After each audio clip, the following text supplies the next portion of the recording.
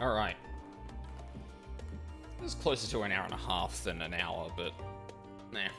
I definitely think like an hour and a half is probably better than an hour.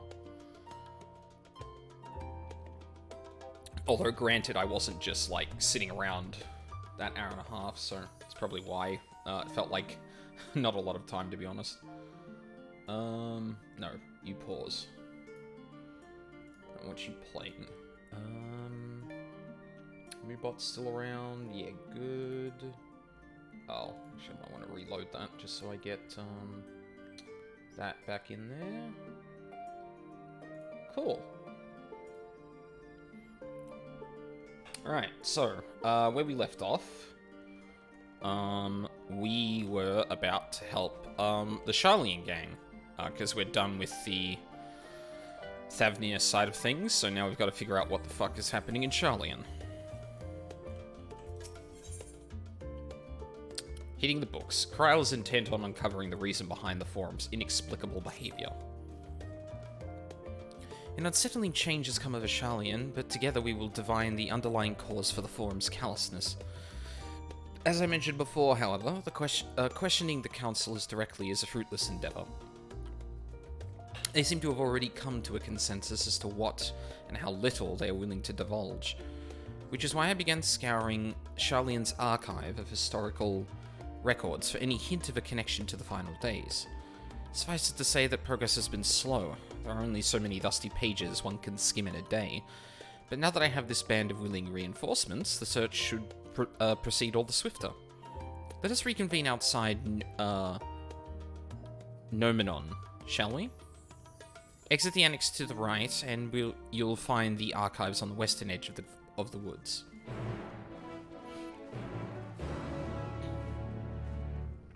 Alright.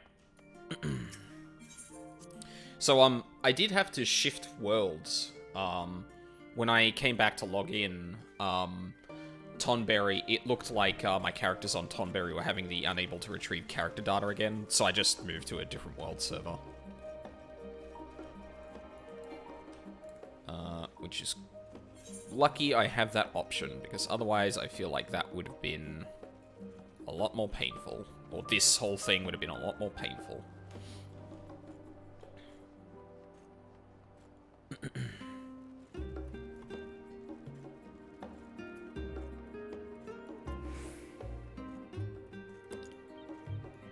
Rustra. I wonder where that goes. Actually, I can probably have a look. Ah, of course. Labyrinthos.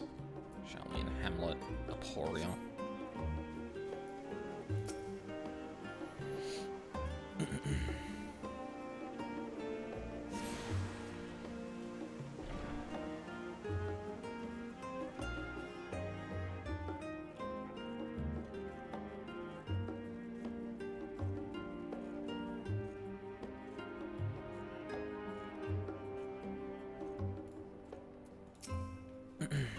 My directions were easy enough to follow, I hope. In any case, you stand now before the doors of Numenon, Sharlayan's grandest collection of books and tomes. This building is actually only an entrance, and one of many at that, for the archives of Numenon extend deep beneath the surface like the roots of a tree. The vast halls of the Great Gubal Library pale in comparison to Numenon's endless maze of subterranean chambers.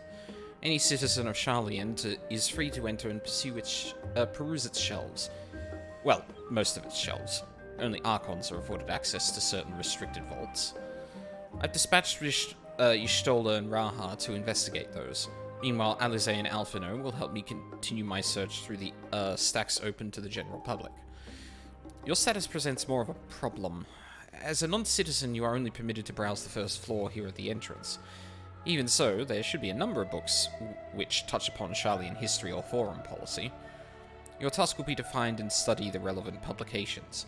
I promise you, a working knowledge of these subjects will make it far easier to spot the sort of clues we're looking for. Let us be about it, shall we? I've told the others to meet us at the stone benches over there once they've found some promising tomes. Happy reading. Oh boy, reading in video game.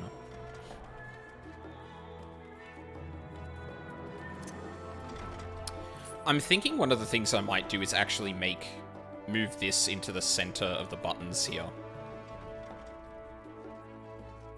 I need to double up on the, shit. How would I do that? I guess I could, like, line up extra buttons here. Actually, you know what? Sorry, I'm just thinking about that now, and, like, that may work? I would need to move these two and these two to, like, here and here. But obviously I can't do that with, like, a single hotbar.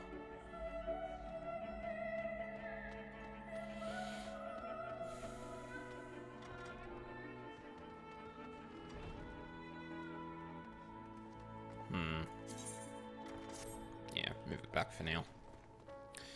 Because, like, I used to, like, barely ever look at this because, like, it doesn't really show you anything. Well, it's not, like, part of the core of the rotation all the time, but now it obviously is.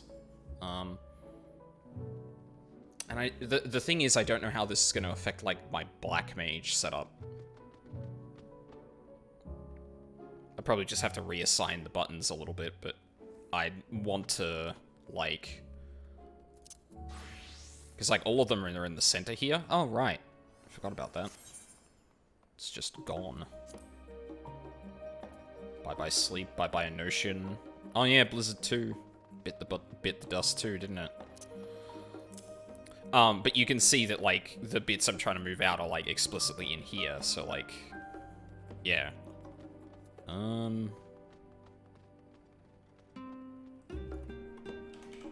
might take a quick screenshot of this just to make sure I remember it. Because if I get into any extended combat, I'm gonna want to have that prepared. So I think, like, the first time we run into something that's clearly gonna be like, oh dear, there's a lot of places to check here. I think the first time I go into a place that I'm, like, clearly meant to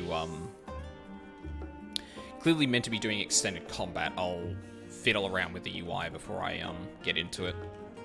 Brightly colored book. The title on the spine reads the story of Sharlayan. Long, long ago, on an island in the North Sea, there lived a Rogadan man by the name of Njernkrepf.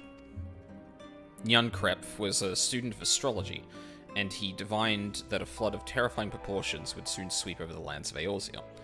So it was that he built a gigantic ship, assembled a crew, and set sail for that imperiled realm. The flood arrived as foretold, and to their horror, the strangely churning waters drove the people towards the ocean. It was there, however, that Njernkrepf's crew hauled them aboard his ark, but the danger had not passed. A towering wave approached, threatening to smash the vessel to pieces. This is talking about the ark that's in Girabania, if I remember correctly, like near Castrum Oriens, I think is the name of it. No, Oriens is the one at the entrance to Girabania. It's near the one. It's near the two castrums, one of which has, like, the gigantic cannon, if I remember correctly. Lise talked about it a lot. With only moments to spare, Njernkrepf wove a mighty spell of teleportation and shifted the entire ship to safety atop Abalathia's spine. Refugees from the surrounding regions huddled there alongside them, but it was not long before disputes over the dwindling supply of food led to violence and bloodshed. Saddened by the sight, Njernkrepf gathered to him his crew and his grateful passengers and abandoned the ark to those ridden peaks. They journeyed to the coast where they built a new ship, intent upon returning to the northern seas. They landed on the beach of an island and settled upon that very spot. That settlement prospered and grew, and in time it became the city of Sharlayan we live in to this day.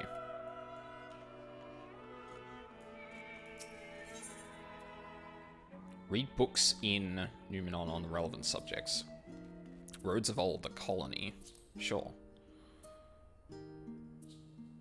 Many years ago, on the banks of the Thaliak in the Dravanian hinterlands, a Sharlayan colony once thrived.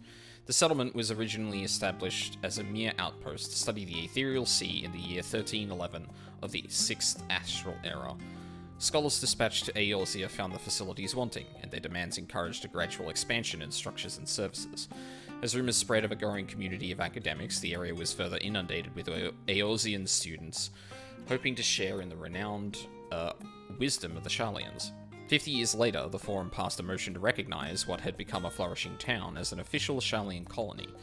Eorzean residents took to calling the colony itself Sharlayan, which led to no small amount of confusion when discussions turned to the subject of the motherland. In response, some Sharlayan inhabitants, if pressed for a name, would simply refer to it as Emporium. Following the Great Exodus, however, goblins and treasure hunters claimed for themselves a corner of the abandoned colony and gave it yet another name, Idleshire. The following chapters go on to introduce the most prominent features of Idleshire. This book does not appear to contain additional information on the Forum or cover the history of the Sharlayan motherland in greater detail. Ooh, I really love this guitar for the Sharlayan music. Very good. The voice of a growing city. In the years which followed the founding of Sharlayan, civic policy and other matters of import were decided at the Ecclesia, a public forum at which every citizen was eligible to speak. As the city's population grew, however, this format became increasingly impractical. The larger number of participants gave rise to ever longer debates, resulting in significant delays of vital resolutions.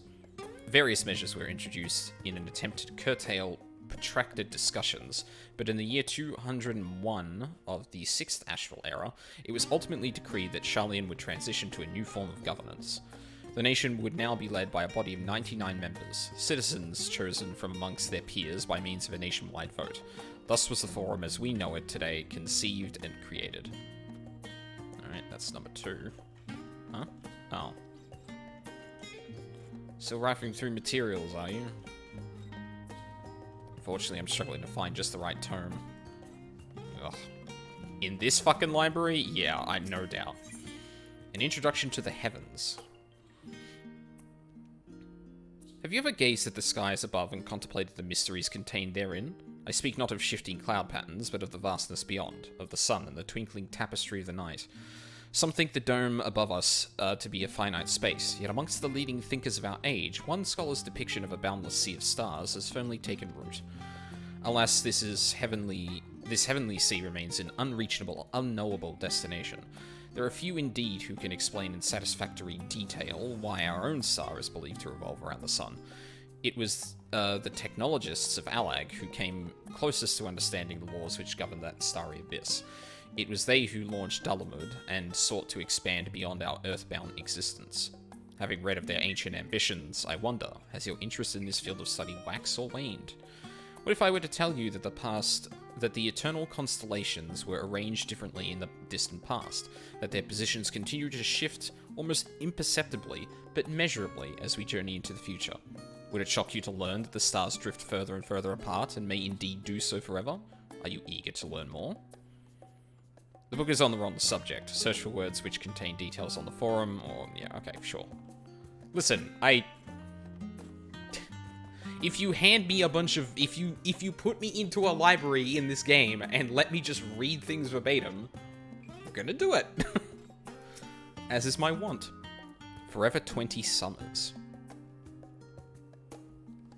My beloved seekers of knowledge, have you ever put learning before your health and neglected to feed and rest your body as you should? I too once engaged in such foolish practices, but one night, engrossed in philosophical study, I had an epiphany. For all the world's mysteries that drive us to reckless abandon, we have so very few years of life in which to achieve our goals. Thus do I share with you this mantra. I am forever 20 summers young. The number itself is unimportant. You could be 19, or 23, or 40. Whatever age you are when you can discover this manual, let that be the age you aspire to remain. Through mindful, healthy living will you extend the time available to spend upon your chosen research. Another day, another moon, another summer to grasp the greater truths you peruse. In the pages that follow, we will explore the secrets of maintaining one's physical condition from a biological, ethological, and arcane viewpoint. Book is the wrong subject. Shut up, I know that.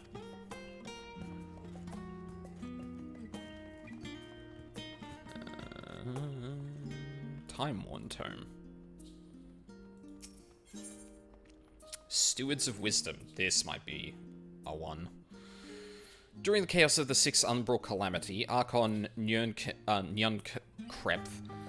founder of Sharlayan, bore witness to the madness and savagery of men brought to the brink of despair. Upon raising a settlement on an island in the northern Empty, he instructed these people thus: renounce the ways of war, and pursue enlightenment through knowledge and reason. The Sharlayans took to heart the words of their savior, and thenceforth served as stewards of wisdom. Upon a foundation of accumulated learning, they built a homeland unlike any other, a nation born from strength of minds rather than strength of arms. With knowledge of economics came shrewd trading. With knowledge of agriculture came bountiful crops. Uncles... What? Oh, players are interacting. Players are interacting. With knowledge of agriculture came bountiful crops. Engineering brought wells and sewers, ending squabbles over water. Wealth of expertise could be bartered for wealth in coin, and the more their wisdom spread throughout the world, the more mankind as a whole would thrive. And so it was that no matter the trials and tribulations of the age, the citizens of Sharlayan would live by their founders' teachings. For the sake of a better tomorrow, for the sake of a brighter star, they would eschew the tools of war, and with knowledge deliver the world. You gain fundamental understanding of Sharlayan history and the foundation of the forum. Head outside to the rendezvous point and wait your companions. Nope, I got more books to read. Oh, that might have been the last one. Oh, that was the last one.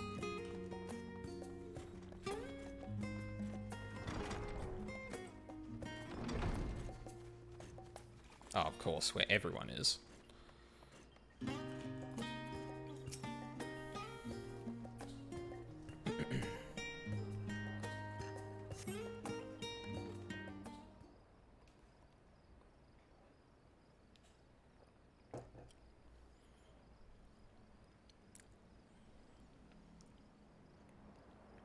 Sorry, were you waiting long?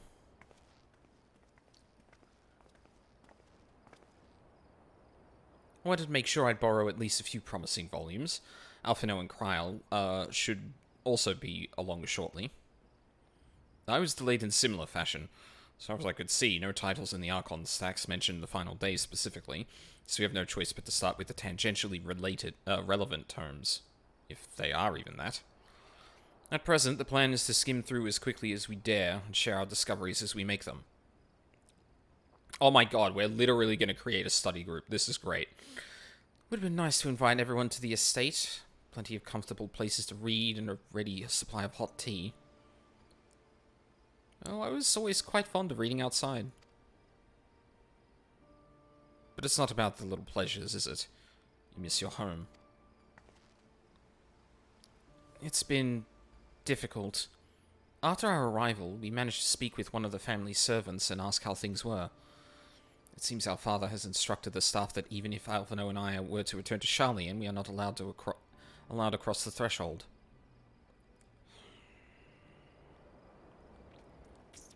A harsh measure indeed.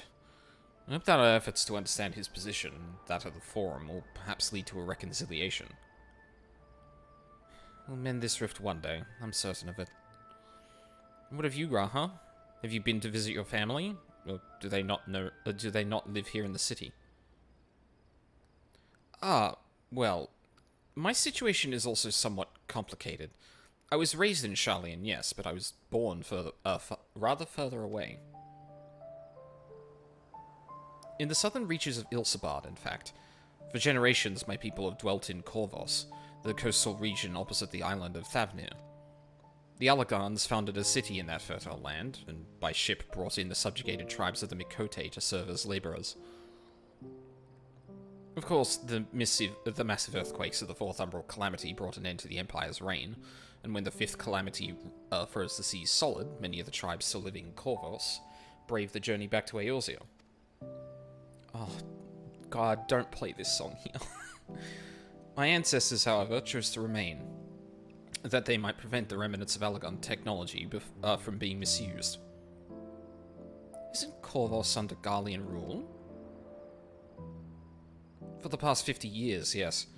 Some semblance of the local culture remains, as is the case for most imperial provinces, but Garlemald renamed the region Locus Amoenus? I don't know how to pronounce that. When I was a boy, a nearby town came under the jurisdiction of an illustrious imperial family, the nobles of House Darnus. Why the fuck does that name sound familiar?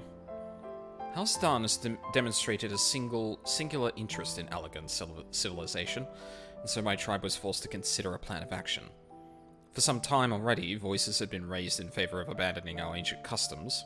After all, the Allagan Eye no longer passed to our eldest children as reliably as it once did. Fear of discovery eventually tipped the scales, and the decision was made to bury our ties to the knowledge and traditions of Allag.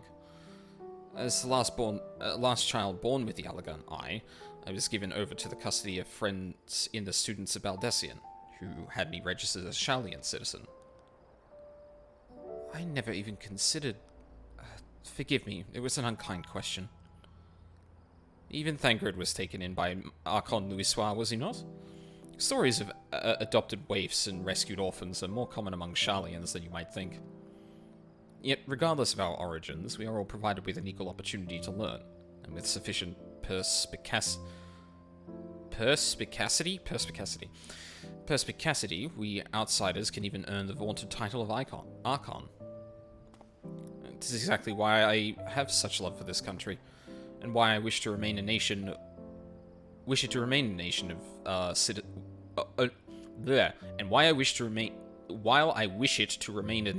which its citizens can be proud. Hear, hear. Another good reason to get to the bottom of the foreign stubbornness, aside from the trifling matter of our impending doom. Excuse us while we try to make some headway into these books, Aldine. More company should be arriving any moment now. Sure, I'll just stand here in the center like a dork. That's fine. Wait at location again. Oh, actually, hold on. I need to talk to them. There are others better suited to poring over old history books, so I thought I'd try my luck with recent events. If I can find anything to better inform the forum's baffling behavior. What else do I know of Corvos? Precious little, I'm afraid. Not returned since Master Gullif first brought me here. I can tell you Corvosai rebels will still seek to slip the yoke of their imperial masters, though the fighting is far less fierce than it once was. Oh, and they have carpets. Flying carpets. The legends are quite extraordinary. Okay. Whoa, no. No removing. None of that.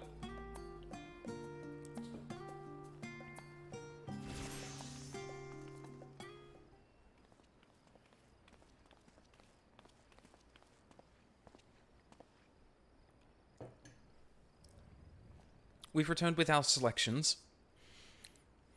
Although I must say, the pickings were quite slim indeed.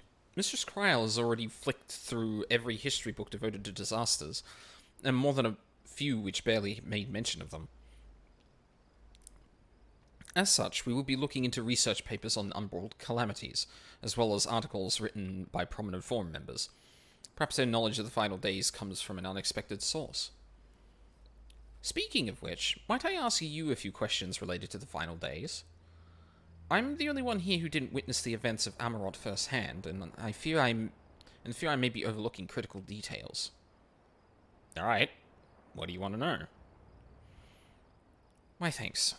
Now, where to begin?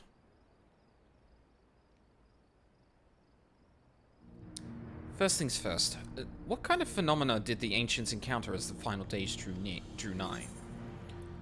Complete destabilization of creation magics. Primals of unrivaled power was summoned from the ether, the worst kind of phenomena you can imagine. A complete destabilization of creation magics. Yes, the unfolding catastrophe wrought havoc on all manner of life. The chaos extended to the ancients themselves, causing their powers of creation to spiral out of control, fear and despair manifesting in terrible, tangible fashion. Meteors raining from the sky, fire erupting from the ground, indescribable abominations prowling the streets. That more or less aligns with my understanding.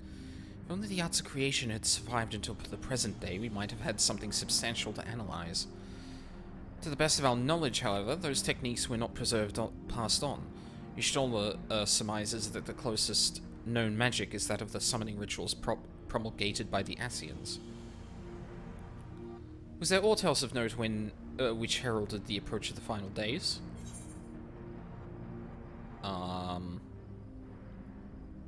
The entire star was engulfed by disaster all at once. They say it began with a keening sound from the land itself.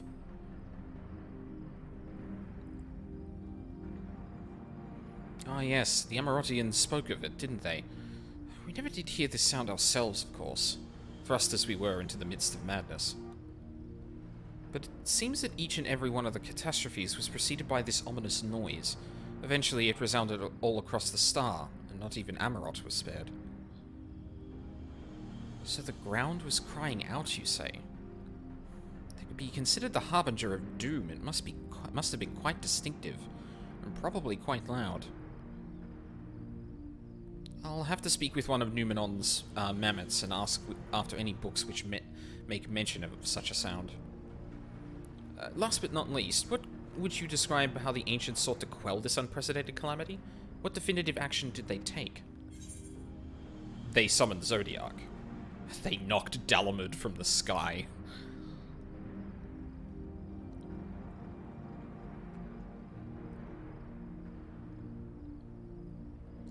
Yes, with Elidibus serving as his heart, so many... with Elidibus serving as his heart, so many gave themselves in sacrifice to bring him into being. We do not know exactly how Zodiac brought salvation to the star, only that by his godlike will were the laws of nature set aright. Then, once the balance was redressed, the ancients offered up a further sacrifice to heal the ravages of the final days. Lives sprouted anew, and it was these fledgling souls they intended to render unto Zodiac, a trade that would have allowed them to resurrect the shades of loved ones absorbed by the primal. Or might have, had Vanar and her followers not manifested their opposition in the form of Hydaelyn. Thank you, both of you, for the detailed review. I feel much more confident now in my understanding of events. With all that freshly in mind, it does make me wonder what the Telophoroi truly mean when they speak of bringing back the final days. We've seen what they've done with these towers of theirs. Or, we've seen what they're doing with those towers of theirs. Is forcing people to summon primals a kind of catalyst? Are they attempting to mirror the conditions caused by unstable creation magics? Or are they simply using the final days as a figure of speech? A convenient metaphor for the scale of destruction they plan to unleash. This is all just pointless conjecture at this stage. Let us return our attention to the forum, shall we? We should keep an eye out for Y'shtola, but 'tis time we began studying these research papers.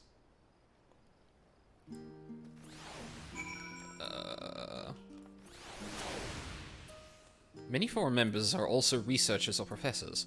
If they know aught on the final days, then that knowledge might surface in their writing. That is my hope, anyway. Wait, where'd Kryl go? Oh, there she is. It really is comforting to have all these dedicated assistants on hand. Right then, enough chatting, more reading. Oh, right, sorry. No. No. No. Oh my...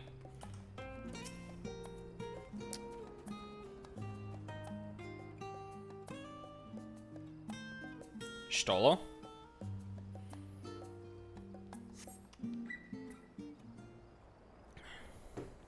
Oh, there we go.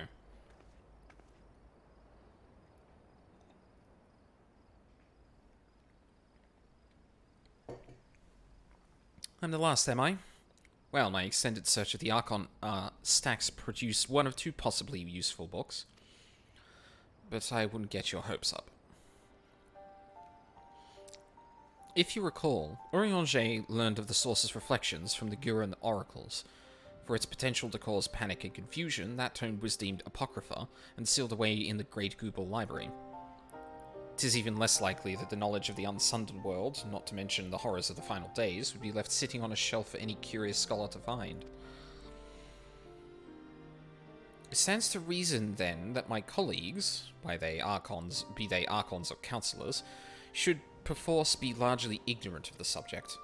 Yet, when you confronted Master Fortuno with knowledge of the Telophoroi and their machinations, he scoffed at the suggestion that they posed a threat. He seemed adamant that the Forum would know if the final days were truly upon us, which only supports the conclusion that whatever privileged wisdom is guiding the Forum's behavior, it is being kept secret from the rest of the nation.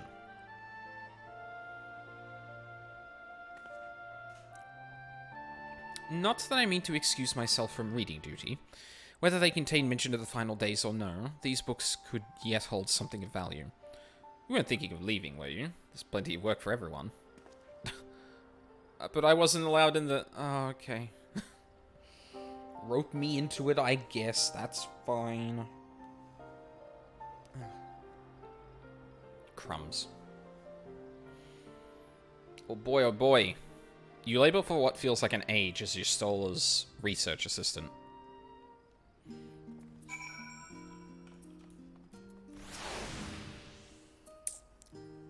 Thank you for your help, but I think I can manage the rest without your assistance. If I were you, I'd steal a few quiet moments for myself. Oh dear, you look exhausted. What about your studies? Were you able to find any books on the subjects I mentioned? Yeah, a few. The day was well spent. Should you wish to read them again, a mammoth at the reference desk will point you in the right direction. For the moment, though, I suggest you take a well-deserved rest. You might be occupied with our research for quite some time. Alright. New quest, go to sleep. Oh, unless Alize has something to say. A seat at the last stand. Alize appears in desperate need of a study break. Yes, she would. She would. Ready for a tea break, Aldine? I know I am. Honestly, my neck and shoulders are about to calcify if I don't stretch my legs and walk around for a bit. Yeah, I know that feeling. You know the last stand down in the harbour, don't you? Come and meet me near the outside tables, and I'll treat you to their coffee. It's quite good. Is there a... Oh, there's an Aetherite over there.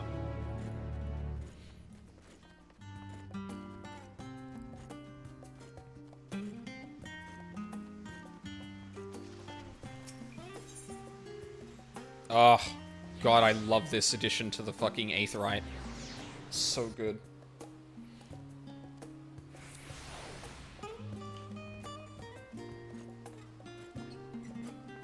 I see a Chocobo, man.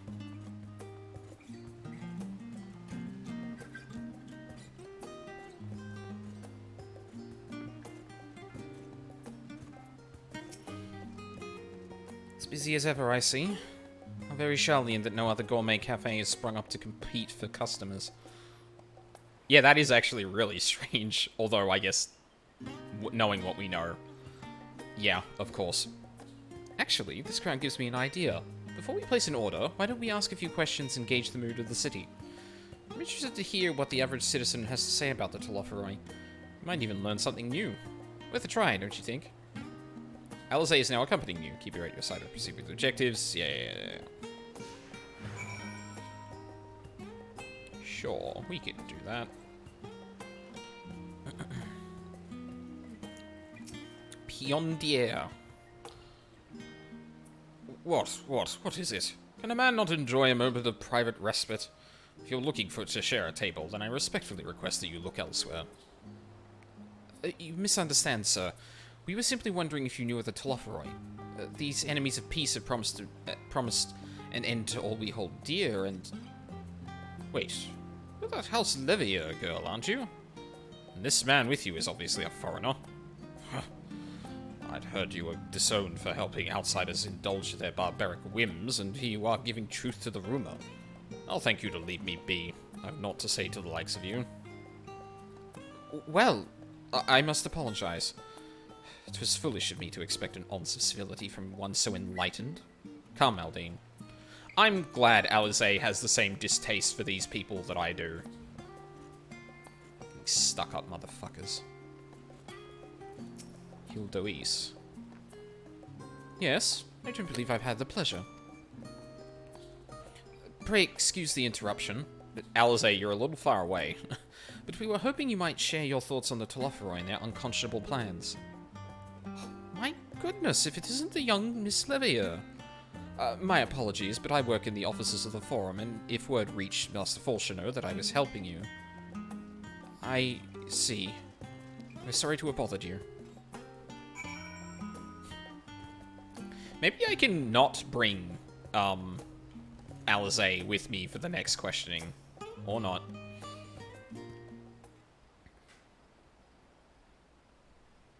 Welcome, sir. What can I offer you today?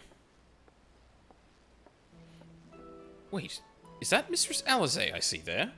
My word, how long has it been? Far too long. Meet Dickon, the owner of the Last Stand.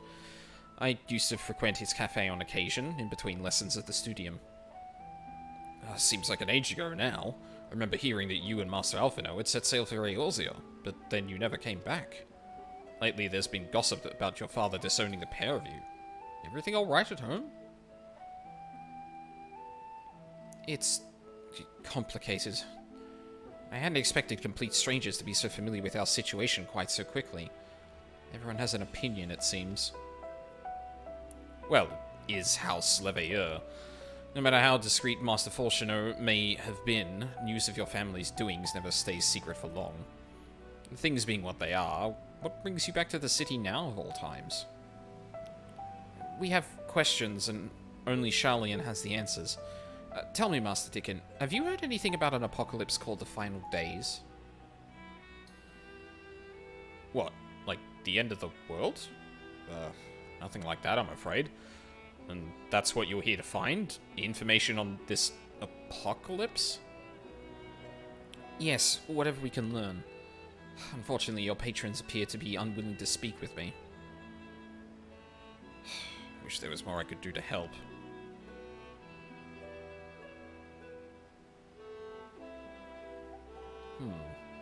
But maybe there is. You're a visitor to Sharlayan, aren't you? I am. Well, then few will know your face. We should be able to pass you off as a server with none the wiser. We just finished preparing a few orders. Strike up some friendly conversations while you're setting down the food. You might just get the answers you're looking for. Not a bad idea. I hate to ask, but what do you think? Yeah, I'll do it. That's the spirit. Pay attention now, and I'll explain where each of these dishes needs to go. The tea set is for the chatty group sitting by the water's edge. The omelette is for one of our regulars, a Highlander by the name of Gisla. She's sitting at an outside table with a friend of hers. Behind them, you should see a Mikote gentleman. He ordered the oven-baked lobster. Got all that? If you're not sure, just ask again. Just ask and I'll explain again. Good luck. Oh, God. Here's your next quest. Don't forget the orders. It's like that one bit in Persona 5 where it's like, hey, okay, you're working at the ramen shop. Here are all the orders. Make sure you remember them. Okay, now, go. So... Oh, okay, we're probably going to do them in order. So this was the tea set. Oh, my tea set. Lovely, thank you. The Talofa who? I'm sorry, I've never heard of them, or their final days. My friends and I are somewhat uninformed when it comes to current events. Now, if you wanted to hear about ritual arcane practices of the Sixth Astral Era, common or esoteric, then I'd be happy to talk your ear off. See, like, ideally, I love a city of nerds, but then, like, everyone is pretentious and stuck-up fucks. Well, a lot of them are. Gisla wanted the... omelette. Ah, finally. 2468, let's dig in, no time to waste.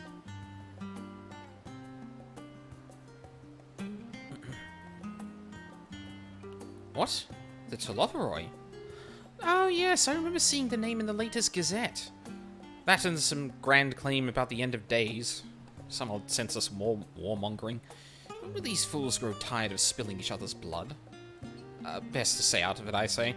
The Forum made the right choice, and I fully support our decision to remain neutral.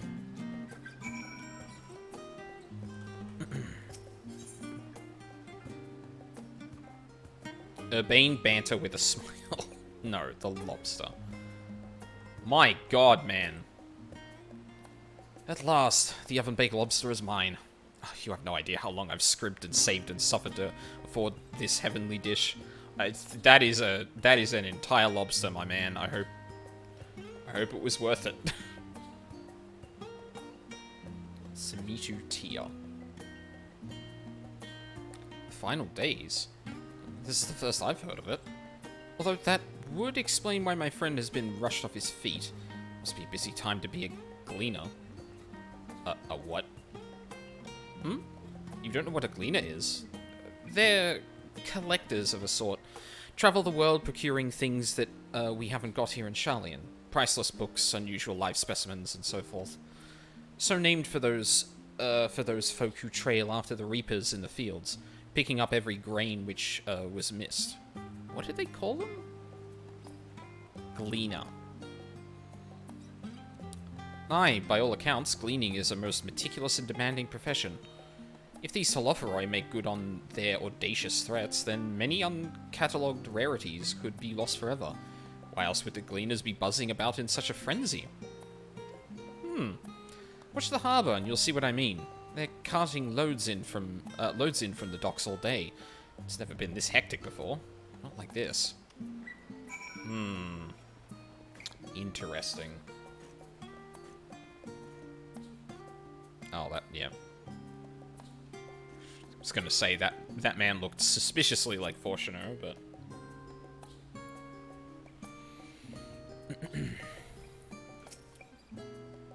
Any trouble with the customers? Were you able to get anyone talking? Yeah, something about gleaners in the harbour. Interesting. You seem to be unaware of the final days, aside from whatever vague news the gazettes are printing. Even Dickon had nothing to offer. And he's the best source of gossip in the city. If the Forum does have secret knowledge, then they've done an impressive job of ensuring no one whispers it in the wrong ear. In any case, thank you for playing that part so well. Here, that cup of coffee I promised. But let's enjoy our drink somewhere else, shall we? Maybe behind the peristyle, away from the gossips and their wagging tongues. I don't suppose that's near the dock, Alizé. No, it's not. No, it's not.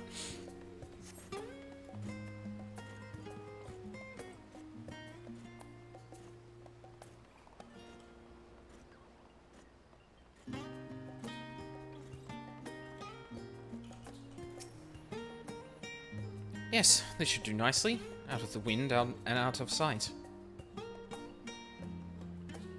I hope this is a talkie cutscene, because this is a good opportunity for one.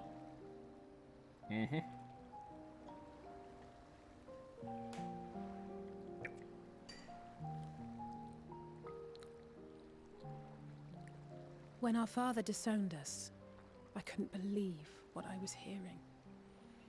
It wasn't until much later that his words began to sink in, that I began to feel the weight of what it meant. Do you remember when the decision was made to come to Sharlayan? Graham said that the Forum was determined to keep us in the dark, and that Father's venomous performance was part of that strategy, to keep us at arm's length. Perhaps it was. Father argued with Grandfather on many occasions, but never with such dismissive contempt. And when he demanded what justifies the sacrifices we make in war, I honestly didn't know what to say. Neither did Alpha know, I know, but never for one moment did I believe we had made the wrong choice.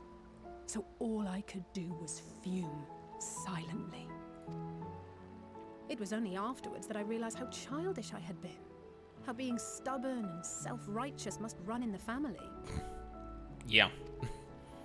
If I could have just mustered a civil response, then things might have turned out differently.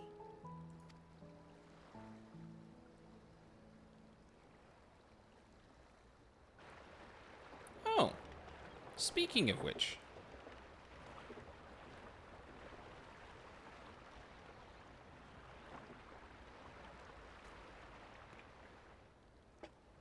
They must be ferrying goods to Labyrinthos.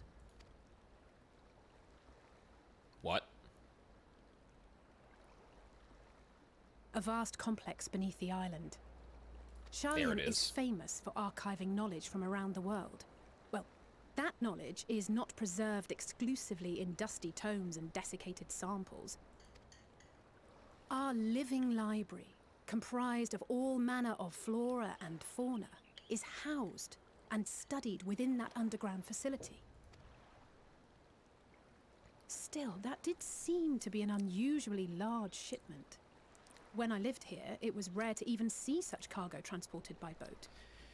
The Warrior of Light really didn't actually say anything about the gleaners that he learnt from, the Makode gentleman, did he? Wait, didn't you hear something in the last stand about the gleaners coming and going more than usual? Well, I think they're the ones we saw manning those boats.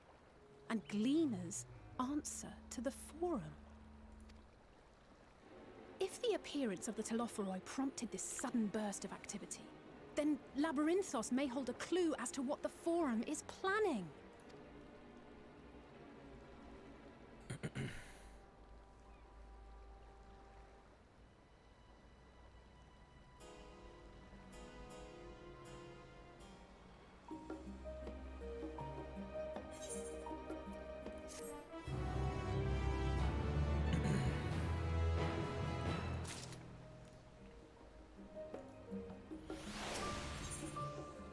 A labyrinthine descent. Alizé is excited to share your revelations. We should tell the others what we've learned about the gleaners. Go on ahead to Numenon.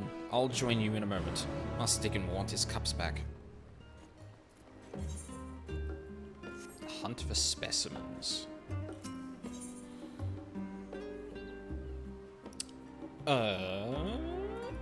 Studium.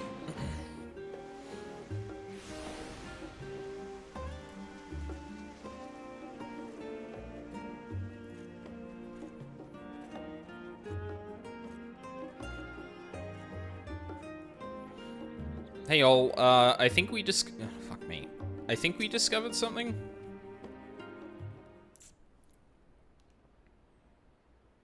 Welcome back, Aldine. Been for a walk and cleared your head, have you? A bit more than that.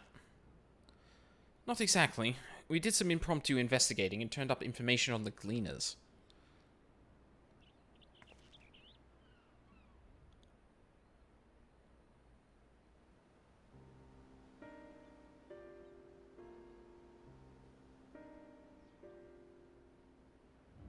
It makes sense. The Gleaners take their requests directly from institutions and bureaucrats, but as you say, they ultimately answer to the Forum. A sudden and significant increase in Gleaner traffic and in cargo certainly gives the impression of an overarching plan being put into motion. Let us see what theory we can build from the facts. As Y'shtola observed earlier, Numenon's archives appear to contain no information concerning the final days. Coupled with what Aldine and Alizé learned at the last stand, we can be reasonably sure that most Sharlayans know nothing of that particular period of ancient history. Yes, my father and his colleagues are not only familiar with the final days, but are also somehow certain that the destruction being perpetrated by the Telophoroi is wholly unlike those apocalyptic events. Moreover, the Forum claims to be so occupied by a duty of such pressing importance that they see fit to unanimously deny Eorzea's request for aid. And now the Gleaners, official agents of the state, have been mobilized on an unprecedented scale. I do not think it is a stretch to conclude that the Gleaners' recent activities are in service to the Forum's secretive ends.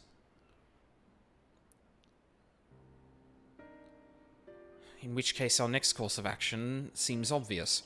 We visit Labyrinthos and assess the situation ourselves. And if we're lucky, the Gleaners will be far more receptive to our questions. Fine idea. What should we expect down there? Anything would be better than burying my head in another dusty book.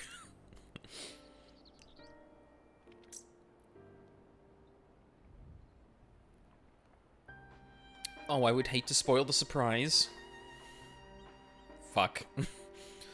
As for myself, there are a few more subjects I would like to research. I may join you later, but feel free to leave behind your borrowed books and be on your way. I'll see to it that each is returned to its proper place. That would be a great help. Thank you, Raha.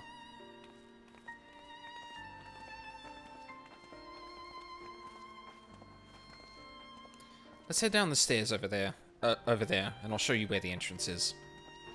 That would be appreciated, because I still do not know where I am going.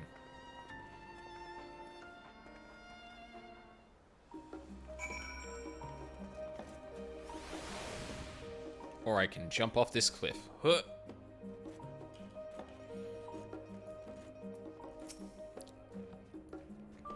Ready? Labyrinthos is not too far from here, but you may find the path a bit disorienting. I'll take the lead, so stay close. It's snowing. Follow Alice and try not to fall behind. Off we go then. Yeah? Oh, okay. Hold on. Where's the button? There it is. RP walk, baby! Oh god, it's not the same speed as Alice. Fuck me.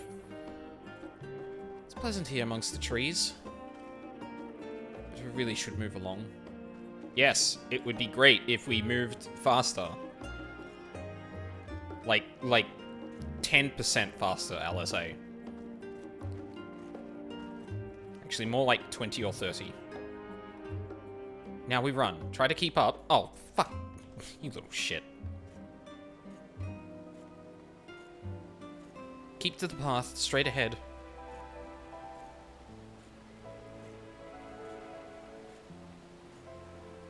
We cross this bridge.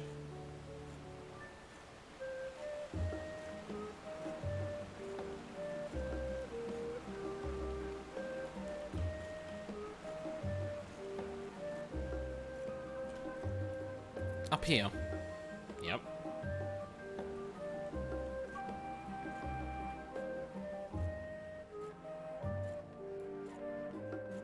The rostra.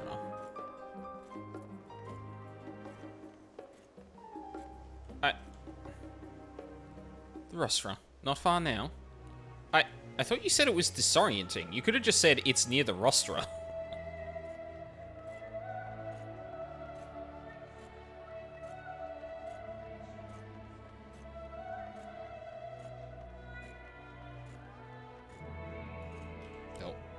Oh. Here we are, through this door and down the stairs. You did remember to attune to the shard back there, didn't you?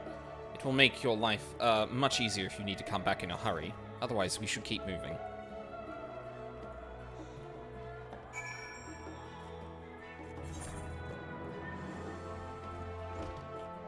Alright, hold on. I need to see if this is the place.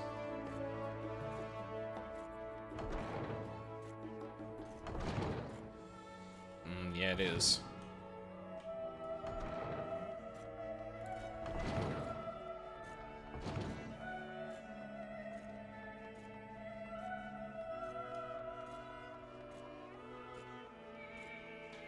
Chocobo trainer here? What? Or Chocobo keep, rather? Metchtild. I thought that said Merchild. I was like, what? Well, Met Traveler, may I interest you in a Chocobo Porter? Do not tell me this is your first visit to this shop. I shall update my register with your name, so yeah. Okay, thank you. Oh, there they are. I have not been to Labyrinthos in the longest time. Even as a student, my visits were few and far between. You didn't take a wrong turn into the rostra there, did you? I doubt the forum would take kindly to you barging into a private session. Well, no one was there, thankfully. How did the forum learn of the final days, and exactly how much do they know? More to the point, what do they intend to do about it? Hopefully the answer to at least one of these questions lies below. Hi, ma'am. Welcome to the Hall of Artifice. Should you be looking to descend to Labyrinthos, the lift here will take you there. We're all here now, yes? I've taken the liberty of securing permission for our group's descent. Right, everyone. Onto the lift now. Onto the lift and down we go.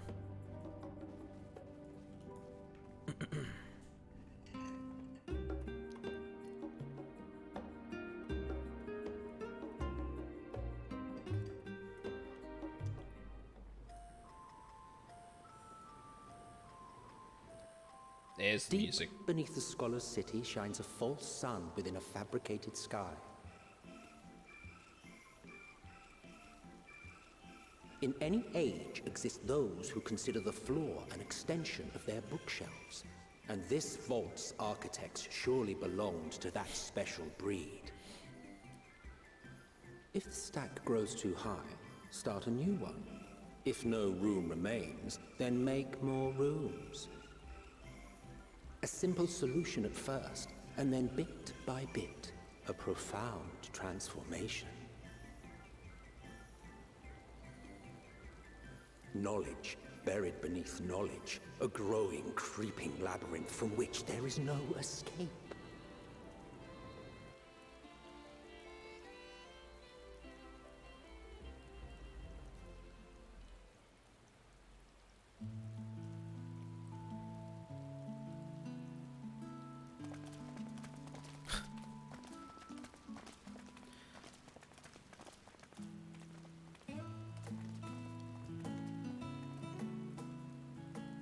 Not what you expected.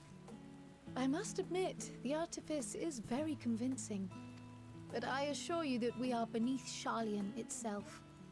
The breeze you feel, the flowing waters you hear, all created by the hand of man. The island is volcanic, you see, and once upon a time this great hollow must have been a reservoir for magma.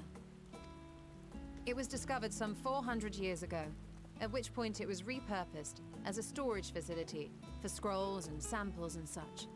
Renovations have continued, with nigh on no interruption to this day, with the lower levels still undergoing expansion. Aren't those people gleaners?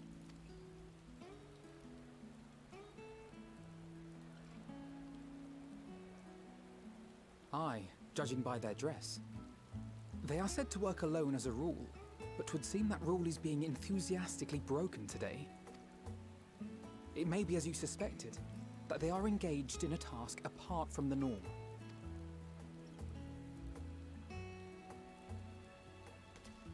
Let's spread out and get some answers then.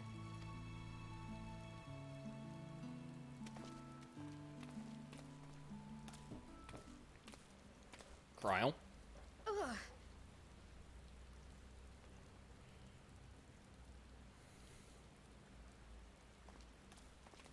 You Did you alright? call to me just now? No. No. How odd. I must be a bit dizzy from the descent. I'll be fine, I'm sure. Let's get to work, shall we? Is that like her echo playing up?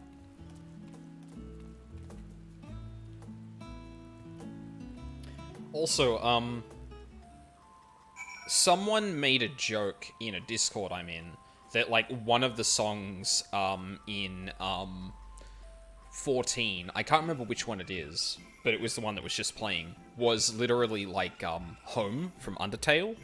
And, like, yeah, that guitar, like, dun dun dun dun dun dun, like, that is very, very like that tune.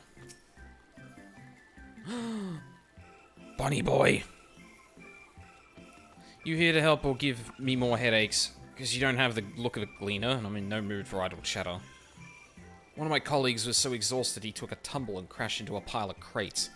Now I have to pack up marmots running, now I have a pack of marmots running loose. Exhausted gleaners. Alrighty then.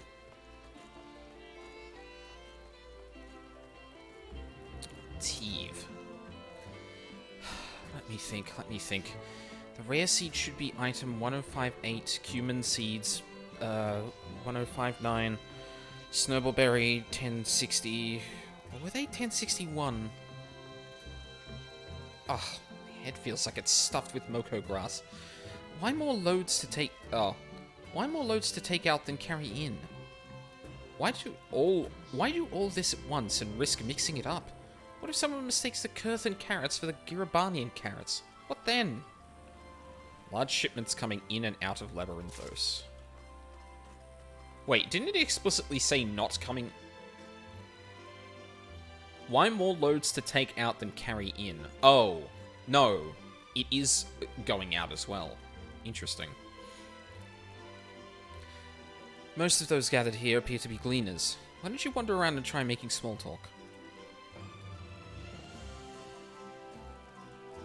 Dobbin. You want to know what I'm doing? Hauling books, and ore, and fauna. Needs hauling, I haul it. Every decade or so they take stock in Labyrinthos, you know? So, you know, sort of tidy up the inventory. Never seen an operation like this, though. They just did one of a few summers ago, even. Then, with no warning at all, this mess gets dropped in our laps. Orders from on high. Demanded, no, damned if I know the reason. Could be that they're changing the layout, eh? Preparing for the next big expansion?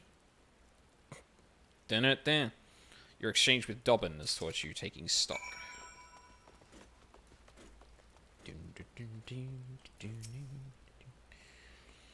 Any luck, Aldine? What tales did the Gleaners have to tell? A few.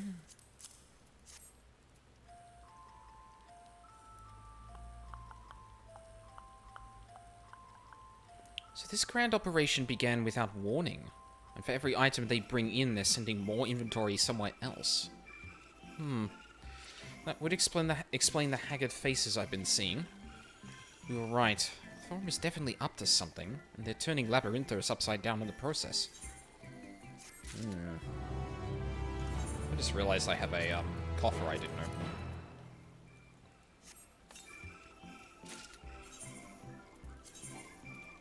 Yeah, still nothing. Krile appears lost in thought. Glorified rat catcher. Oh boy. We would do well to learn more of what specifically the Gleaners are being tasked to do, as well as who has tasked them to do it. If you're game, Aldine, I have an idea. Sure. Why am I kneeling? This seems... Didn't one of the Gleaners you questioned say something about escaped marmots? Perhaps if you were able... Perhaps if you were to help him capture said creatures, we might be inclined towards a more friendly and enlightening conversation. In the meantime, I will turn my charms upon this Gleaner here. We can compare notes afterwards. Happy hunting. Oh boy.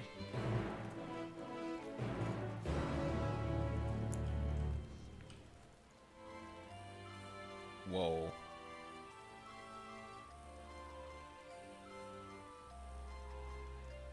Damn, this place is fucking massive. Ooh. 88. Ooh. Okay. This is like, we're returning here like very late in the game at some point. Damn. Nay, I'm not shirking my duties. I've been down here in...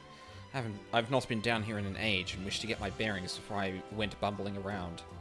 What I can see, however, there is naught obviously out of place. It seems we shall have to resort to discreet inquiries as usual.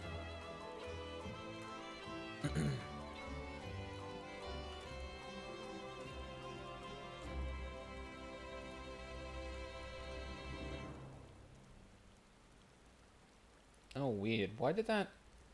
Huh. Strange. Hi.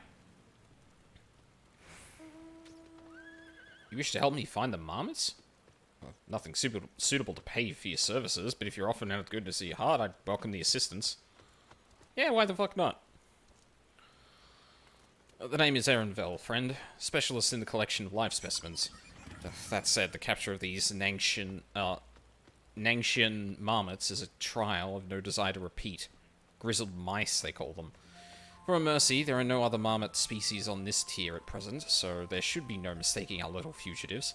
If you happen to catch any, stuff them in this sack gently. Oh, stuff them in this sack. Gently, of course. Where to begin, you wonder? I've not seen any scarpering around here, so we'll need to widen the search into the surrounding forest. But be on your guard. There are beasts out there that won't hesitate to prey on a marmot, or you. Oh boy. I'll search the trees to the west. The eastern part of the forest is all yours. Good luck.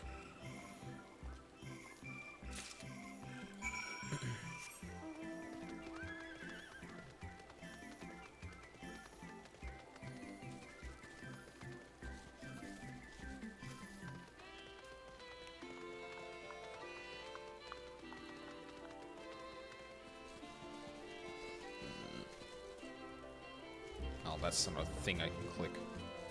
It had the shiny around it. I was kind of presuming it might have had a thing, but... Oh!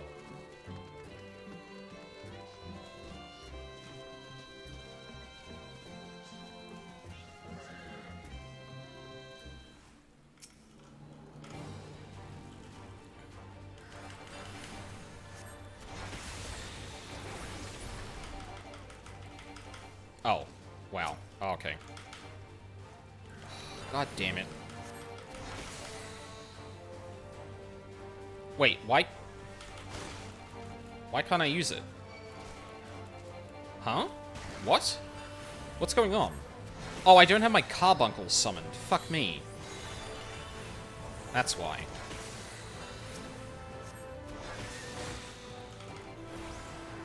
I knew that was gonna happen at some point.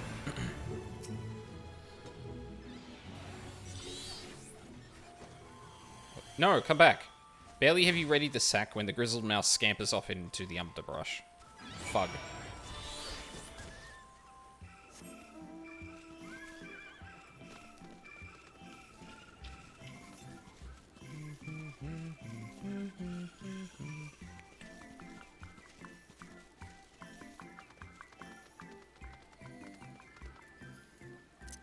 Honestly, I'm probably gonna switch those, actually.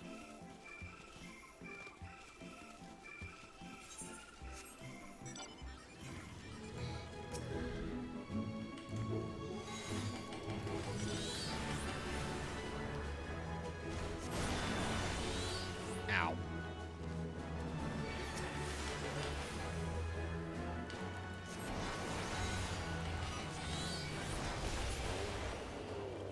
Whoa.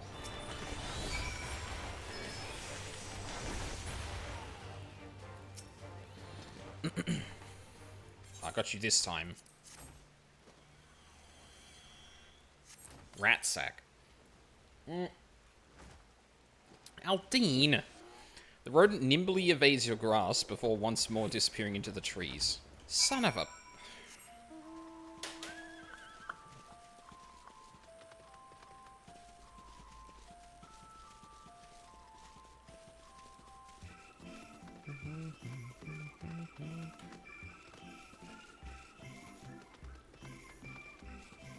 Oh, it's gonna be up on the cliff, isn't it?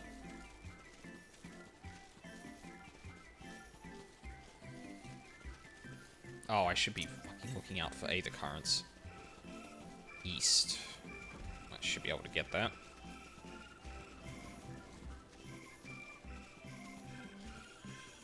Oh.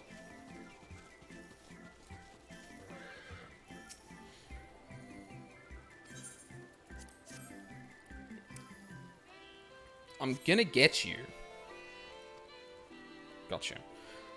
More prepared for its speed this time, you succeed in closing the sack over your elusive quarry. I did it.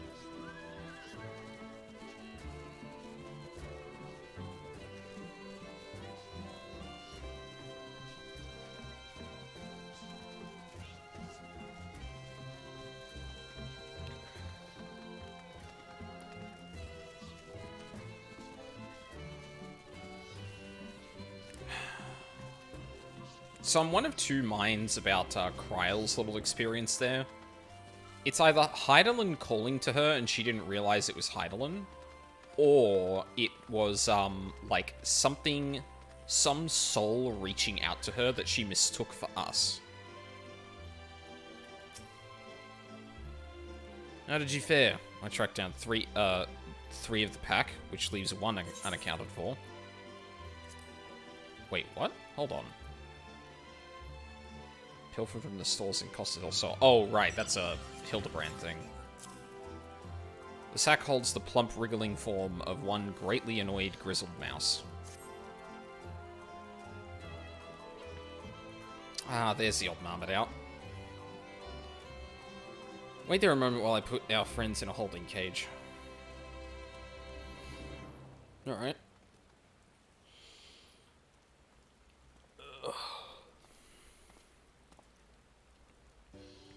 Thankfully, the marmots seem to be unharmed. They've held up well in isolation, but it's much too soon to release them into the habitat. It's a good thing we were able to recapture them so swiftly. You have my thanks. Who tasked you to capture them in the first place? What will you do with the marmots now? Who tasked you to capture them in the first place? I mean, there's probably an obvious answer, but... why, the authority in charge of Labyrinthos, now and in perpetuity. The same officials who've had us working day and night of late. The honourable members of the Forum. Who else? Suitable for consumption and easy to breed. Those were two conditions I was given for the stock. I was instructed to procure. I don't know what the Forum has planned for these creatures, but at the very least, I doubt they'll be served for dinner today or tomorrow. There you are, Aldine. Is this the Gleaner you mentioned? The one who was looking for lost marmots? Yep. Interesting company you keep, friend. Who are you folk, anyway? I'm Kryl of the Students of Baldessian. These others are my associates. Truth be told, the Forum's decision of late have not sat entirely well with us. That is why we made the descent into Labyrinthos. We hope that by seeing those decisions put into action, we might more fully understand their reasoning. Wise and practical. If it hurts to try and gain a broader perspective, does it? Anyway, duty calls, other animals to capture and enclosures to empty. Once again, I'm sorry that I can't offer more for your services. Well, you gave us information, and that's what we needed. Did you learn anything new from your friend there?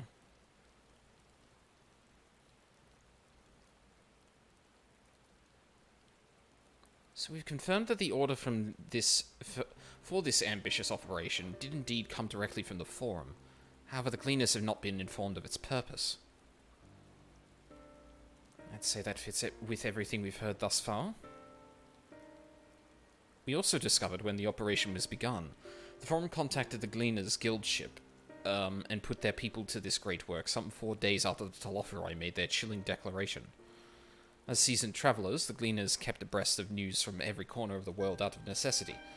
Thus, I am inclined to trust that their calendar of events is accurate. Altogether, it gives the distinct impression that this undertaking was a sudden and unexpected development. Yet I find it hard to believe that such a comprehensive restructuring of Labyrinthos and its archives could have been planned in so brief a window. Hey, this plan was long in the making. They were but awaiting the right time to put it into effect. And the Telophyri's declaration was what set it all in motion? It seems likely, but let us not leap to conclusions just yet. For the moment, I suggest we conduct a wider investigation of Labyrinthos. The more facilities we visit, the more pieces of the puzzle we stand to find. In that case, how about we go to the Acheron?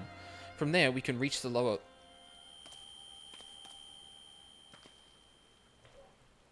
Kryl? Kryl? What's wrong? I'm fine, truly. The sudden descent has left me with a bit of a headache, that's all. Nothing will stop me from soldiering on. Let's be about it, then. At least allow me to take the lead. I'm fairly certain I remember the way to the Archeon. We followed the path east through the forest where you were chasing after that mouse. Or marmot, was it? Anyway, 'tis the trolls you need to watch out for. I saw them. I'll be fine. Is there like a... Oh no, we're about to go to the place with the Aetheryte. I was gonna say, we haven't really come across an Aetheryte yet.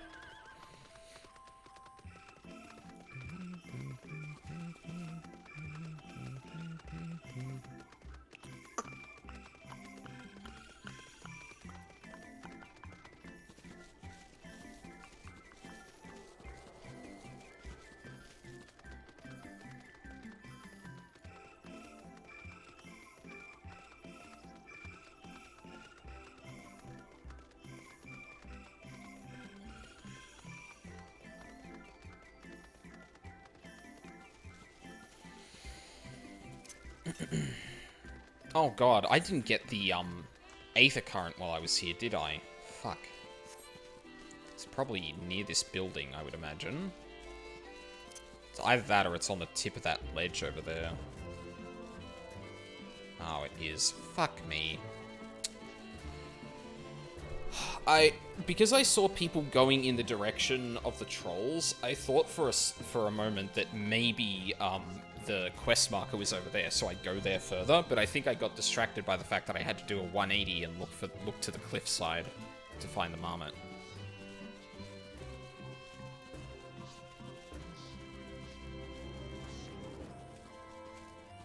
Ugh.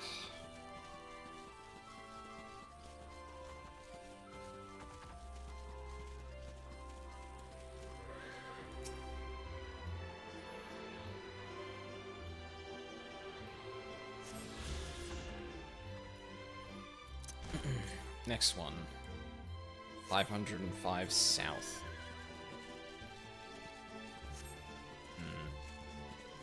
That's a fair distance.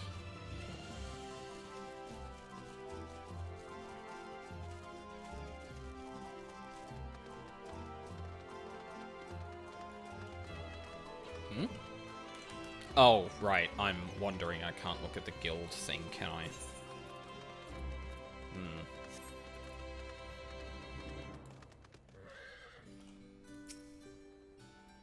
This is the foremost material archive in Sharlayan. Should love to explore its treasures shelf by shelf, but I fear we have little time for such indulgences. You okay, Kryl? Don't worry about me. I'm hale and healthy. In fact, I'm beginning to suspect that... Nay, let's discuss this later. The investigation demands our undivided attention. Were you caught in the mist on our way here? Our sprayers keep the air humid, so the habitat feels as close as possible to a natural rainforest. Or natural forest, rather. Behold the Archeon. Archeon? As Numenon serves... Oh, fuck me. As Numenon serves as Sharlayan's literary archive, so does this structure house the city's wealth of material data. The architecture too is similar. This building you see is merely the upper entrance, an access point to the vaults carved into the cliffside itself. Within those vast rooms are stored countless samples and specimens, as well as the detailed records which describe them. In a manner of speaking, the Archeon contains a physical history of Sharlayan's unwavering dedication to the accumulation of knowledge. Deeper into the maze. Alphino is gazing into the Archeon with an appraising look. Well, we won't learn anything of value standing out here. Let us proceed into the main building and speak with the custodian.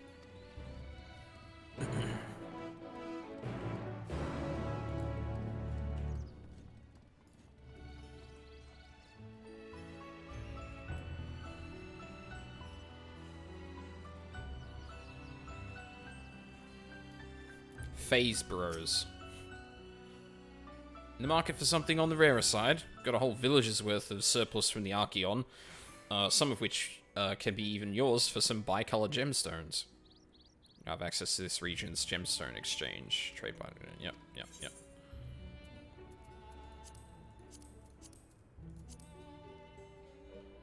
Oh, wait. Why do I have 702 of those?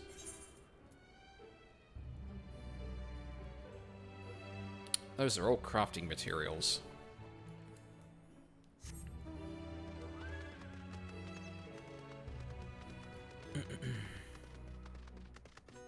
I hope you don't mind me bringing my horse into here.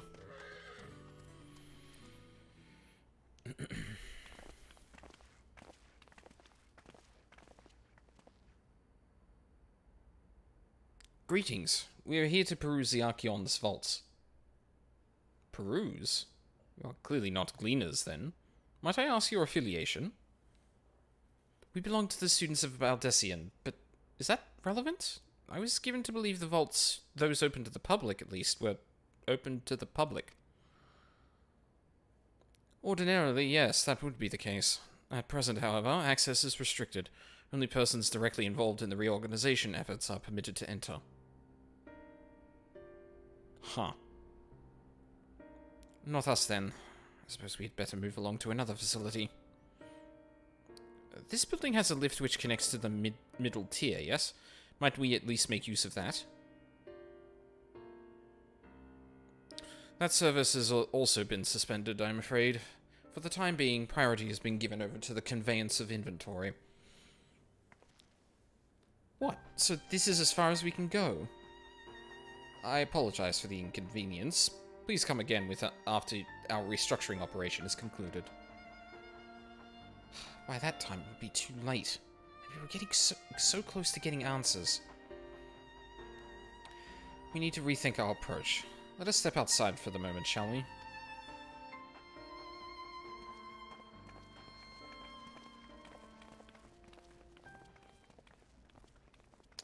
Students of Baldessian. Uh-oh.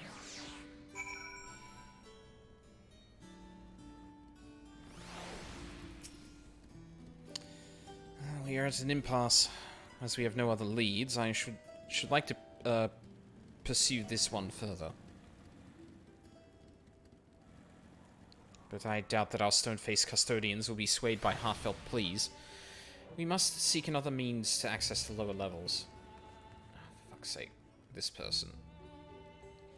It is likely that the people in this area are involved in the restructuring in one way or another. If we were to ingratiate ourselves, they might allow us to accompany them on the lift. Let us ask around. Surely someone is in need of a few strong backs to lighten the load. True.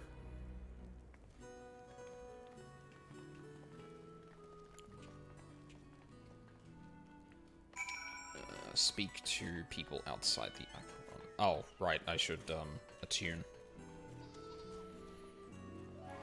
Oh, weird. This one isn't like the one sitting in Sharlayan.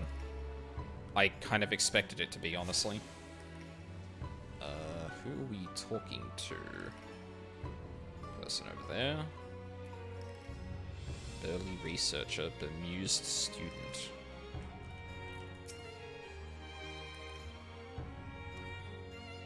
Am I taking the lift? Oh, no, we're students. They won't let us into the Acheron, even though we found... Actually, we have no idea what it is we found. There's no record of such a creature anywhere, but it was wandering around Tranquility, and so we thought to donate it to the vaults. Squeal, squeal. What is this little squeal, don't you think? Anyway, I suppose we'll have to take care of it until the Acheron... Oh, the Archeon is open again. What? First we thought it might have escaped from one of the research laboratories, but when we reported that our find to the studium, they were just as dumbfounded as we were. It is truly a newly discovered if it truly is, oh my god, reading. If it truly is a newly discovered species, we could have our names appear in the Gazette. This guy is, like, a little perturbed by this. Also looks like a really young Riol. Okay. Where's our next person to bother? Over here somewhere, I bet? No. Ah. Bone-weary worker. Hello, sir. What's that? Take you down on the lift with me? Sorry, but not a chance. I've been up and down all day, and only now have I finally found a spare moment to rest. I did see a gleaner fellow heading out the gate there, though, shouldering a large pack, engaged in some manner of task. Maybe he'll head down below after he's done with whatever it is he's doing. Okay. I can go do that.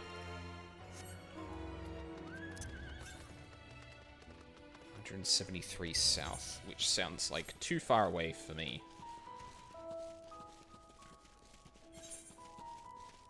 Did see that there's a fate here, though.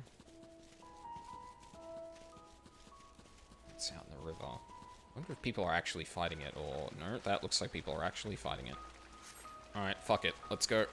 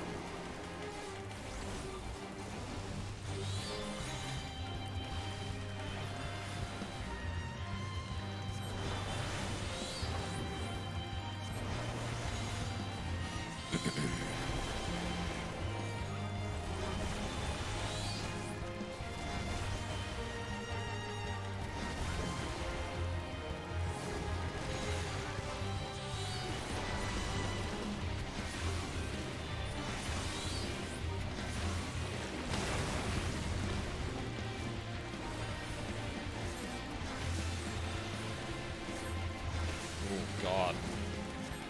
I'm actually gonna have to worry about mana now. I just blew through so much MP, holy shit.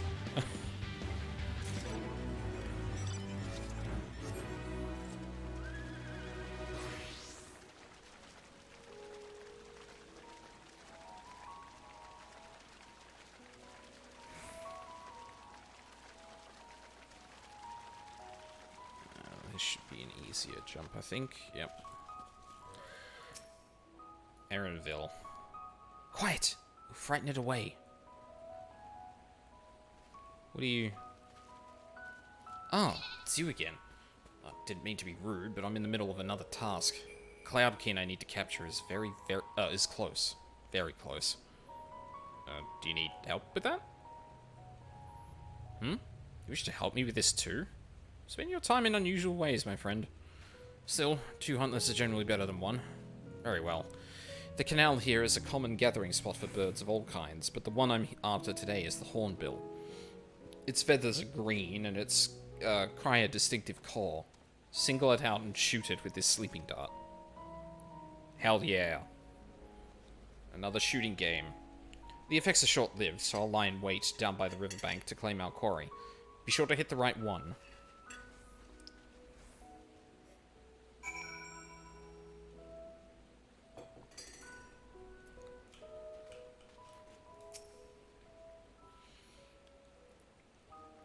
Search the surroundings for the hornbill. You may move the camera. Yeah, said green wings, right?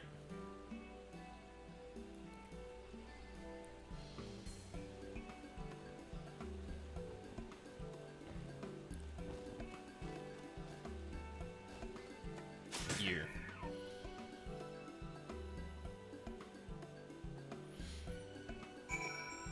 Hit the right bird with the dart. I did it.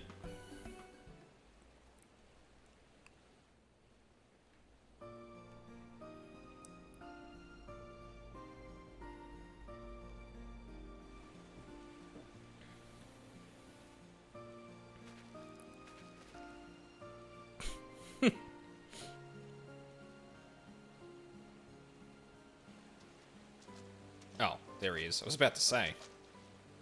A fair shot. Nicely done. Let me truss this one up, and I'll make my way over to you.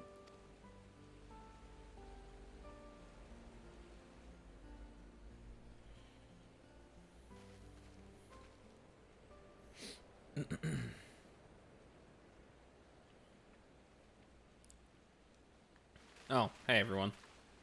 There you are. Any new revelations? I shot a bird with a dart and killed like a slime monster? I don't know. Not much. So you met with that gleaner again, this time to capture a hornbill. I understand catching and bringing in creatures from the outside, but what's the point of chasing after ones already here? That is a very good question, Alice. Oh, it's a simple thing, really. Occasionally, we remove specimens no longer needed for study, or those we've had difficulty raising. But we can't simply turn them loose. Safely returning such creatures to their native habitats is another facet of a cleaner's duties. But not in this case, I'm afraid. I've been asked to bring the bird below.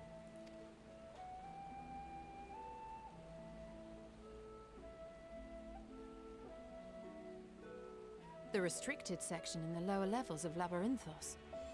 Open only to a select few researchers handpicked by the Forum. The projects down there are the subject of rumor and hearsay. Forbidden magics.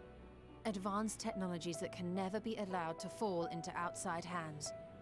Even Archons are not privy to the truth. Which would explain the level 88 area, I suppose, that, like, this is probably going to be a very late area we visit because we're going to need to know shit about what they're doing. No doubt. Those who are, the researchers involved in this secretive work, are not permitted to walk freely in the city, and are instead required to live in isolated quarters. Oof, that sucks. What could a facility subject to such strict security protocols possibly need with a hornbill? An experiment? Possibly. I wasn't afforded an explanation. But judging by the requisition list given to me and my colleagues, I doubt it's for any kind of advanced research. I'd be more inclined to believe we were making preparations to migrate to the south. Mericidia or thereabouts. What? Why would you say that? Migrate? Much of the flora and fauna we were asked to procure could serve as reliable sources of sustenance. They're comparatively hardy species too, able to endure harsh climates. And among them are specimens known to be effective in improving soil quality and purifying water. When you put it that way, migration does sound like a reasonable assumption. That's all it is, though. An assumption. Through our tasks, we gleaners glimpse only bits and pieces of the Forum's plans. Our prime concern is that our requisitions, be they living or otherwise, are properly preserved for the knowledge of future generations. Now, I really must be going. I regret that I cannot reward you as you deserve.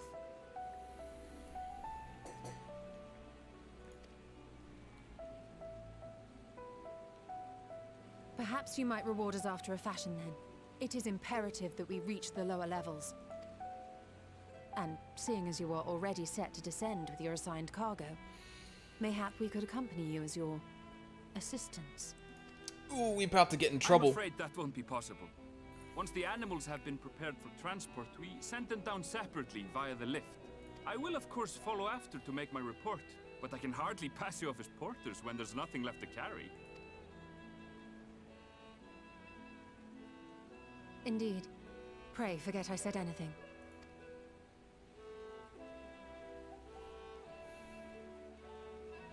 How do you feel about climbing? If you've strength and the courage to brave it, then there is another way down. This path leads to the 33rd facet, a mine shaft excavated during one of our expansions of Labyrinthos. While I cannot guarantee that the passage is safe to traverse, it should provide access to the medial circuit below. I never even knew such a place existed. Thank you. This is the perfect solution. You're quite welcome, but consider yourselves warned. If the going proves too treacherous, you do well to turn back. I bid you good day.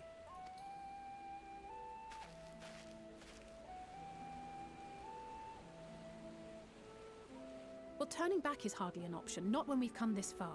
Let's go and take a look at this mine shaft. Let's do it.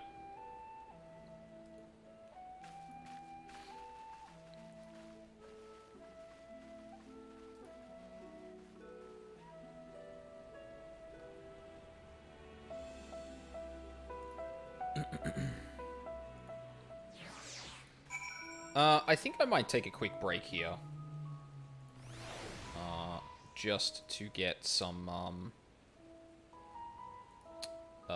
water and such. Because I have run out, and I'm done with my soup. So, yeah. I will be just a few minutes.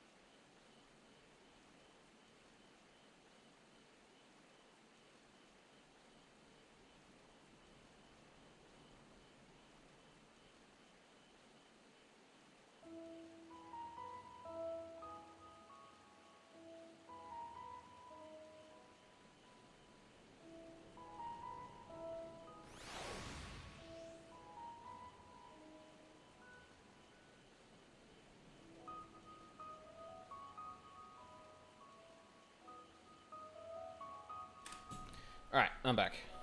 Hey, Crimson Necros, how's it going? Alright, we were, about to go down the shaft or something? Actually, that reminds me. Fucking Chocobo out. Needs the goddamn levels.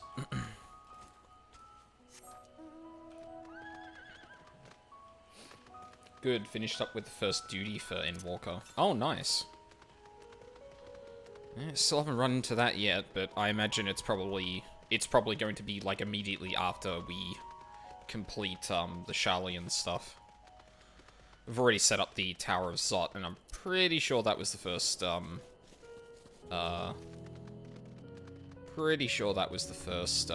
dungeon, if I recall correctly. Oh, west, not east. Duh. Dummy. Come on. Pay attention.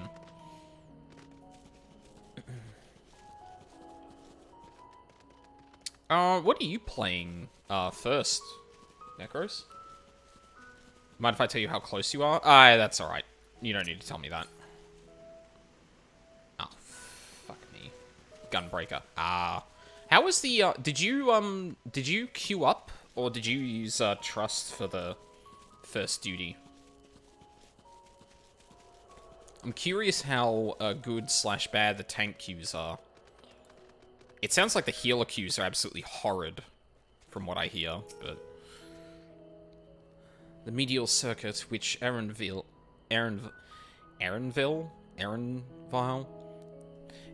mentioned, is the tier directly below us.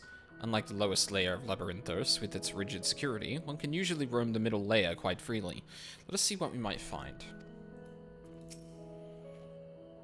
I never would have noticed this cave on my own. Oh, thank the scholar that Erenville knew of it, and that you were there to persuade him to share. This must be it, the entrance to the mine shaft. It is faint, but I hear something moving within. Creatures honed there by the researchers, you think? Well, slavering beasts aside, we will need to watch our footing. We should tighten our straps and such before we continue. I queued up, tank was fast, but the average time on my server was almost 20 minutes. Jeez. Wonder if there's just not many people at that point yet. Curious. I'm probably going to be just doing the, Trust, honestly. LSA seems eager to get underway. Assuming everyone's tightened their straps and checked their gear, then I say we head on. Given the terrain ahead, though, it might be wise to leave some distance between us. We don't want to be stumbling over each other if it comes to a fight. Take it slow, and don't forget to check your surroundings from time to time. We can meet up again at the end of the tunnel.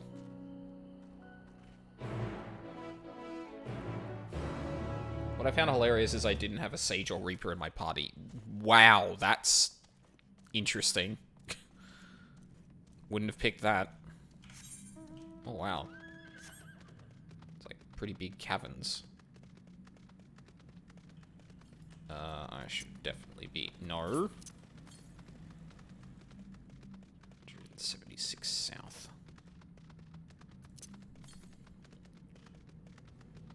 South. White Mage, Machinist, and Red Mage. Oh, wow, not even a Summoner in there. Oh, we're both about to be accosted by this shit. Yep.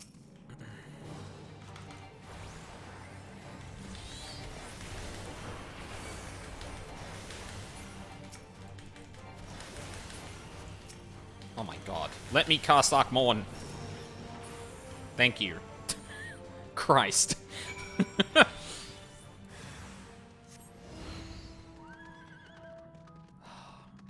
Yeah, I'm honestly chomping at the bit at the moment for like a dungeon or something like that because I really want to get into the rotation. But yeah, the overworld stuff is definitely not proving to be difficult at all, which is unfortunate.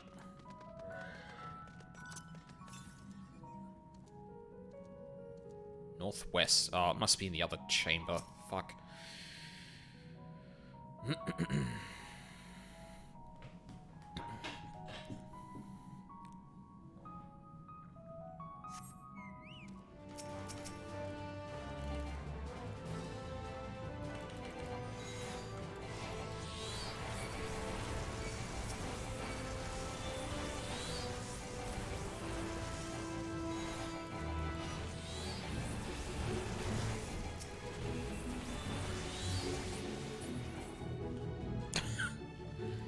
was like a really brief flash of light and then the animation ended because the enemy died.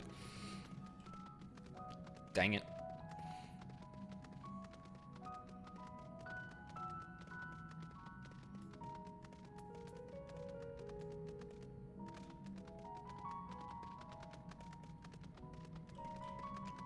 Now, if I were a betting man, Aether current is probably, yeah, right there.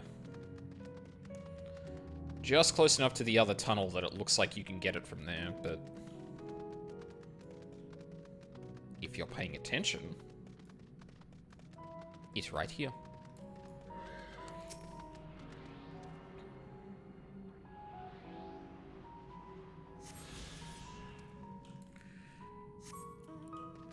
Alright, where's the next one? 298 northwest. So, like, around here somewhere? Again, probably... Oh, I might be able to come... I might be able to get that now that we're, like, on the mid-level.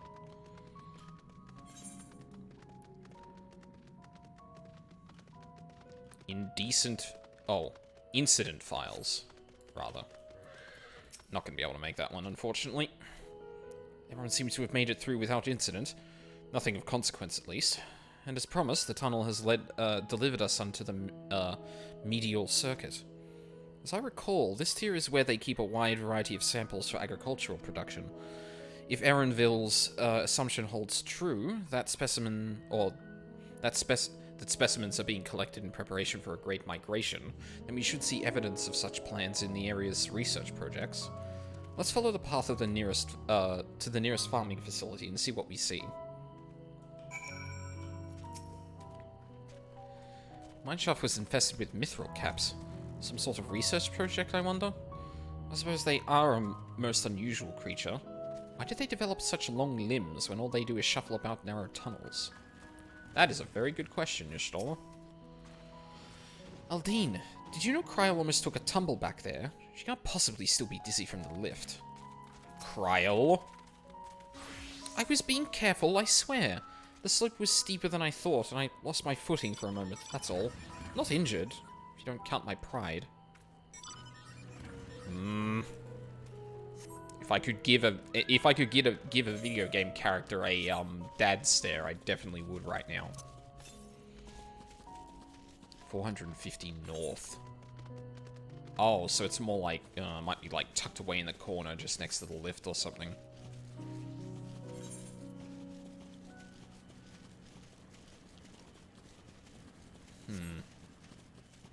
Stray garlic.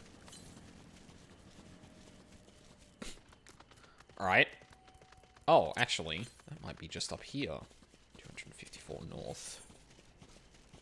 Yeah, that would potentially track. Oh god, I still have BRB on. Fuck. Thank you, Charles. Oops.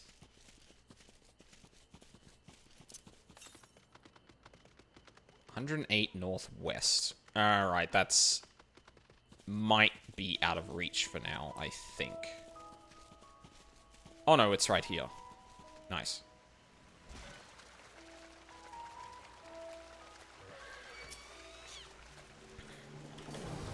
Oh my god. Please. Thank you.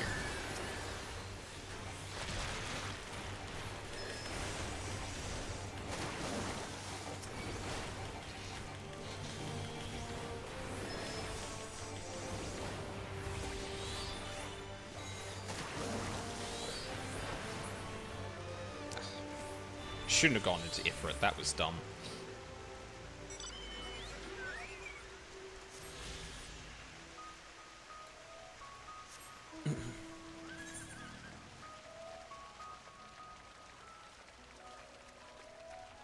Survey the area at the designated location.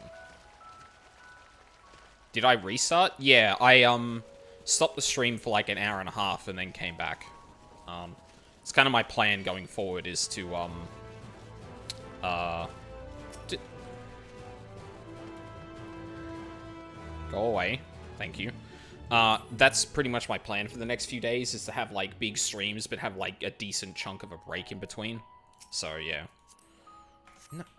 Oh my god. Fucking minion is in front of it.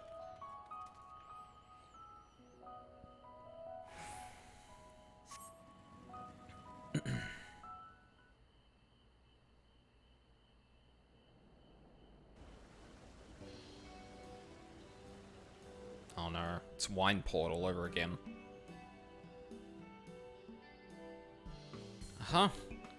Now I know where we are. This is, Muriel Agronomics.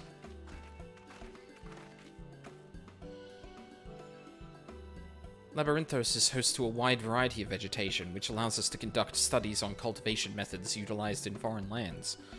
And it is this facility which coordinates and oversees those efforts. The fruits of their research go to feed their Labyrinthos colleagues, or so I hear. More notable successes might make it to the Agora. Foods so exotic you'd be hard-pressed to guess their origin, let alone how they might taste. Indeed, mystery vegetables without a name, only a list of nutritional benefits scribbled on a card. I see no gleaners hereabouts, yet these walkers seem to share that same sense of urgency. It is possible they know something of the Forum's plans, and their underlying motivations. Worth looking into, wouldn't you say? Eh, probably worth it. See what you can coax from the workers. The rest of us will do the same or cast about for useful clues.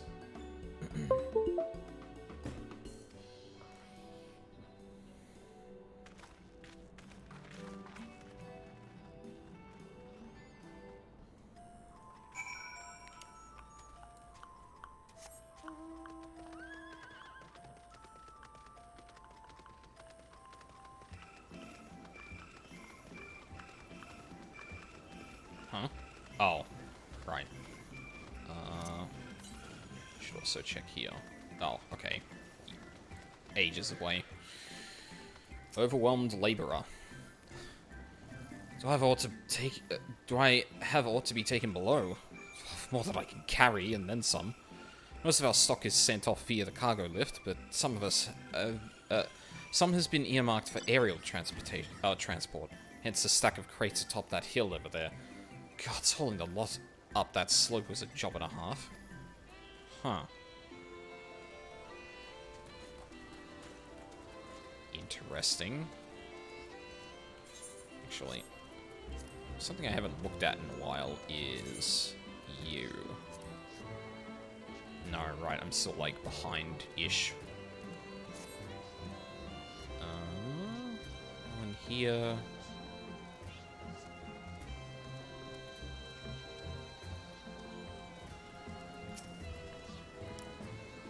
Oh, hello there. We weren't expecting visitors. Not with the use of the lift being restricted. How did you make it here anyway? Mineshaft? Mineshaft, you say? Well, much hardier soul than I.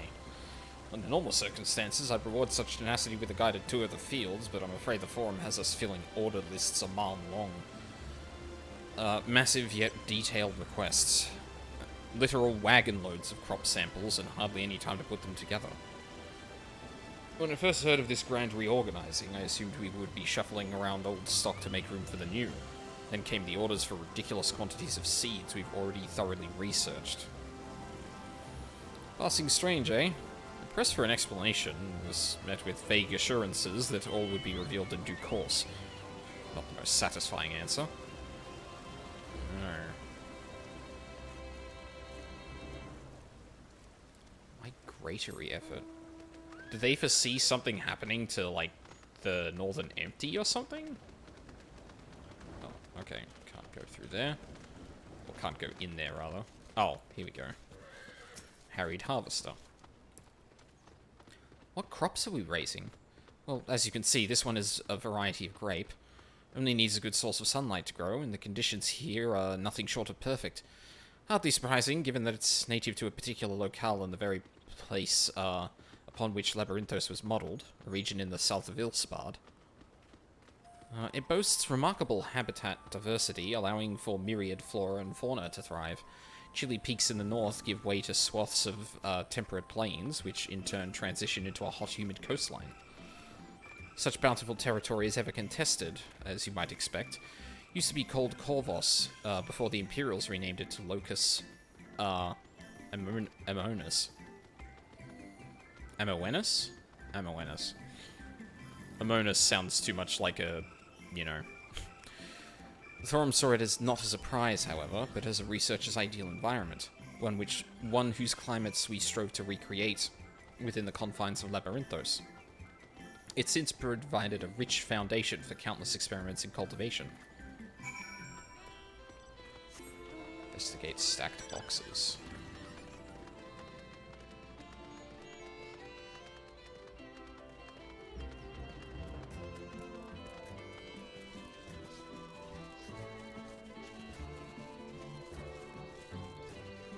Uh-oh. I think there might be a cutscene here. The labels on this crates tell the story of their contents. Bundles of common seeds and saplings accompanied by sheaves of reports. What does that mean? Sheave?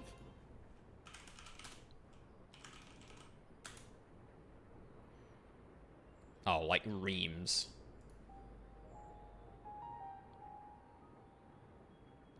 Huh. Fuck is that?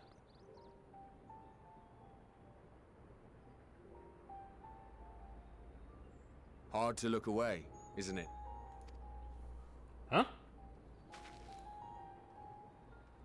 Oh. But they're more than pretty flowers. Heart blooms are attuned to ambient emotion. Are they now?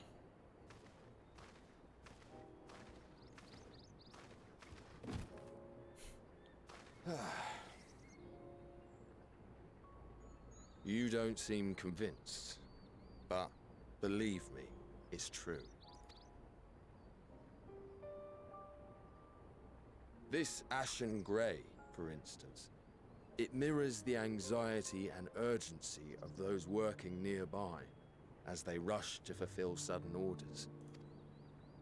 Intense feelings like those spur the petals to change colour. Bright glowing hues in the presence of joy, dark subdued shades for frustration or despair. Yet even with the collected wisdom of Sharlayan at our disposal, we've yet to identify the underlying principle of this empathic effect. Really? The Sharlayans that don't understand empathy. Wow. That's... Fuck. Never would have guessed that. And there are other mysteries besides. Although the flower is extraordinarily long-lived, its low reproductive rate has made it difficult to find younger populations growing in the wild. With too few sightings to map its distribution, and no closely related species to track, we've been unable to pinpoint its land of origin. Huh. To further complicate matters, every culture, even dimly aware of its existence, has given it a different name and mythos. Our attempts to study it via the historical record have been an exercise in frustration. Yeah, I could imagine. Like, you're reading through a whole thing that, like, calls it the same, calls something a heart bloom, and it's like, oh, they're not actually talking about this flower. And then someone else's comes along and is like, hey, so I just realized that, like, this section here describing this flower that doesn't seem to match this at all is actually a heart bloom as well. It's like, God, like, people's perceptions and, like, I can't think of a better word other than this, but reification of the, like, mystery and circumstances surrounding them would create a fucking nightmare to research.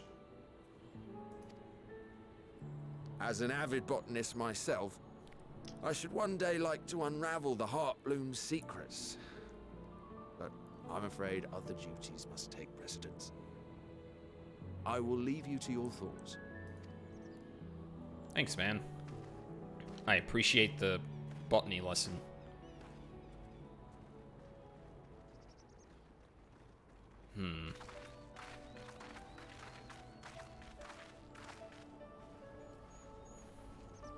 Y'all seen this shit? Emotional flowers. Have you learned aught of interest? Do you want a botany lesson, or do you want to talk about the crates here? Botany lesson it is. A flower that reacts to one's feelings. Strange. I must say, I have never heard of such a thing. Kryl? This is all very fascinating. But as it stands, we fail to gain any significant insight into the Forum's undertaking. Indeed.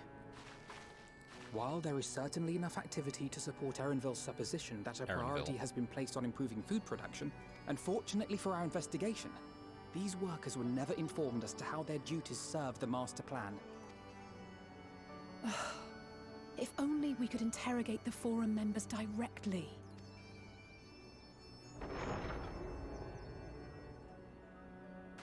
What was that?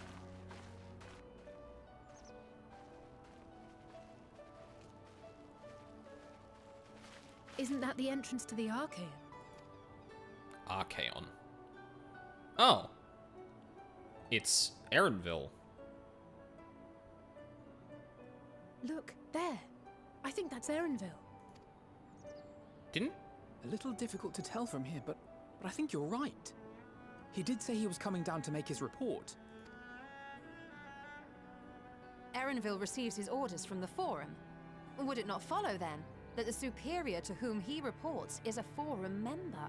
Or at least a close associate? Yeah. You mean to eavesdrop on their conversation? What of the risks? Ours alone to bear. We won't interfere with Erenville's work, nor will he be implicated as an accomplice. If you're not comfortable taking part, I can do this alone. Nay. I said myself that I wished to know Father's intentions. And no answers will be forthcoming should we simply ask nicely. We can apologize later, should it come to it. Right now, we need every crumb of information we can get our hands on. Consequences be damned. It might be best if you came along as well. In fact, we should all...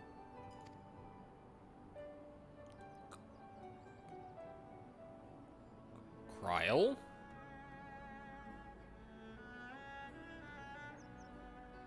Kryl?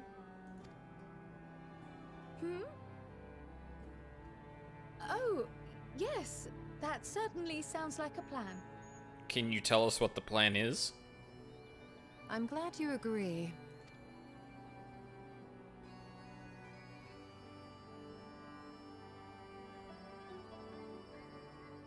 Quickly! Erenville is on the move. We need to get closer before we lose him.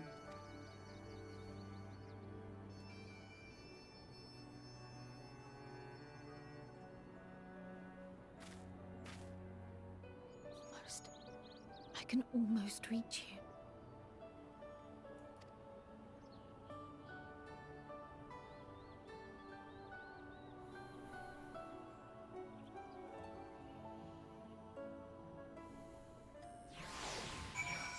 I feel like someone's been whispering to her since we got into this area. Is Kryl still feeling unwell? I've never seen her so distracted. Keep an eye on her, but keep moving too. Cannot let our quarry slip away. The full report, warts and all. Alizé is not about to let Erenville out of her sight. Erenville was headed westwards along the path outside the Acheron. Or the Archaeon. Come, we can still catch him. Oh, I didn't talk to fucking, Kryl, did I? Dang it. Dang it. Ooh, I wonder if I can... 180 west, that's gonna be too far, I think. I think that means it's on this... that other side of the bridge. But it also looks like we're stopping here. Kryl? I can still hear it. What? Fallen too far behind, and this damn mist won't help matters. Alright, Ishtola. What's the plan? Hold a moment. I have an idea. If memory serves, that colossal wall-like structure is Logisticon Beta, one of Labyrinthos' climate control centers. It should have its own lifts, with which one could access the upper or lower tiers. Aye, if I were an agent of the Forum, it would make it for a convenient meeting place. But even if we happen to find Arenville in the company of said agent, we cannot expect them to reveal issues of importance as we nonchalantly stroll past. Nay, we shall have to remain undetected. If only Graha and his vanish spell were here. Oh, but there are other ways of turning invisible. Hippity hop, my little toads. You wouldn't. Fuck. Goodness.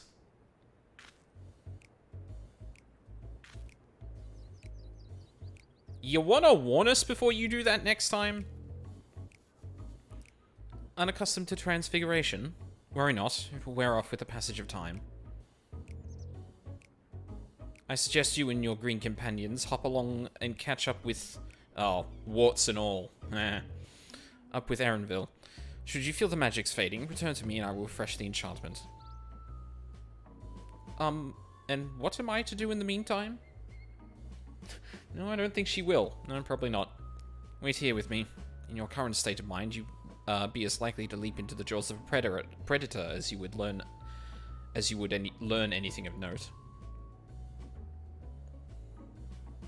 Yeah, Kryl, either fess up or, like, just stay out of the way for the moment. Which reminds me, we're the creatures hereabouts. In that form, you are essentially defenseless. You have changed into a toad. You must remain transfigured in order to progress with quest objectives. You will return from your transfigured status if you move too far away. Look to your map for the transfiguration's area of effect. Speak with your shoulder to restore or prolong the transfiguration. Oh boy, oh boy. 30 minutes, okay.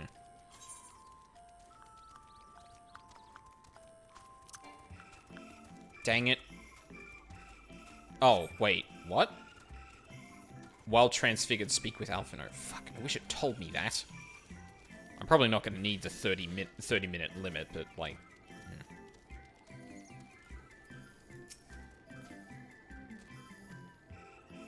Alphitoad and Alitoad. Alphitoad and Alitoad are now accompanying you. Keep them at your side in order to progress with objectives. Yeah. Alright, go on, let's go.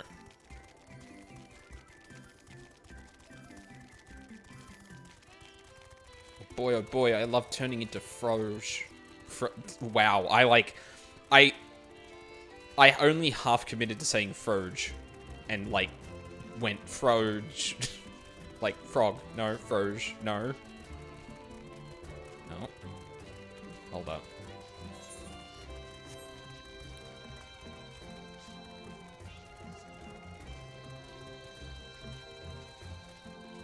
Big Toad.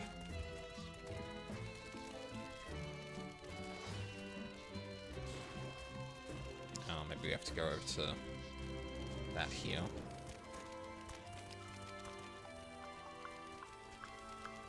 Ah!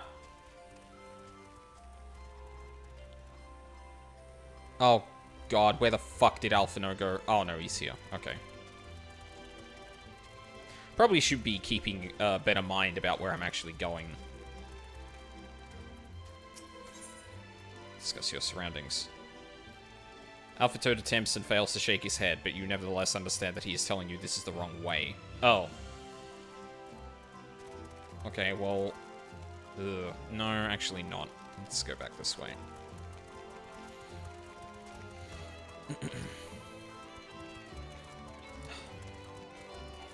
Wish you'd at least let me keep sprint during this, like...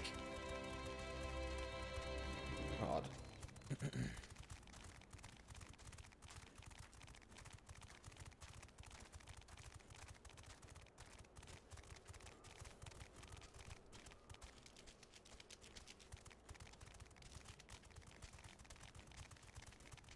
I'm surprised it didn't banish my, Carbuncle and, Chocobo, honestly.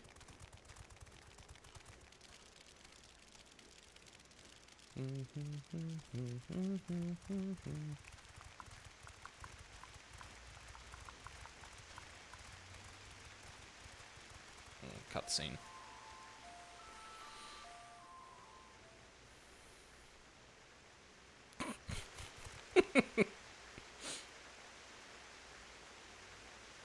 Oh.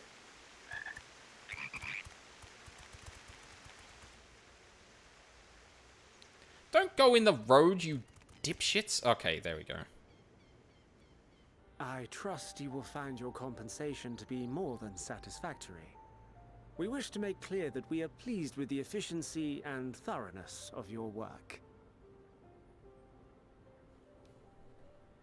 So much so that we have come bearing new tasks in need of your competent hand.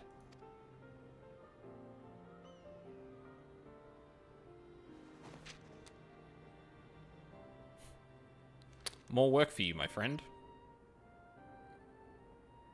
Another lengthy list. Yep.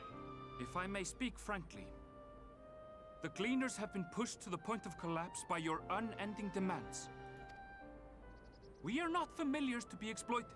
We are Sharlayan scholars, and we deserve an explanation for this unseemly treatment. What warrants such urgency?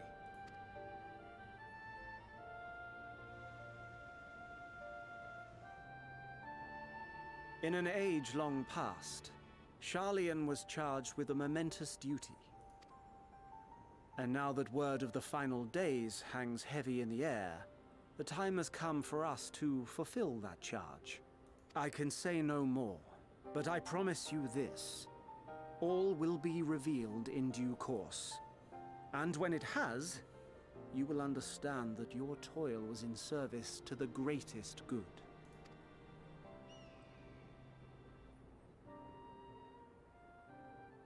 Then I will do your bidding. For now. But unless you wish the Gleaners to rise up in protest, I advise you to offer tangible improvements for our working conditions. Your promised revelation does nothing to address present circumstances. A fair point. Your concerns will be conveyed to the Forum. In which I'm sure it will be absolutely ignored, but... 'tis what it is.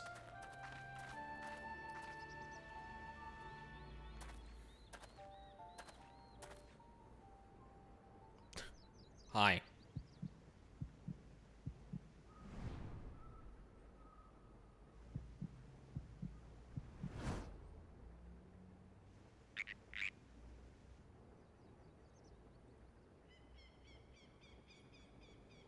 I hope that was informative. You may consider my debt to you repaid in full. Oh. While I do have my reservations about the Forum, I want to believe that they have our best interests at heart. Which is why I'm reassured that you're busy sniffing out the truth of things. We can ill afford to place all our eggs in one basket, this master plan of theirs, without first understanding the risks involved.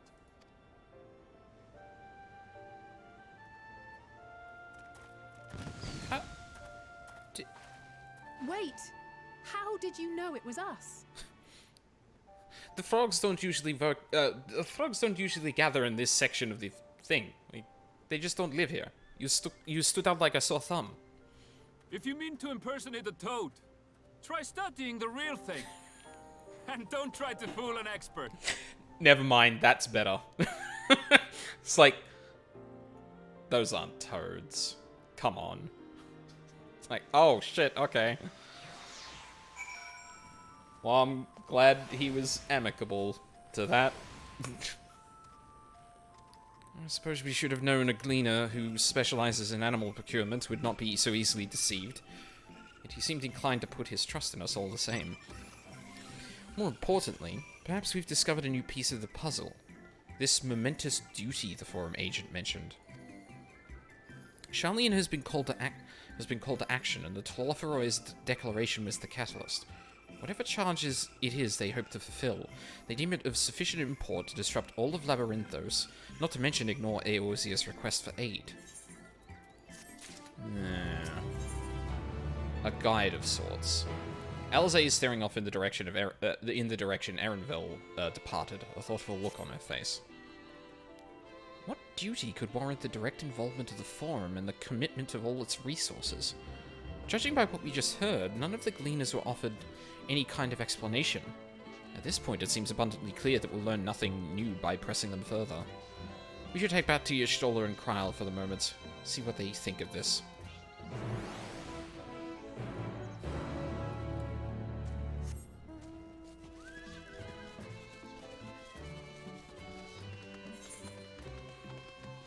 Oh shit, there was a quest back there that I didn't do. Fuck. I have to do it on the way back here. I hate having to do all the fucking Aetherite quest, or the, Aether Point quests. Speaking of which, now that I'm not a toad, maybe I can figure out where this ether current is. West.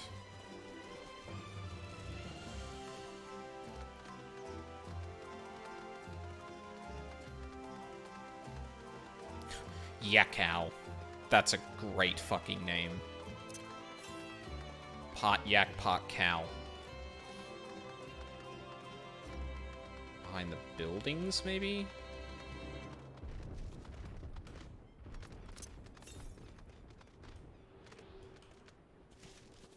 Southwest. Oh, fuck. Is it on top of the building? Ugh, hold on.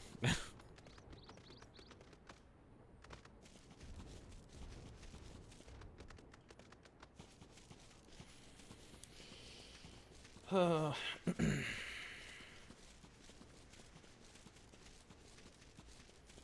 it certainly feels like we're getting to the end of this arc here, and we've done that in less time than the, there it is. Thavnir one, so that's at least a positive. God, this place is fucking gigantic. Although, granted, I don't think we're... Well, that's an Aetherite. But I don't think we're going to go into any of those areas. Maybe? I don't know. Hang on.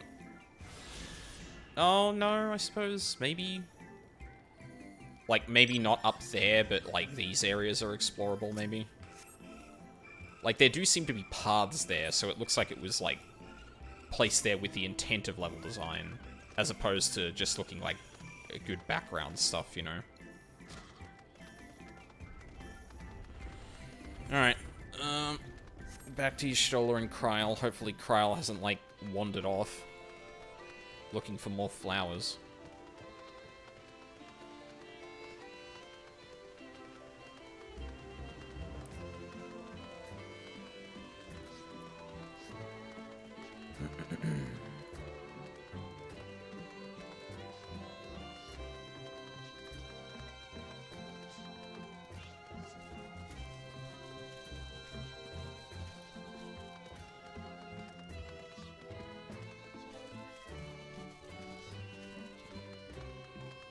There they are.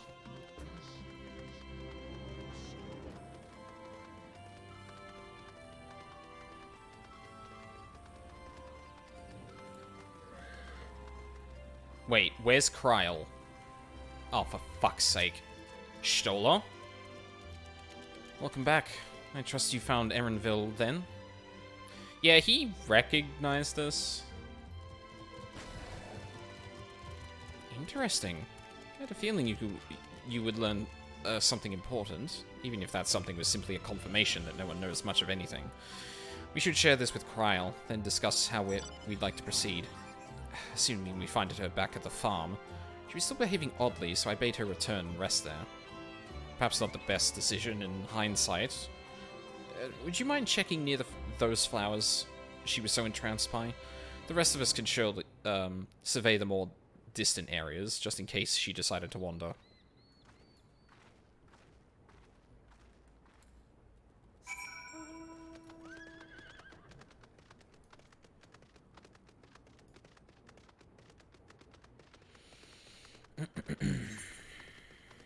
Oh, well, at least I'm going back to the place that I need to pick up the Aether Current quest for. That is handy.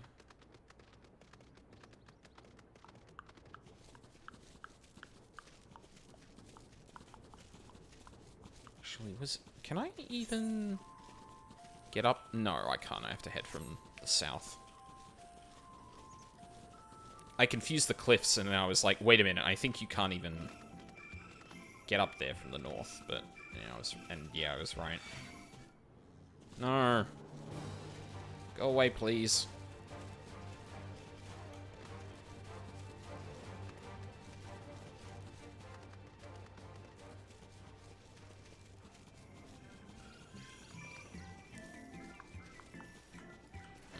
Oh, there she is. Kryl.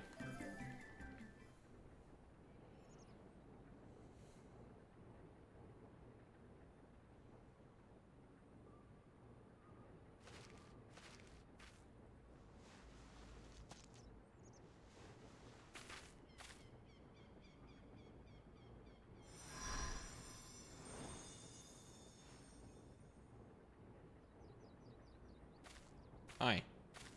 For you. The spell will keep it from wilting. She said you would need it for the journey ahead. She?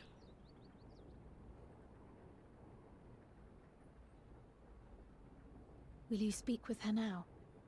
I cannot hope to match Minfilia's clarity, of course, but... Oh. You are talking about Heidelin, then. Wait.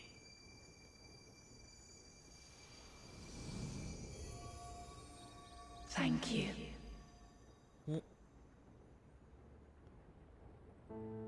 Do not worry. She has lent me her body for only a moment. Just as I could not save the first from the flood of light, it has become arduous for me to interact with the physical world without assistance. Though I might converse with you for a time, the incorporeal form I assumed on the ship would be incapable of casting even the simplest enchantment. It is in the depths of the ethereal sea, the place to which all life returns, where my influence is greatest. After Minfilia's sacrifice on the first, it was to the sea, here in the source, where I ferried her soul. I wished that gentle spirit to find rest in the world she loved so well. Her, and another who may yet have a part to play, though that will depend on you. Take the flower, walk free, for you are free to go where you wish, to believe what you will.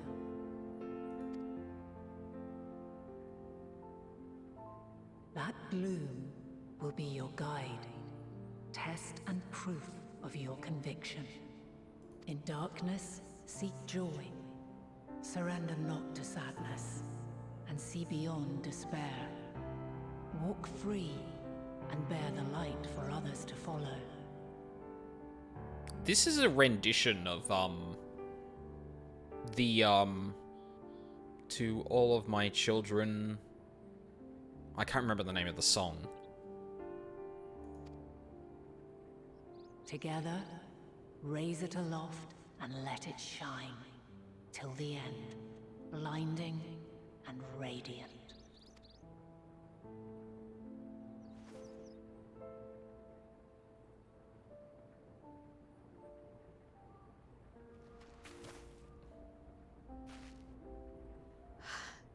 That was all too brief. Already she seems so far away.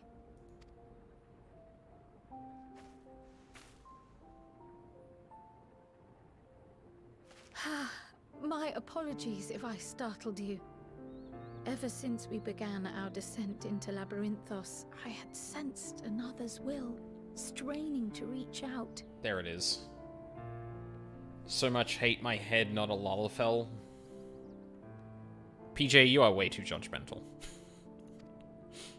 Even with my particular talents, though, I was unable to make a connection at first. So weak and tenuous it was. Once I took hold of that wispy thread. Imagine my surprise to discover it was Heidelin herself. Needless to say, it seemed wise to learn what we could before letting go. Her answers were more cryptic than I would have liked, but at least she left us with a guide of sorts, that unusual flower.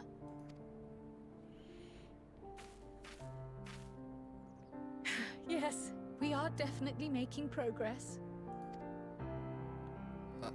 Are we?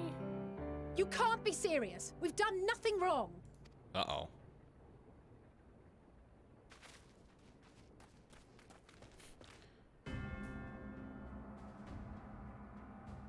Is that fucking...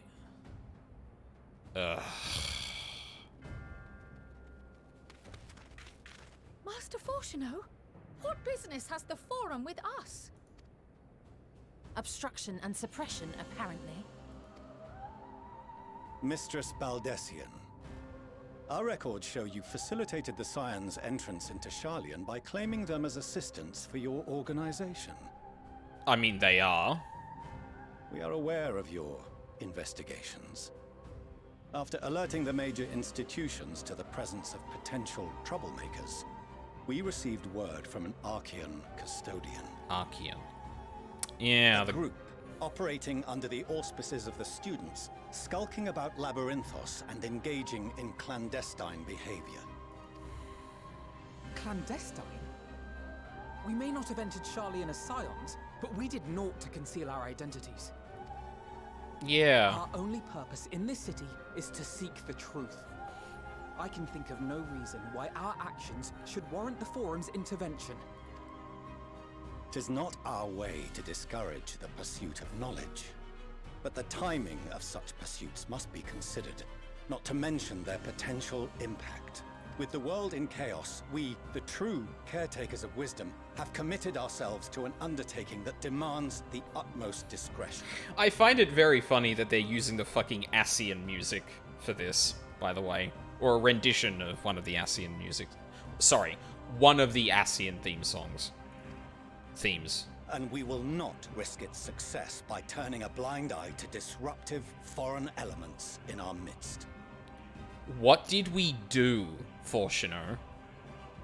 We looked around, we got into a place you could walk to by foot that wasn't obstructed.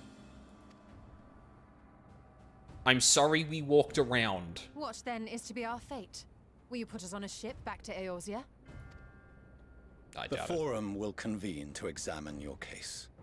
The results of said inquiry will determine your future in this city. Fuck, I'm gonna get teleported away from that quest, aren't I? As for your absent companion, he has already been detained. Graha! But why? Is reading a crime now, too? Reading is encouraged, celebrated even.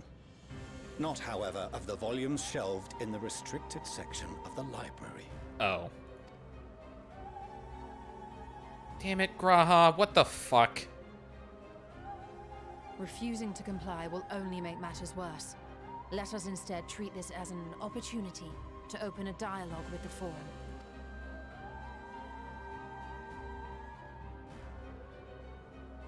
Silence is often one's best defense.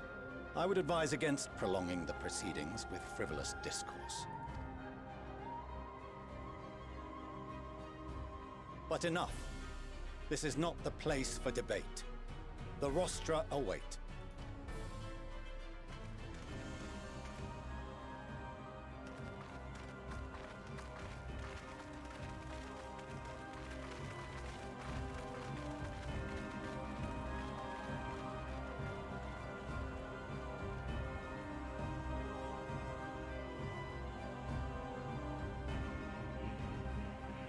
Oh, sorry, this isn't Ascian. I think this is Vorthri? Oh, it's used for a lot of the evil characters. Not necessarily the Ascians, I think. Fucking...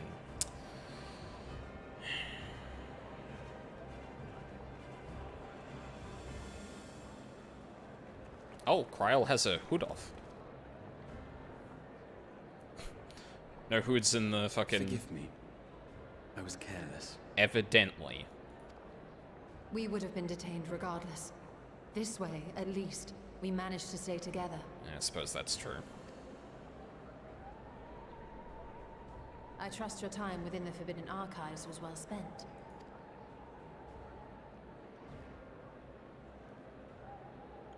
Okay. Well, there's that at least. The forum will come to order. This inquiry is now in session. As Speaker-elect, I will be presiding over the day's proceedings. Well, at least it's not Fortuno. Master Fortuno, would you be so kind as to restate the matter which compelled you to summon your colleagues with such urgency? As you are all aware, we recently denied Eorzea's request for Sharlayan assistance.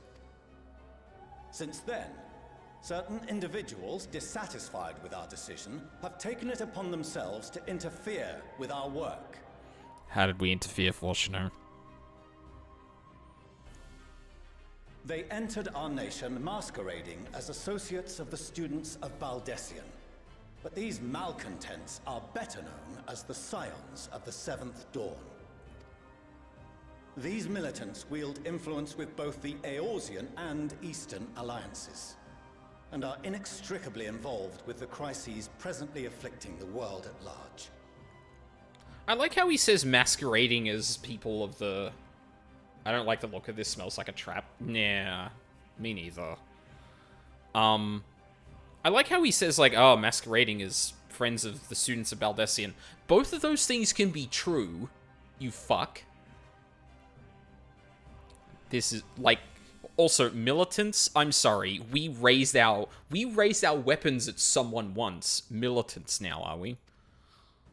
Loose in our city, these warmongers sought to meddle with and expose matters of state secret.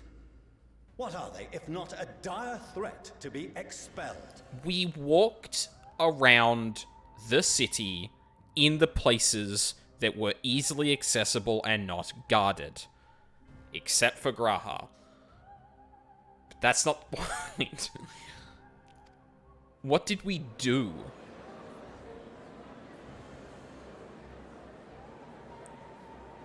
You have tarnished the good name of the students.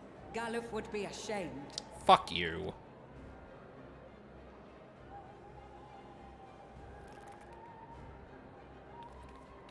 Tell him, Kryl.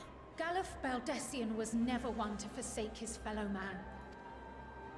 Even if this nation closed every door and retreated from the world, he would have found a way to help the Scions, help every soul of this star fight back against the coming doom.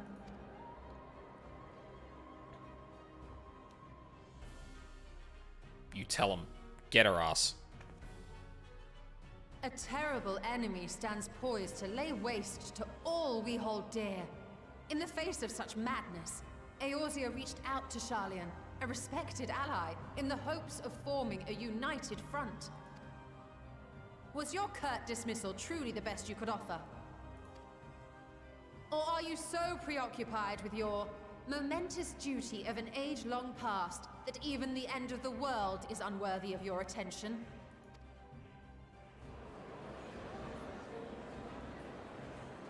Whence came this revelation? From the mouth of a forum member within fortuitous earshot. Then it seems your findings support my own. Oh?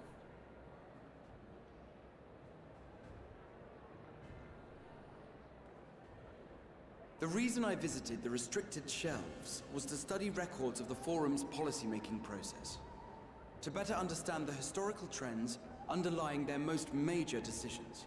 That was in the restricted shelves.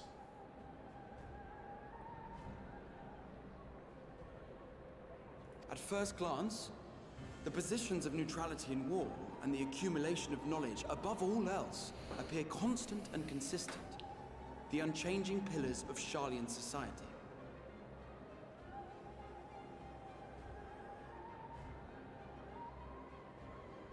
Once again, that's weird. Yeah, like... a variation of the history of the nation is literally in a restricted library. Like... I'm sorry? And once upon a time, I might have left it at that. These days, however, I am more attuned to the subtleties of governance, and so I noticed something odd. Yeah, 100 or so years of experience with that would probably help you.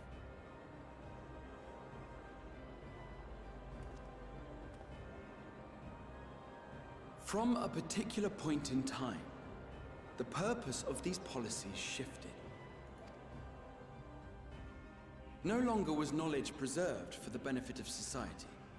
Rather, society was to be gradually reshaped to ensure the preservation of knowledge.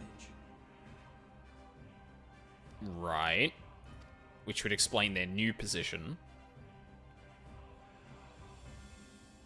The most conspicuous and telling change was the one which befell Labyrinthos. Once little more than an oversized storehouse, an enormous allocation of funds saw it transformed into an advanced research and archival facility. I also discovered a fascinating account on the finances of our Dravanian colony. It's almost like they're... Like, what are they... Like, are they building, like, an ark or something? Or something akin to an ark to preserve when the final days, like, come through and they can... The settlement attracted students from far and wide, and the connections and tuition fees thus acquired were funneled into further improvements for the archives. Now, there is no question that our nation's progress is tied to the acquisition of wisdom. Nevertheless, the vast resources diverted for this purpose borders on the obscene. But returning to the matter of when, our change in course appears to have been made some 270 years ago. I have literally no idea what that could correlate with. The very same period when Sharlayan scholars in the hinterlands began a formal study of the ethereal sea.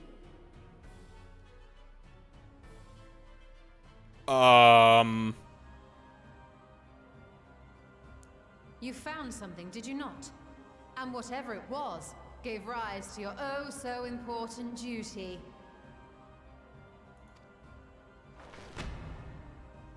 Mind your tongue, Archon. If you had seen...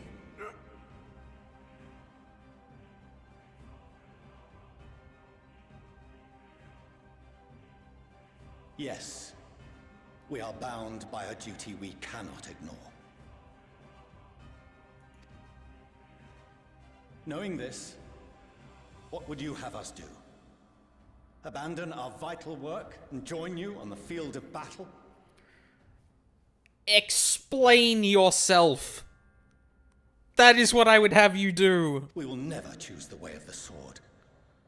We will fulfill our mission not through strife and bloodshed, but survival.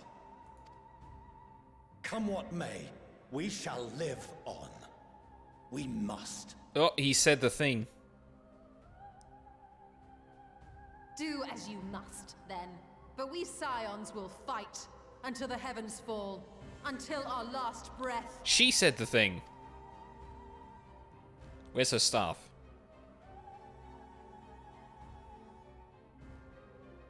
Such misguided zeal. Hi, Kettle. It's pot calling.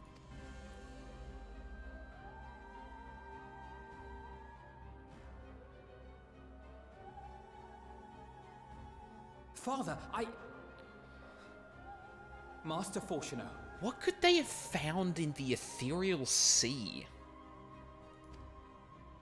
I fail to understand the stance you have elected to take. But by the same token, I have yet to find a compelling argument to counter the challenge you put to us in Gridania. This isn't... No, what is this? Oh, this is the same music that was playing before. I think it's either...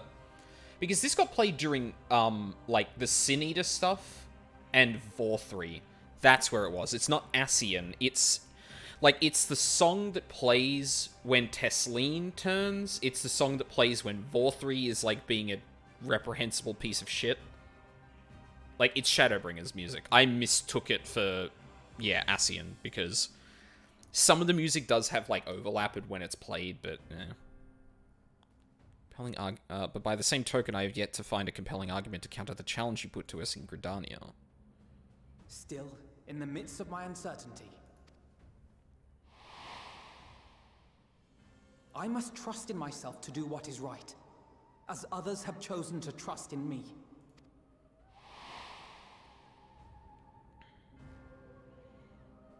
So I will continue, as I always have, weighing the consequences of my every action, and allowing my hope for the future to inform my decisions. That's quite enough. Have you all forgotten the reason for this assembly? Monteshage. Skolok Monteshane. He's the head of the studium and an old friend of my grandfather's. Oh? Honestly, every discussion devolves into some interminable debate. Terrible habit. Let's return to the topic at hand, hmm? By their own admission, these scions have resolved to fight alongside the Eorzean nations against the doom which swift approaches. But there exists no evidence of an attempt to incite our citizens to do the same. My man. Furthermore, while our decision may well have been the correct one, we cannot simply bull our way through these disagreements without inviting doubts or objections. Put yourselves in their place. Who among you would leave a tome unopened if an elder forbid you read it with no reason given? No. If we're to quell further discontent, then we must conclude this matter with a fair and even hand.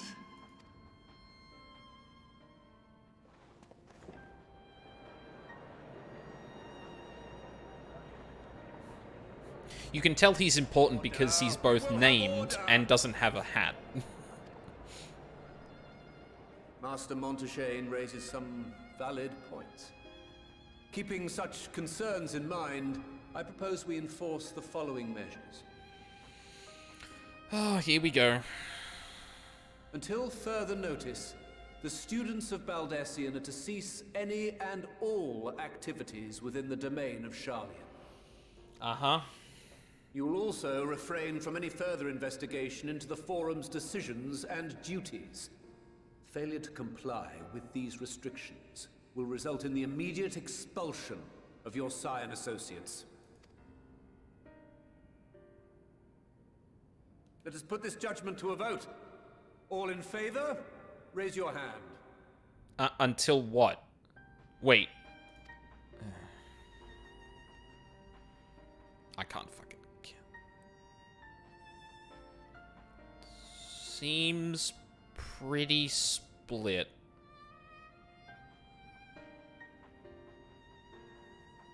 I count 51 for and 48 against. The proposal is passed. Okay. At the very least, we actually see an example of how this goes. And that's like... Yeah, that's a 3-vote difference. Jesus. So close. Students, scions, you have heard the Forum's judgment. Pray abide by it, or face the consequences.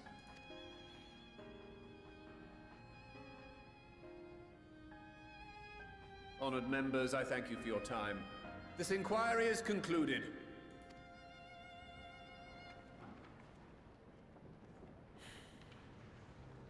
Oh, except the Viera, obviously, because as we all know, they can't wear hats. That's... yeah. Well, I dare say we know why we don't come back here until level 80-something. Or, like, late 80s. Well, at least we've been allowed to remain in the city. And our endless investigations have not been in vain. We now know what this mysterious duty of theirs... or that... we know We now know that this mysterious duty of theirs began with whatever the Forum discovered in the ethereal sea. With our freedom so sorely curtailed, however, we will struggle to learn aught more of substance here in Sharlayan.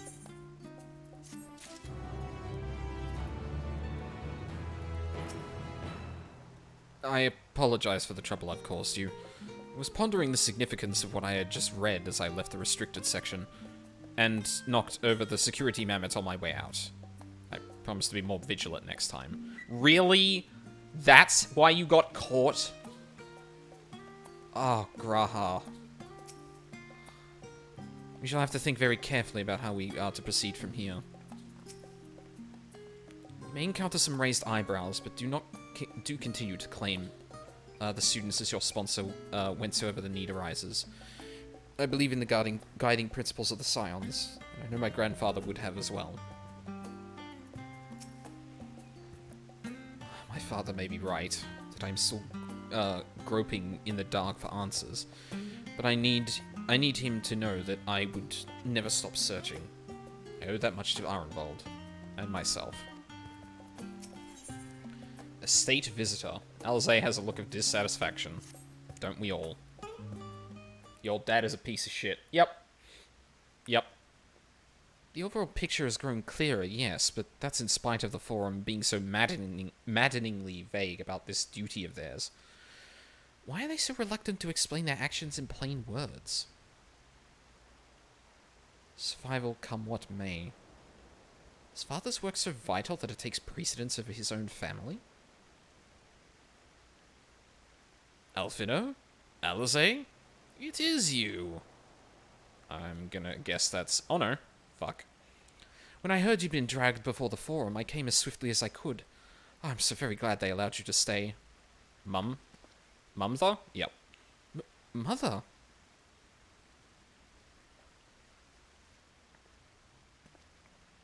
Hi.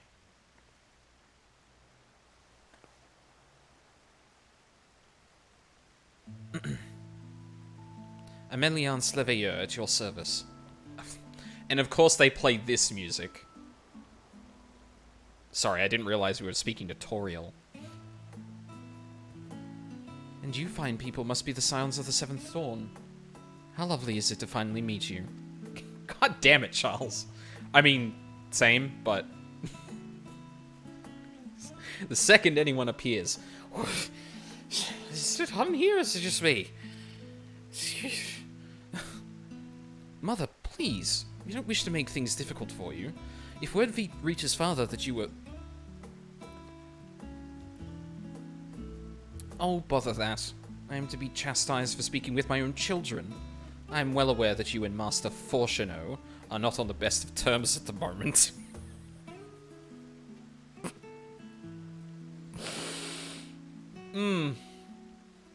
Look, I'm sorry, everyone is fine. Yeah, no, it's fair. Like, sorry, I shouldn't have reacted like that, but, like, it happens every time, and I'm like... Yeah, I mean, same. I'm trying to concentrate, though. Like, so I can't do that, so I'm like, God damn it, Charles, you get to be thirsty in chat. Also, when your wife calls you by your title, not your name...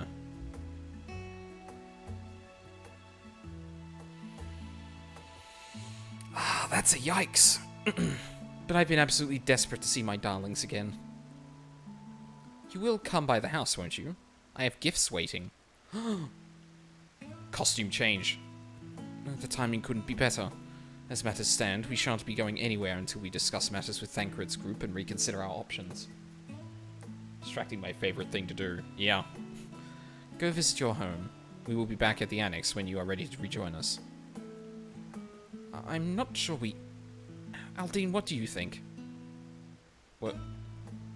Aldine? The Aldine Fellspark? Oh, what a splendid day this has turned out to be. Champion of Eorzea, I insist that you join us. I mean, I guess I am. Ah, but we must be quick about it. Not for my own benefit, but should my husband return and find you enjoying our hospitality, the servants will be made to suffer the consequences. Wow, Fortuno is just literally the worst. In case literally everything up until this point has been hasn't been enough. Aldine, if you would be so kind to escort my children to the estate. And there she was gone. Then she was gone. And with her, any opportunity to protest. Indeed, the matter is settled. Enjoy yourselves, you three.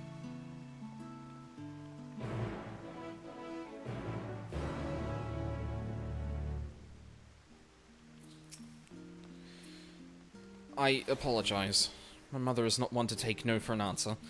Still, I am glad, relieved even, to see her in such high spirits. What say you, Aldine?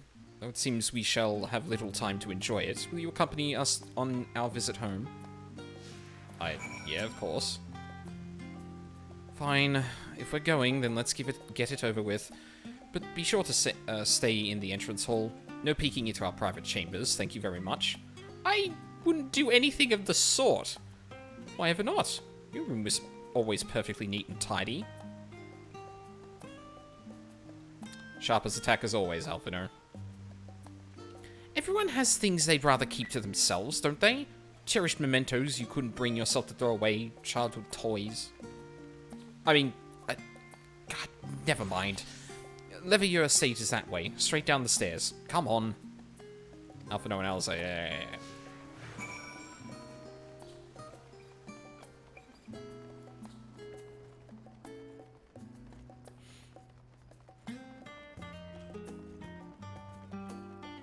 This is adorable, by the way.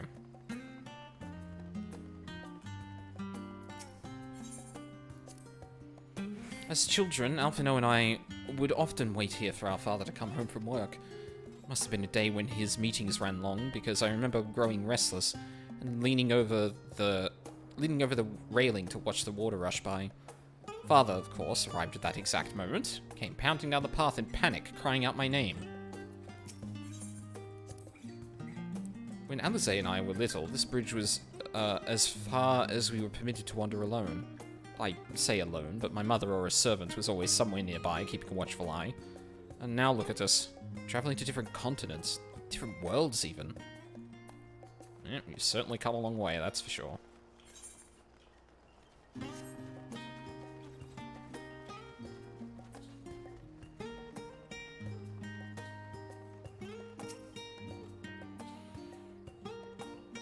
And here you are at last. Please, do come in.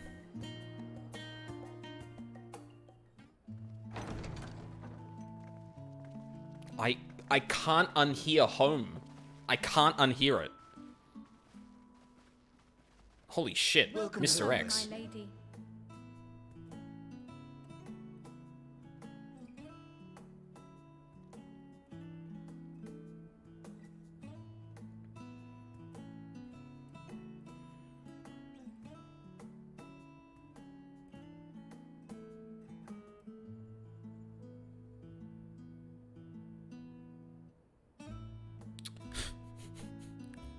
What?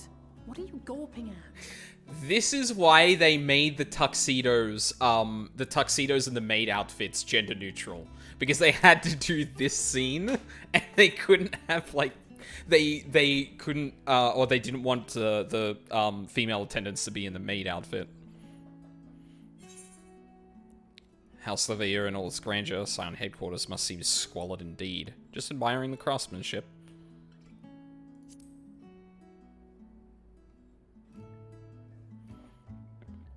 Oh, I suppose I never gave the decor much thought. I'm glad that you approve, I think.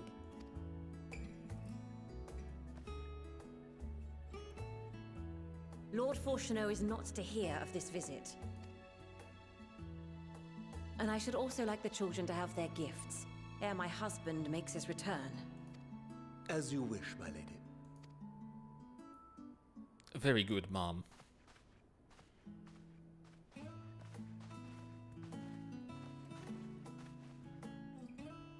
Master Alphino, Mistress Alice, if you would accompany me upstairs. We shan't be long.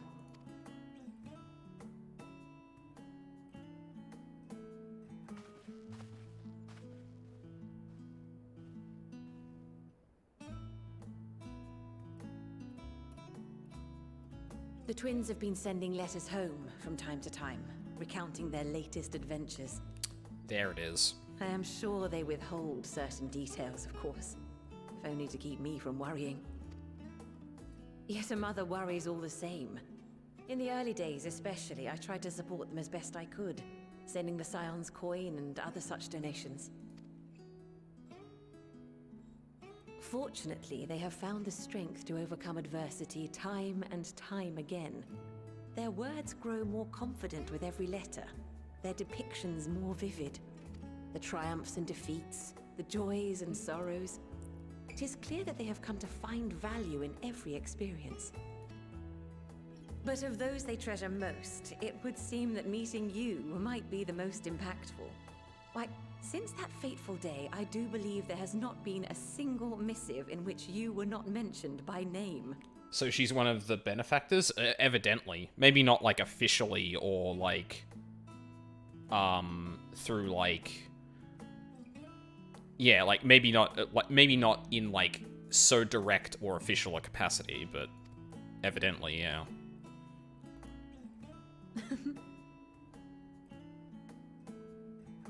'Tis plain they care for you, and I am glad they have such a steadfast companion watching over them.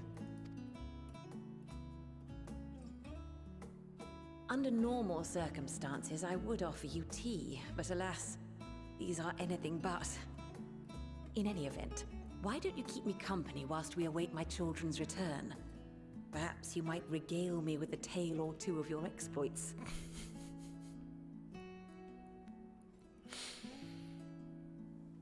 Time to hit on Fortuno's wife. I'm sorry, I couldn't not think of that as just like, There is an opportunity before me.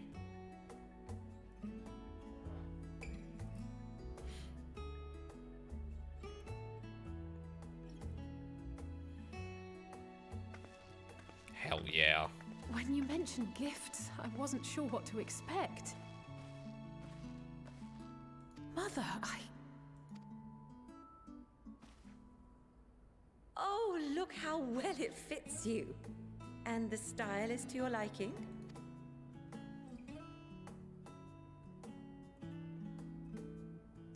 It's perfect. Exactly what I would have chosen. But please, tell me you had something different made for Alphino. Naturally. You are hardly little children anymore. I'm not gonna, yeah, turn into Mr. Steal Your Girl. Yeah, really. Well, I mean, it sounds like no one is actually having a good time if you're, like, related to Fortuno at all, so, like... If he's out of the picture, that's just a positive for everyone, right? Right? And while I shall miss dressing you in those precious matching outfits, I must respect the individuals you have grown to become. Also, I'm not gonna lie, I'm gonna miss the more, like, coat-like look of the old outfit. See for yourself.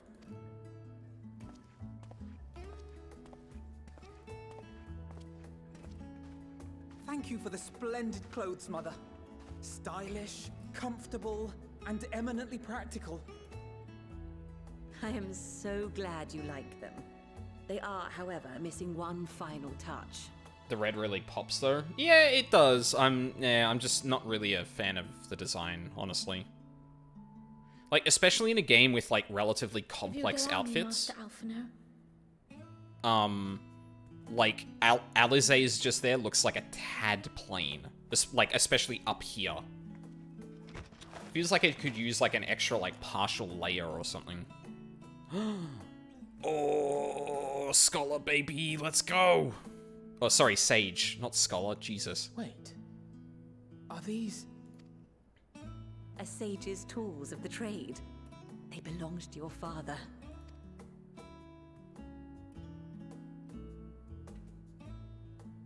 Though he may as well be chained to his desk these days, as a student he was often called upon to venture into the field. He wielded those armaments, both to heal and to harm in no few battles. None so fierce as those you two have braved, perhaps, but battles nonetheless. Thus did I pull them out of storage. To show you that he was not always the man who stands in vehement opposition to you now. And also because it would be a terrible waste of ridiculously expensive House Le Veilleur commissioned artistry. True.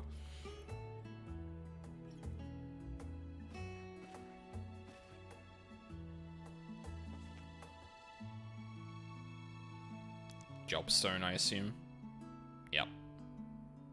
I am told these devices are quite difficult to master, but someone of your extensive experience should soon have them darting about with grace and aplomb. May the wisdom in that crystal serve you well. And please, try to find common ground with your father, that you might come and go without need for this awful subterfuge. I guess punching him in the face is off the table then. We will, Mother. I promise. Probably still gonna punch him in the face at some point. My but... final gifts to you, before you run off, are an observation and a suggestion. Firstly, Fortunato has ever been a serious man, but it was only after you were born that he truly lost himself in his work. I may not know the Forum's inner workings, but I know your father's. The timing of that change in him holds some significance. Secondly, do not seek to best your father with words. Far better that you simply show him. Let him discover the merit of your actions, after they cannot be undone. So it's Wooly's advice. Don't ask for permission, beg for forgiveness.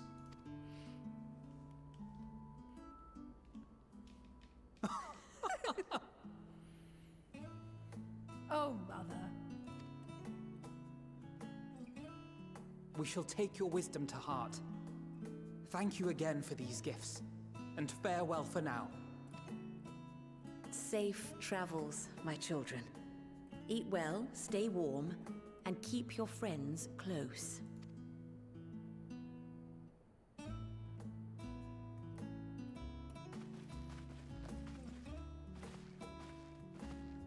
Okay, that outfit looks better from the back. It's just very flat in the front. Like, it feels like there's not a coat. Like, the red is just part of the, like, the inner white shirt, if that makes sense. Like, at least with the frills at the back, it, like, jumps off a little, it leaps off a little bit, adds some texture to it. I don't know.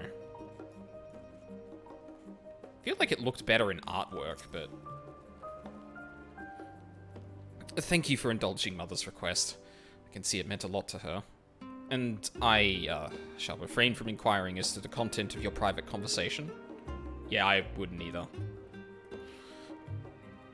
Our visit was all too brief.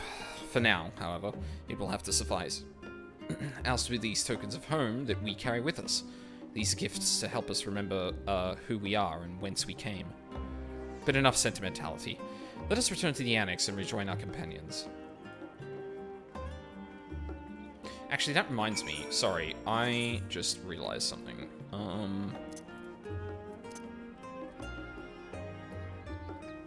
Where would I find... effects?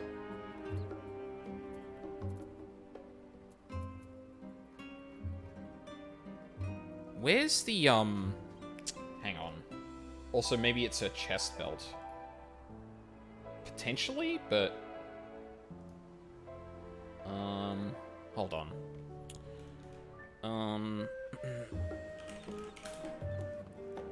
FF14 player effects.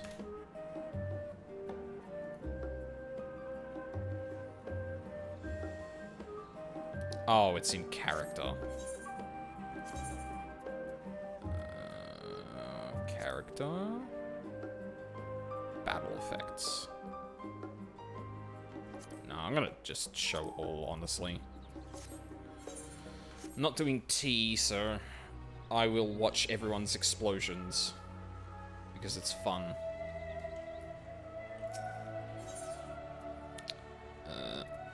Let's go back to Wait, what? Really? Did I really not attune to the one literally right outside the annex?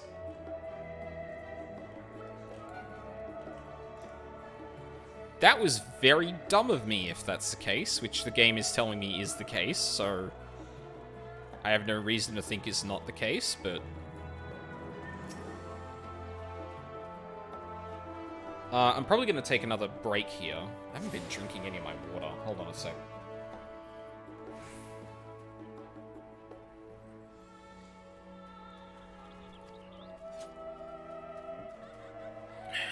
Should have realized I didn't get that message there.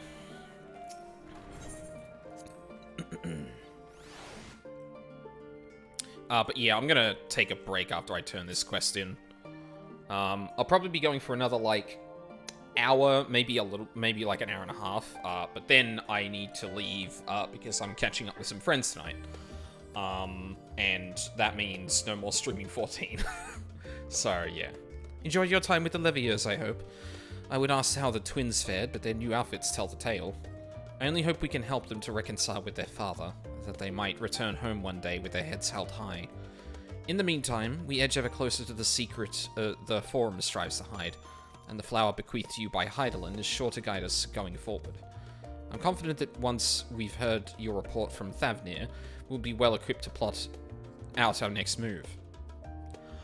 Oh, I forgot to tell you guys what happened.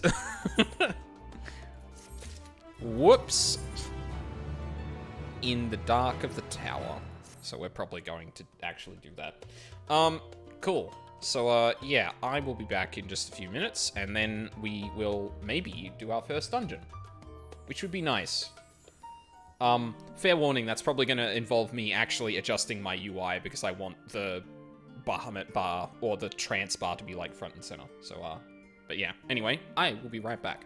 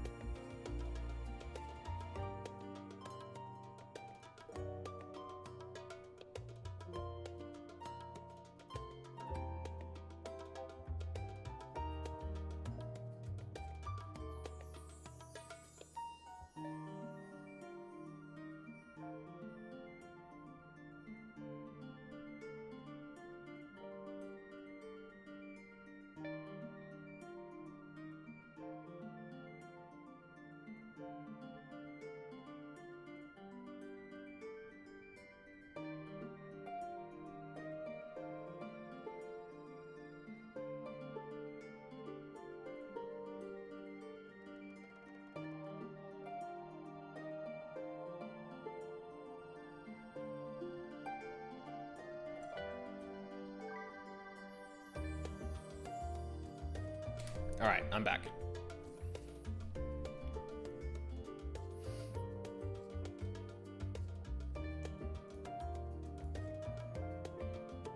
Sorry, just one sec.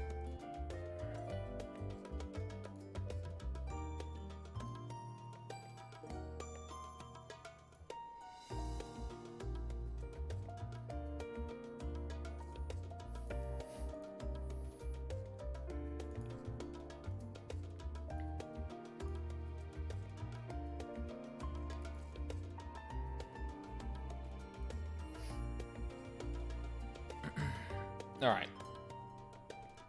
Let us get back to it.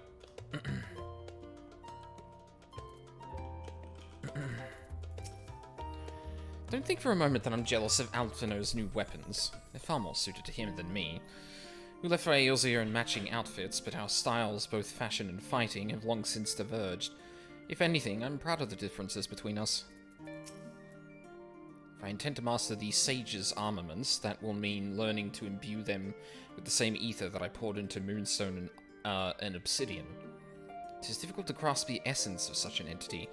For me, it will help to think of the new Liths as allies in battle, simply a new form of energy which went into manifesting my carbuncle companions.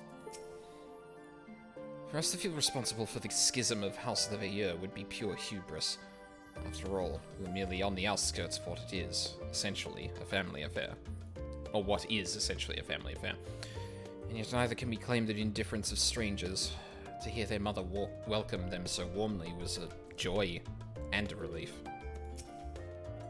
As curious as I am to learn the truth of this duty, I wonder what else the Forum is hiding. A calamitous secret whose origin lies in the ethereal sea. Duplicity aside, however, I do not believe Master Fortuner means us ill. Even the harsh words he had for his children stemmed not from anger, I think, but desperation. Crowd glances at you with expectant eyes. Since there have been progress in both investigations, shall we share the findings with our respective locales? Oh, from our respective locales.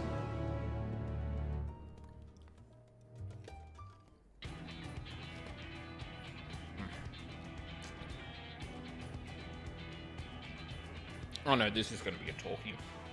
Your time in Thafnir has certainly been eventful. In my opinion, carrying out Vitra's request and assaulting the Tower of Zot should be our highest priority. I agree. While I still have questions concerning the Forum and their grand undertaking, we have all but exhausted our avenues of investigation. Simply pressing them any harder on the subject will almost certainly result in our expulsion. Therefore, I suggest we explore the ethereal sea connection by way of a letter to Master Matoya, then make our way to Thafnir. I wonder, even with the protection these talismans afford us, what can we hope to achieve once inside the tower? Hey, Val. According to Orenvold and Fodola's report, they were unable to free the Emulger. Worse, their attempts triggered the tower's defenses, which led to a summoning of Luna Ifrit. I'm about to hit 82, but I'm still in the level 81. I've got my first level 81 quest, so the MSQ is going slowly. Leveling is fine-ish, but yeah. What does it tell us that the Spires even have such defenses? Simply pulling a prisoner from the wall is fatal, thus the direct approach is doomed to failure from the outset. Any further measures to dissuade such actions seem unnecessary. Unless, of course, there is a way to free the prisoners without killing them. Then it stands to reason that any intruders will be met with overwhelming force. The towers appeared throughout the world in but the twinkling of an eye. 'Twas by magical means these structures were raised, I surmise. A spire thus conjured must needs be maintained. and I suspect an arcane catalyst, some manner of core, doth lie hidden within. That one poster looks sick. Which one?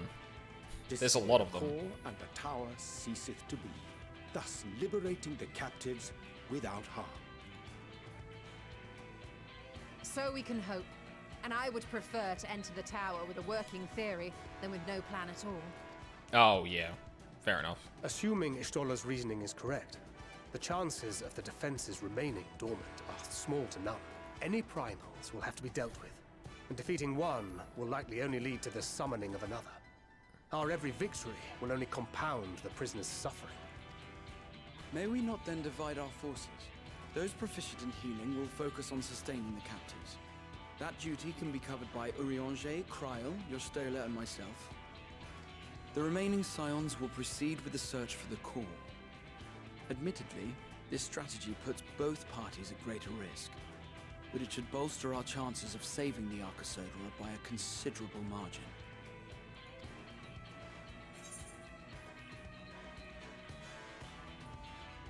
What of Alizé? She knows a healing spell or two? Are you sure Alphino is in the right group? Well, yeah, isn't he become Sage? He's a gunboy now. If you're to fight primals, then you'd best have at least one healer with you. True. And I am more than happy to fulfill that role. I found wielding a sage's armament to be rather intuitive, and look forward to testing them against a more challenging foe. It seems we have a plan.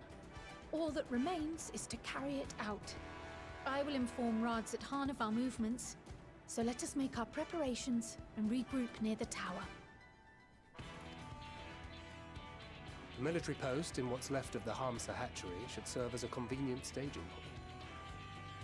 That sounds perfect. And remember, the experimental aetherite at the confluence is there for those who need it, so there's no excuse for being late. I really want to know what the fuck sages do. Like, in what way do you mean, Charles? Because I know, like, a few of their buttons, but I'm not, like, I couldn't tell you, like the origin of their power or something like that. Maybe? I don't know. Oh, cool. You still have the thing in the great work.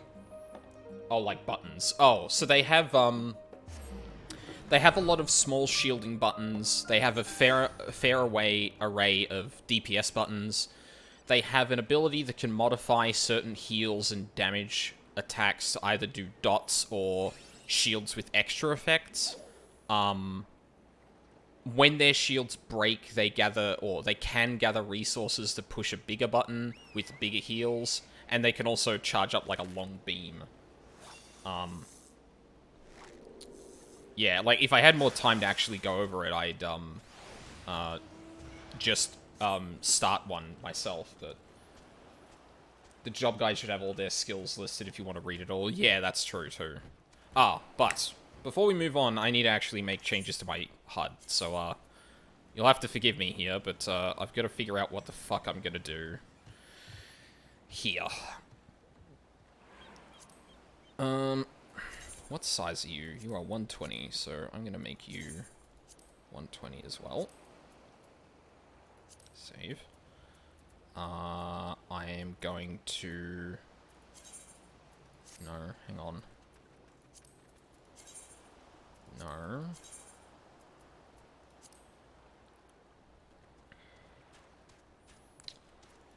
How do you... Oh, there we go. So enable it there. Now I need to match the top of you to there. Oh, actually, hold on. Save. We'll have that. Put one button on you, and then I can... Hold on. Yeah, line it up like that. Put you there as well.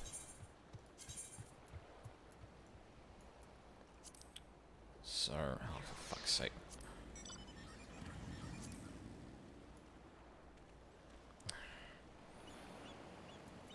Shit, I forget which... Oh no, there we go. And is it... Yeah, there we go. Okay.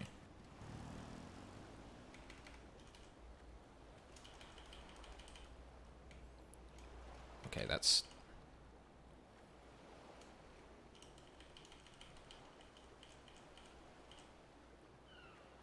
should be about right. Cool. So then I make hotbar 6 that. And then just line it up with hotbar 5. I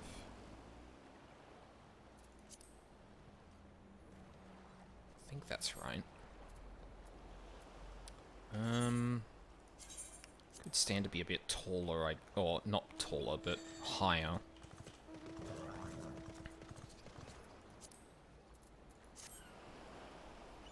Yeah, that should work. Cool. So I wanted, whoa, stop. You and you there, and then 2 off.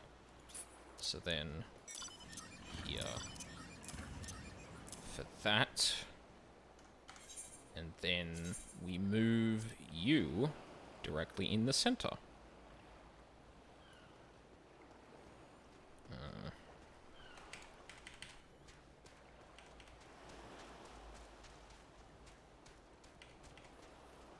Oh god, it's like just too little space. But I also don't think I want to add another thing to it. This could do for now.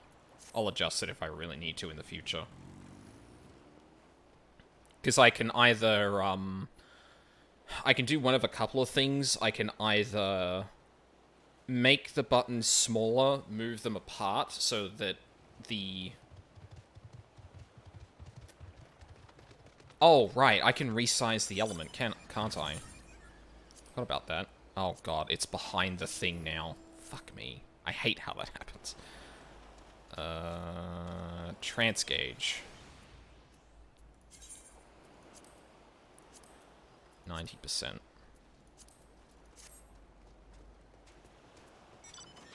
Wait, what? Wait, hold on. What happened to... What the fuck? Why did hotbar 5 turn off again? Huh? What? Right-click disables. Oh, okay, that would make sense. There we go. I think that'll do it. I might need to, like, adjust it a bit more to the left, just so that, like, the wing... Because I think a number appears here for that counts down the... primal summons. I wish you were playing music for me, Razat Han. Very rude of you to just leave it in silence while I'm adjusting all of this bullshit.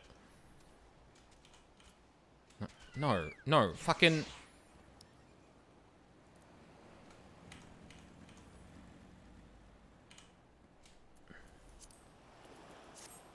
Yeah, that should probably be enough. Cool. Shut up. I was like steps away from getting the fucking music. Damn it.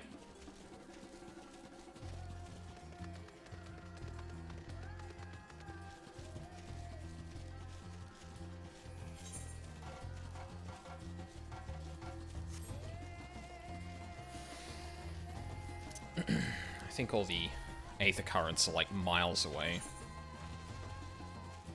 Yeah, I think that one's on like the ridge just there, so... I also realized I didn't end up going back to do that, Aether Current quest in, Labyrinthos, but, we won't get flying there until, like, much, much later, so... There's no real point to getting it right now, I feel.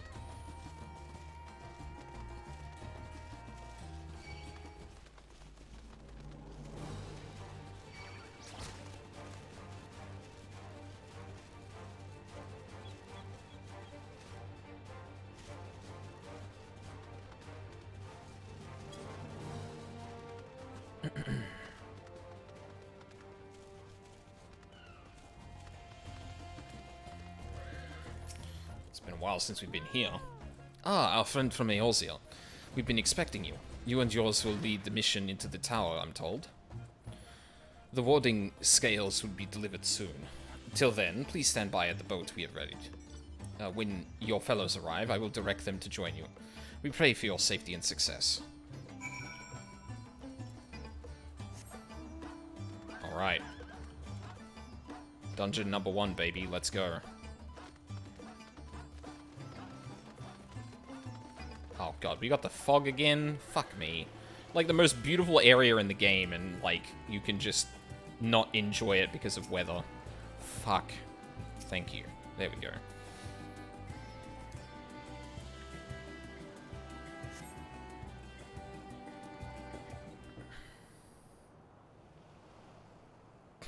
Horrid view. Rancid.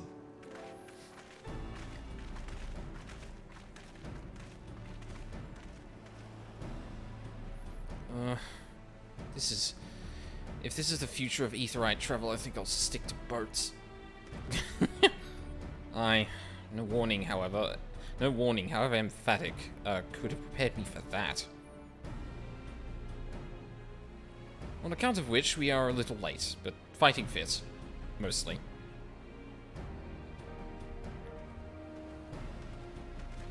Oh. Hey. Of course you'd come to meet us, though. My friends, permit me to thank you for accepting this mission. You must be... We should call you Varshan, I suppose? Indeed, it would not do to confuse our soldiers. Very well, then. For our part, we are humbled that you would see fit to entrust us with your warding scales. Please convey as much to His Excellency.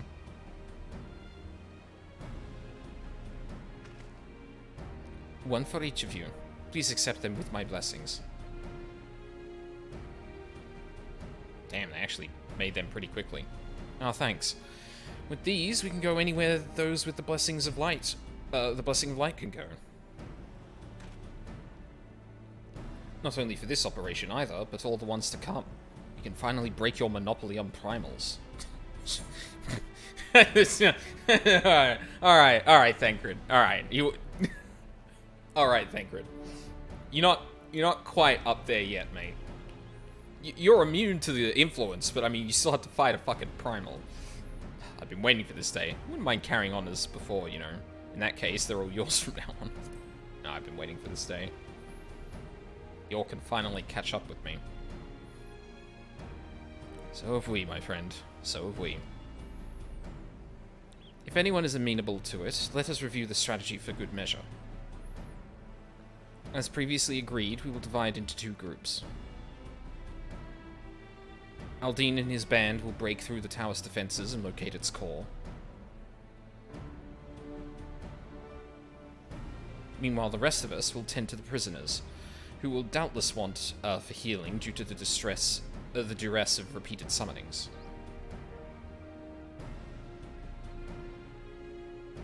The primals which the tower bringeth forth shall be deities of Thavnarian myth. As we have no prior experience with such foes, pray exercise the utmost caution when confronting them. We commence the operation at your word, my friend. For the people of Thavnir, nay, the entire world, we must prevail.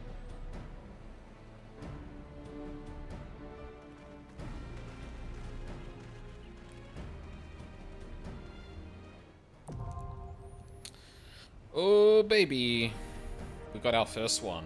Now, I'm probably going to use the trust system for this, but I just want to see how long the queue is.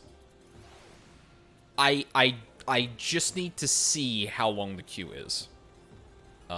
Vritra, Great Worm of the First Brood and the hidden satrap of Razathan, has bid the Scions cross to Noronir and mount a foray into the tiny island's unnatural spire, a Telophoroi structure known by the locals as the Tower of Zot. Your companions join you on the journey, protective talismans in hand, prepared to face whatever unnamed horrors await you within. Come what may, you cannot allow Nidhana and her kin to perish in the grip of dark magics and darker designs. It was 3 minutes for DPS when I ran it, like an hour or 2 ago. Interesting. Let's have a look. Okay. I think I'd still prefer to go through my first time with the Trust, honestly. Well, party and enter the thing. We'll go with the Stinian since he's new, I think. Right then.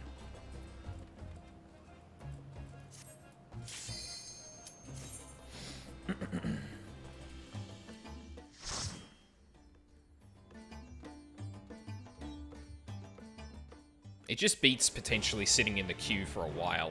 Oof. Oh, don't skip the cutscene. I've never seen this before.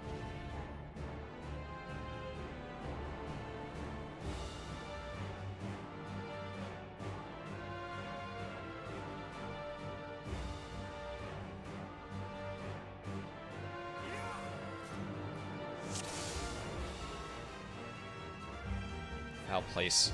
Foul place this. Let us proceed with caution.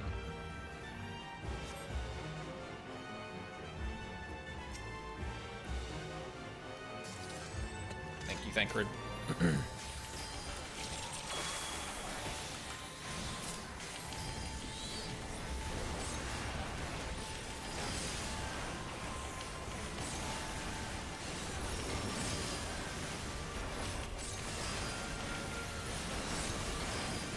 Oh my god, they got rid of the internal cooldown on what is it?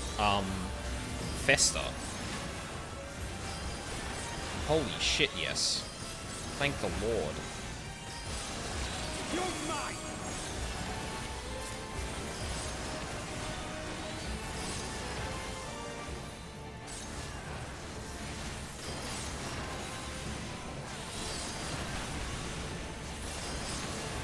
Oh, also Valk. I think Summoner now has MP problems. Not that it can't subvert them to some degree, but like legit, I think oh gods, poor Nidhana. We'll free you from we're actually going to okay, shit.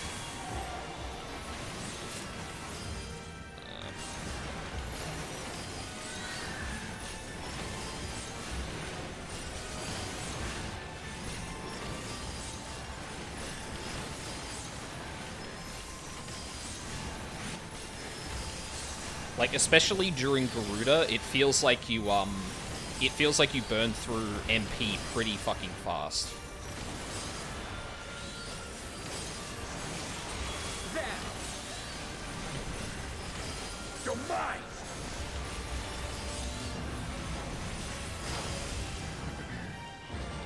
I think I'm shouting a bit because I've got the music turned up so loud. Actually, hold on. I could actually stand to turn this down, like, ever so slightly. Oh, shit. I did that when things were happening. Whoops.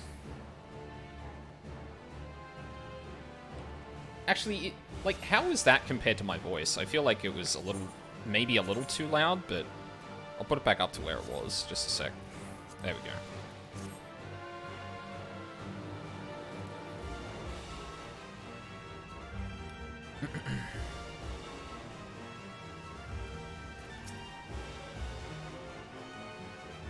Thancred, thank you.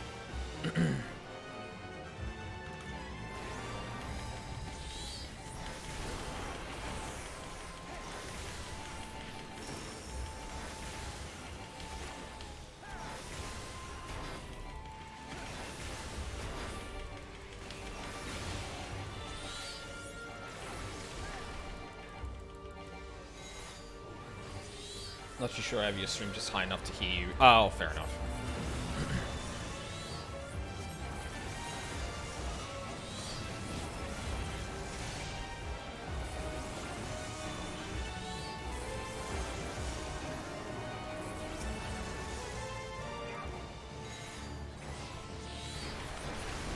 Oh, no.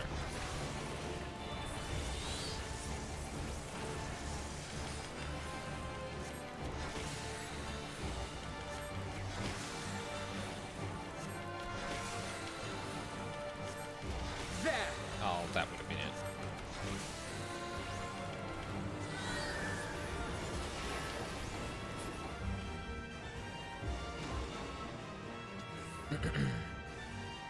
Well, Rip that phoenix, I guess. Oh, another one. Lovely. Thancred.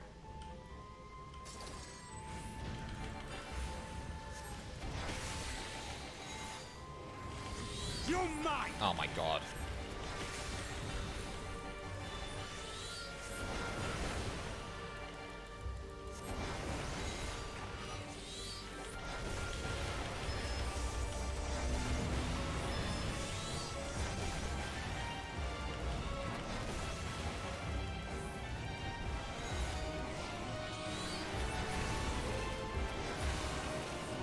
My turn!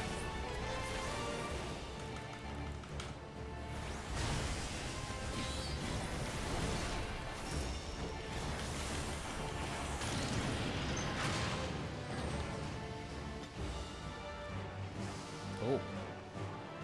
Wait, isn't that one of the three sisters? Oh, shit. Okay, well, fuck. This is gonna be something then.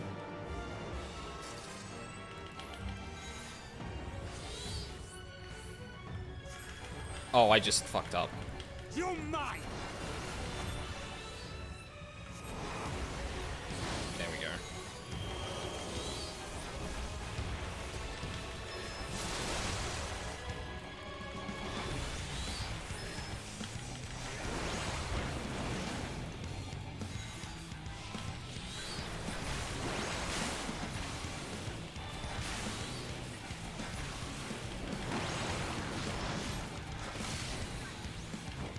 You're mine!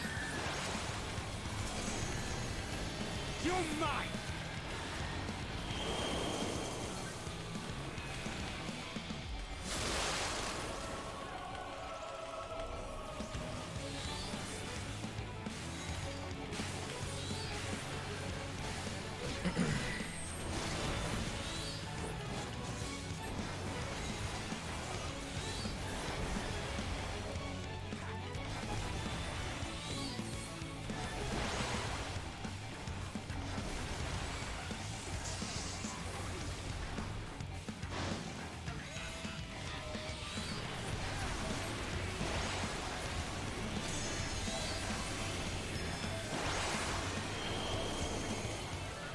Oh, shit.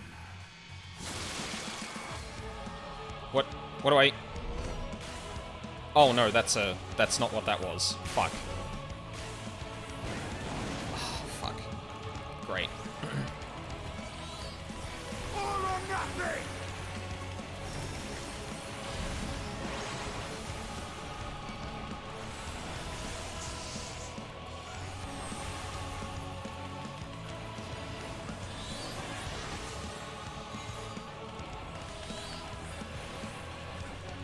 You underestimate me!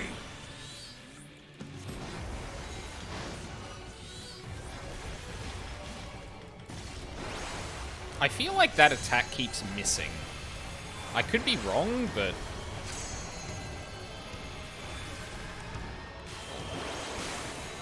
What the fuck?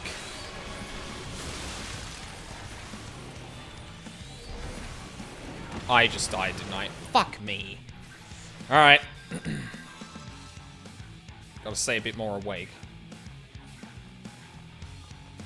Fucking bass on this song, god damn.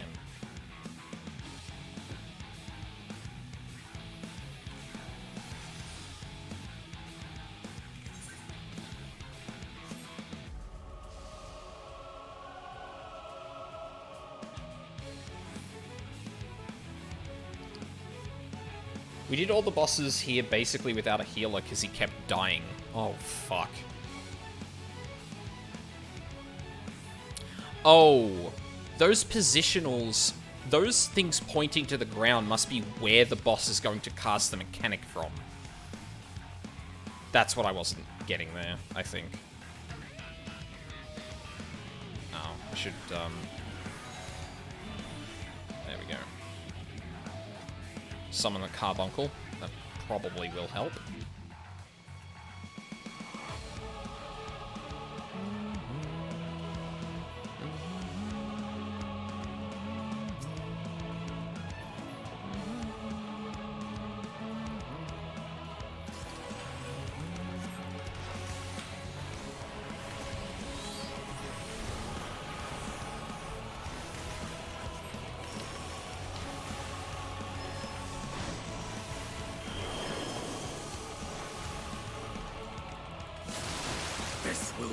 it!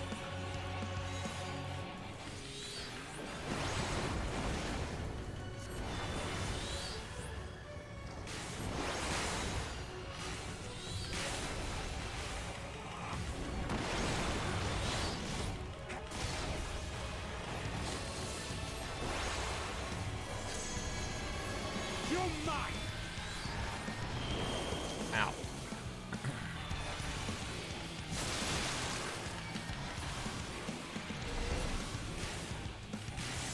Oh. You cannot stop us!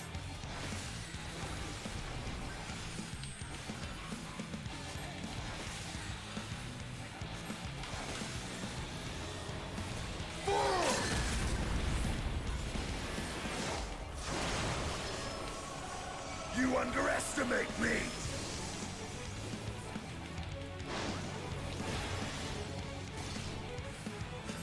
Oh, come on. Oh, that's bad.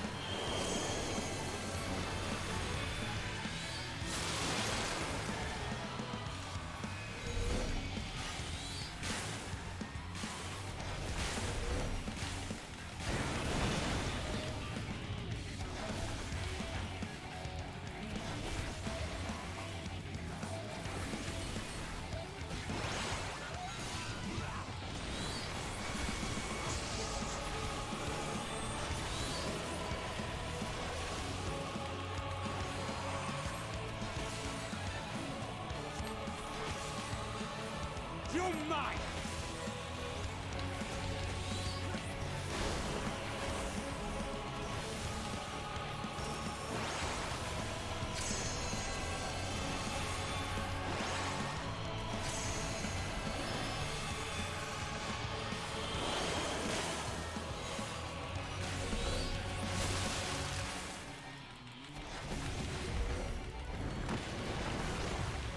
I did the thing.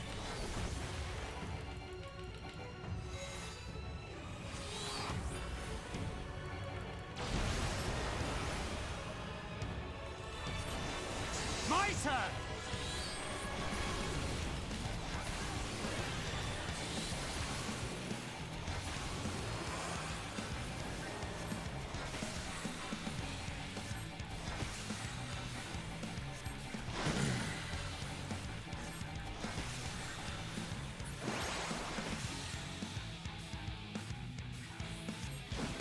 Oh, bye then.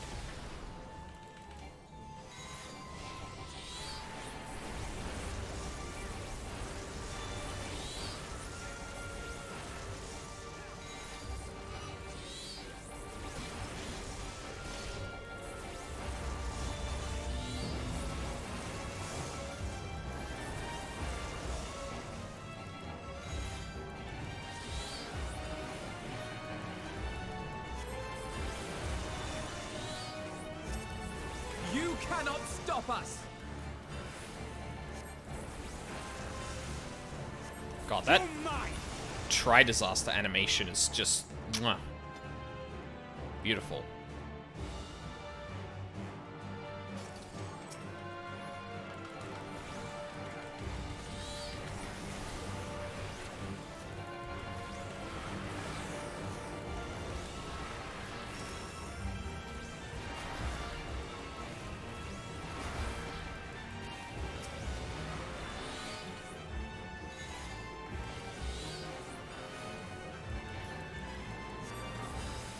Oh shit.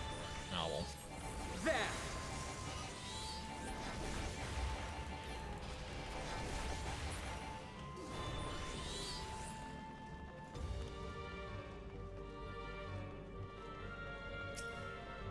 Oh my god, it's one of those things. Oh, well, Garlean, yeah, that tracks.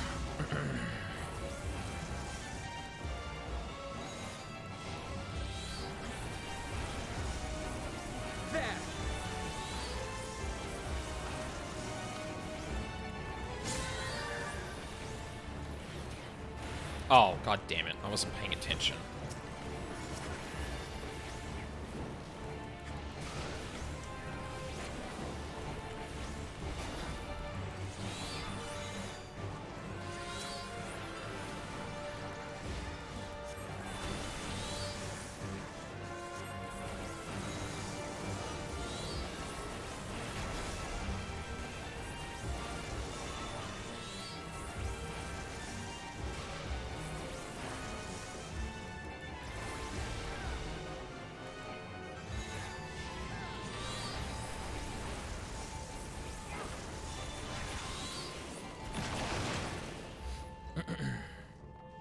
I like the way this flows so far.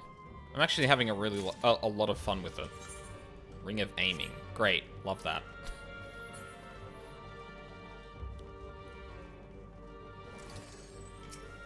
I've been awfully busy taking prisoners, is I think what Thancred just said.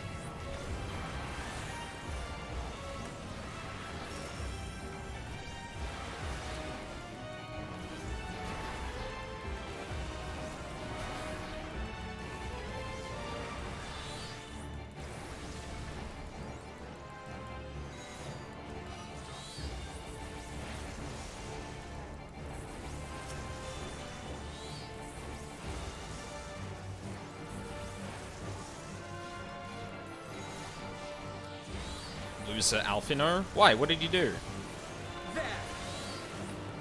Leave the boy alone. PJ, why are you so mean to, like, literally all the characters I like? I didn't know any better.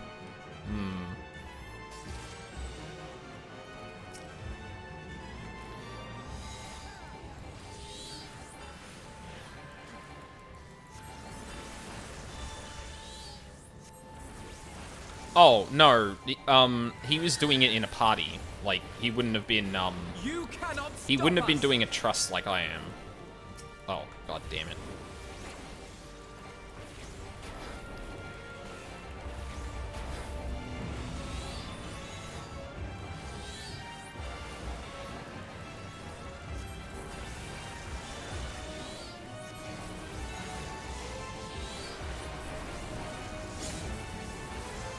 Yeah, Healy. Yeah, it was Duty Finder, 100%. I'm surprised, like, you didn't have someone in the group that was a healer. Wasn't Fef gonna be a healer? Or am I, like, not remembering that correctly?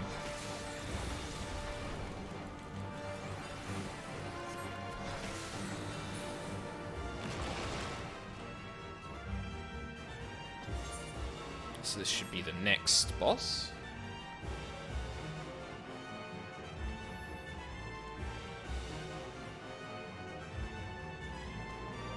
Yep. Alrighty then. We're all over the place at the moment because some are skipping story and others are paying attention. Ah, yeah, that'll do it. Come on. Thank you.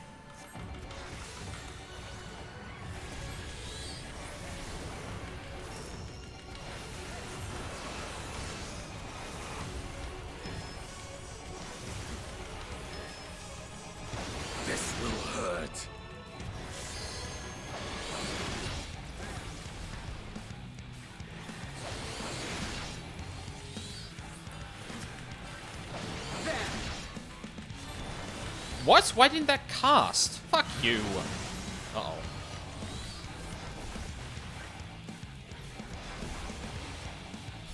I'm glad you all could divine what the fuck. Oh my god. Seriously? I'm about to get fucking blown up. Yeah, there it is.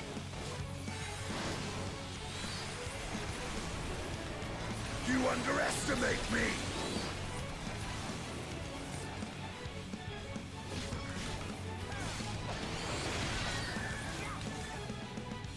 What? What? What happened?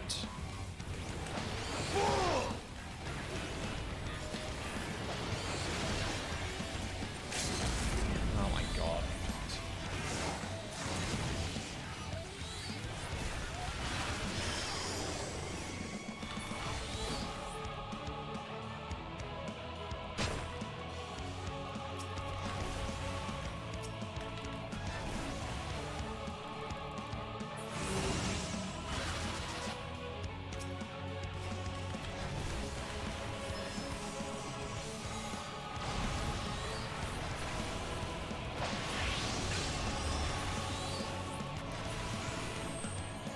This will hurt.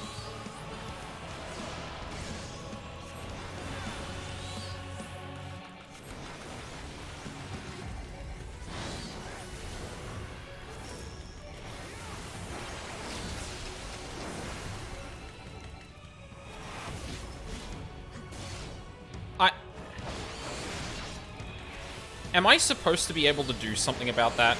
Because if not, I don't know what I'm meant to be doing for that. My turn! Or if so, rather.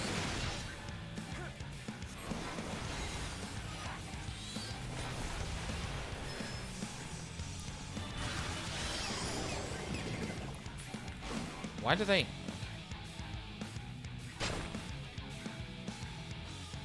Is it the one that's not moving?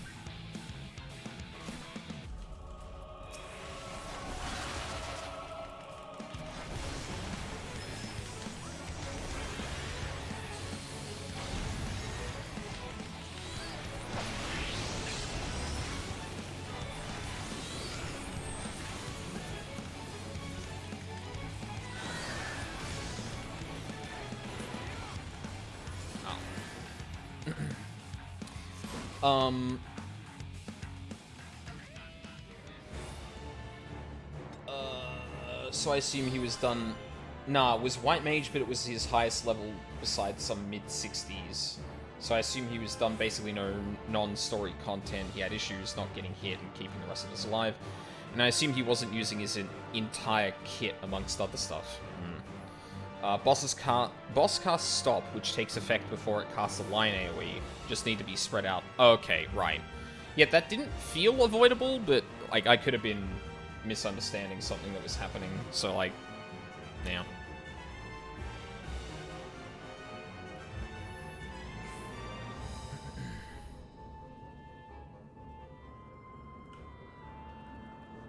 Oh.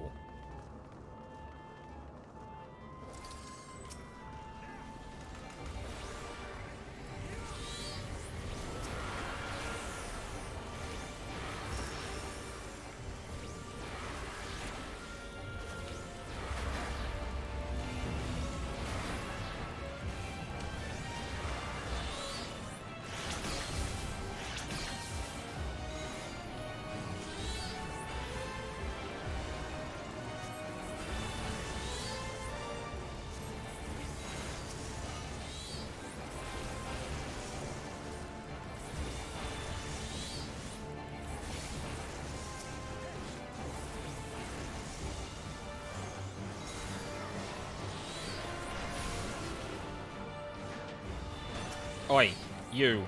Ugly.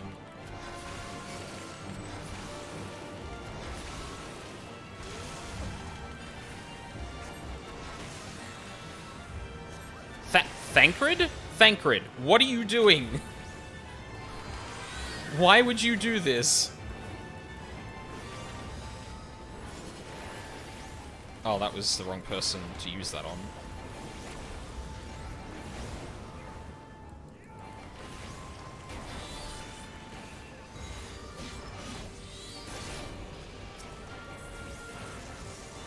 You're mine!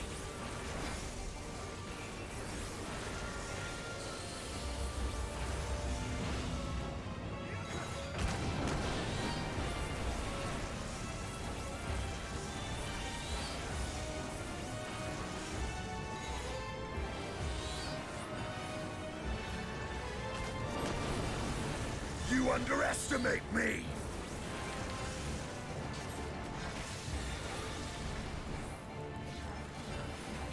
As a rogue gone gunbreaker, I will neither confirm nor deny any confusing pulse. Uh-huh. Oh, wait, there was a treasure thing back there. Hold on.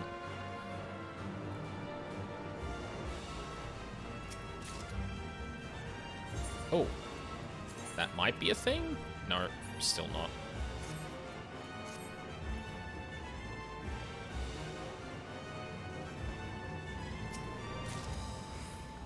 Choker of casting, yeah. I think my stuff is still, like, too high item level to, like, have hit the curve. Or hit the, like, problem point that this expansion will have for power. Oh, this thing again.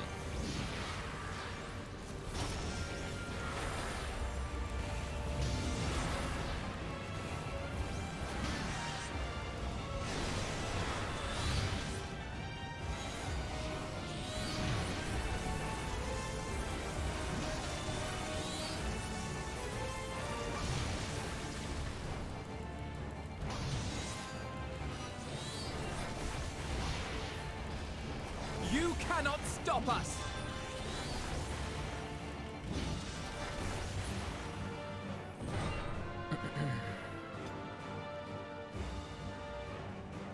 I wonder if we're gonna have to fight all three sisters in the final, in the like last fight. This too. Thank you. You're mine!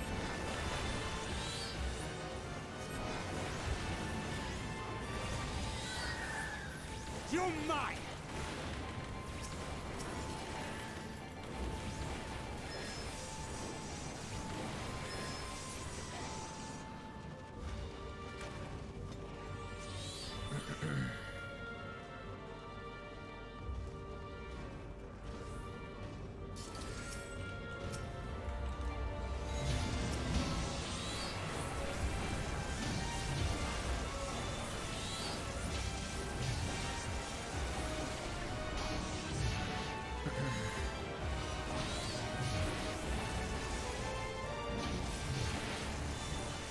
God, that, I really wish you could place, where the Titan Edgy does its, attack.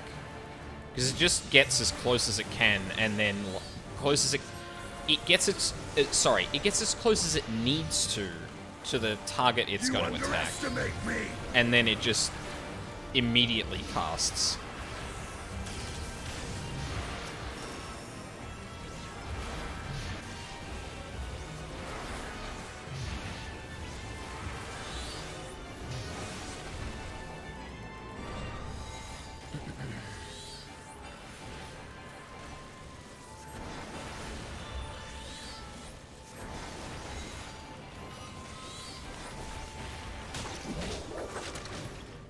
Ugh. That sounded nasty. Well, it's the last sister. No matter the cost, we must protect the tower.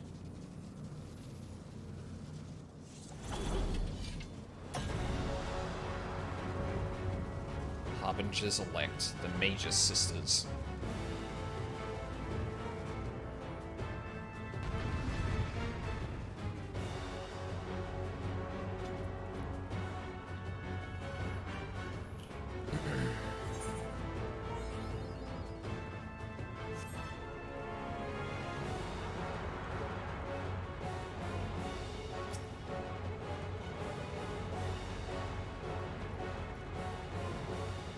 Great, thank you.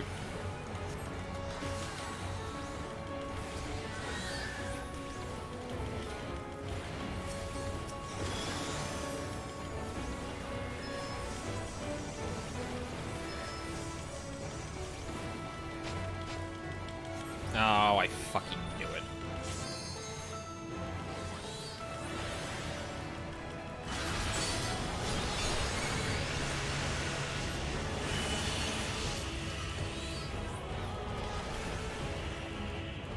Oh god. All mechanics, all the time.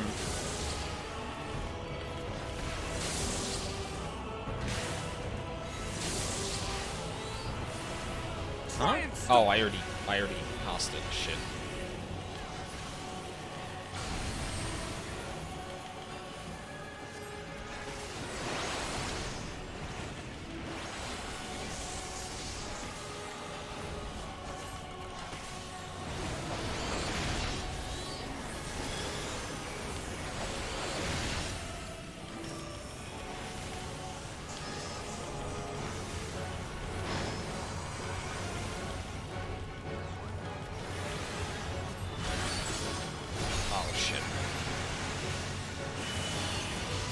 That was also the wrong summon to use here. Fuck. Oh, slide cast don't fail me now. Oh, fuck. Estinian! All or nothing!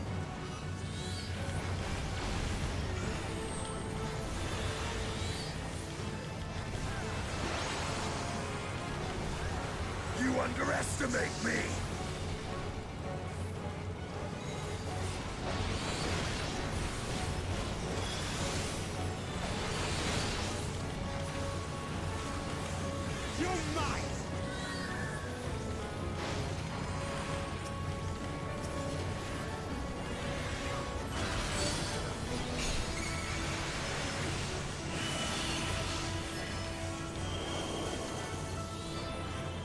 Oh, God.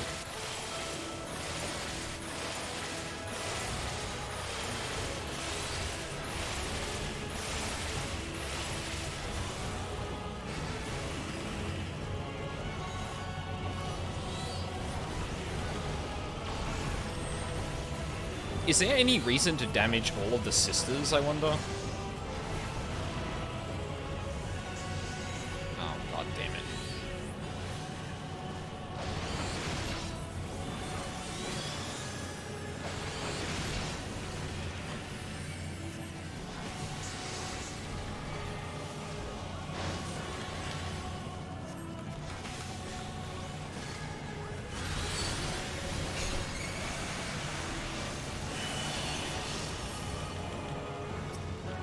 Oh, we gotta kill them all.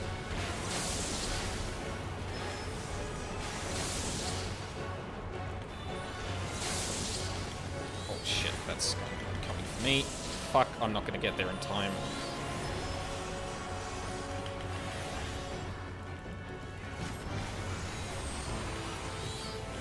You're mine!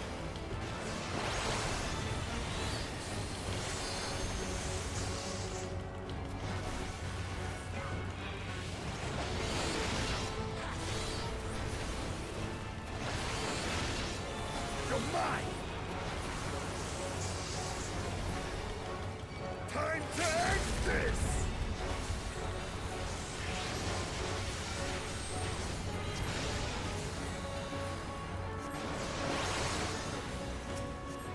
Oh wow, Estinian, like, soloed the last one. Holy shit.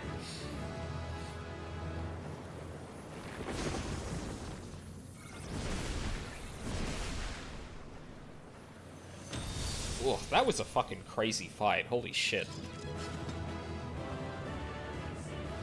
Also a slower victory animation, interestingly.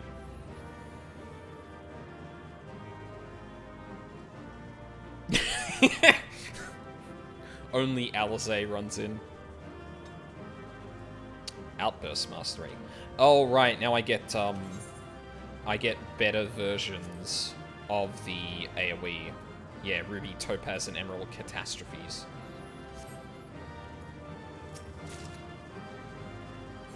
Is that a black mage staff? Oh no, it's a white mage.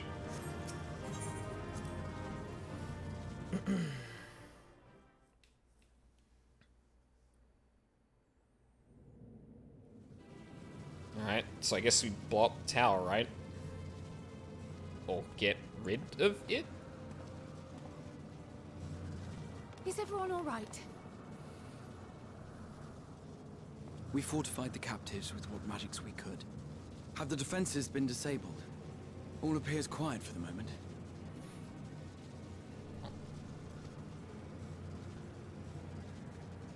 The lower floors were disturbing enough, but this place feels wrong. The ether is heavy and thick, like wading through a quagmire. I believe we stand in the tower's beating heart. What sayest thou, Stola? I see it. Ether siphoned from the land runs up through the spire, flowing to a single point. This is the core we seek. Really? Yet something is off. As large as this structure is, it siphons far more ether than is required to sustain it. Oh, they're channeling it to Garlemald, aren't they? 'Tis as if the core is feeding on the energy, consuming it. I need to take a closer look. Oh. This seems like a bad idea, Stola. Curious. There is something there embedded inside the core. A man's limb.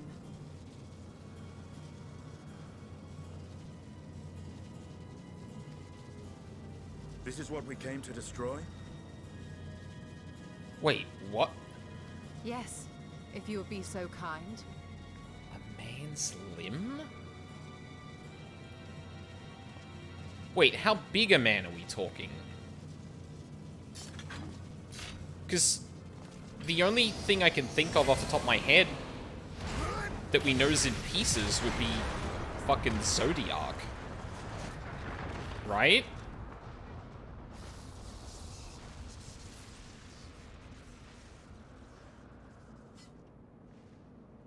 Alright.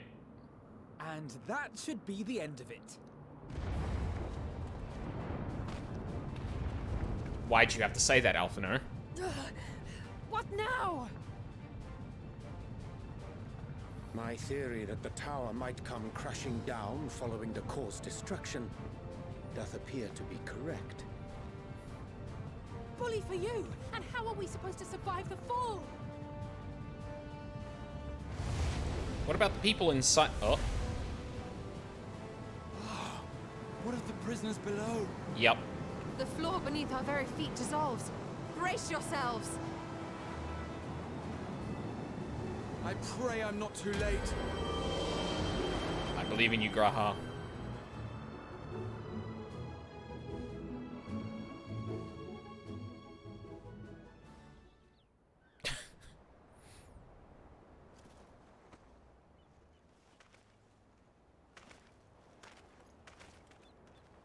Well, that looks like it worked.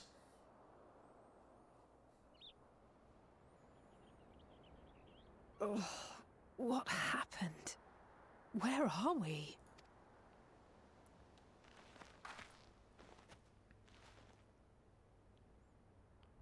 I think you're on the island where the tower was. By my reckoning, we're still on the island where the tower stood. But 'tis as if it never existed. Hardly a scratch. But how? Graha? What did you do?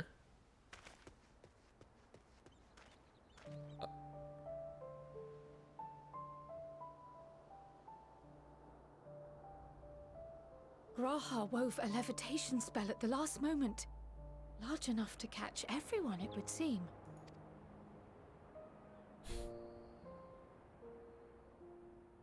God damn. That explains the lack of obvious injuries.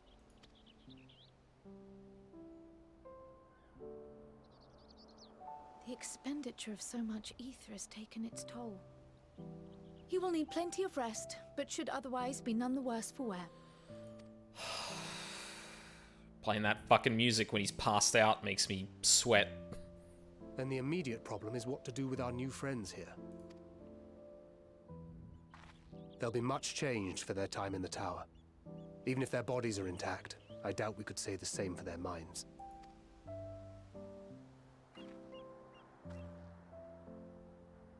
Angelo and I will take care of that. I have every faith in you, Alize, but there are just too many for you to treat alone.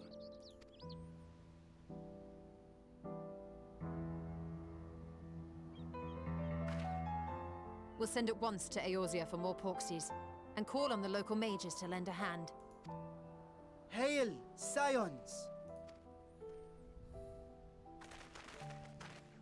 We were watching the tower when it simply disappeared. What happened here? Okay, so that wasn't just us that, like, it evaporated. He's sniffing sand, though. Turn him on his back. Oh, he's fine. The threat is banished, and thy people delivered.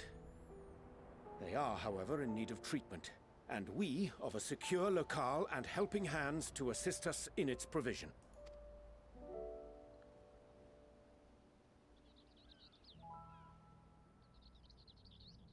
You shall have all this and more. Come, let us convey these unfortunate souls to the city.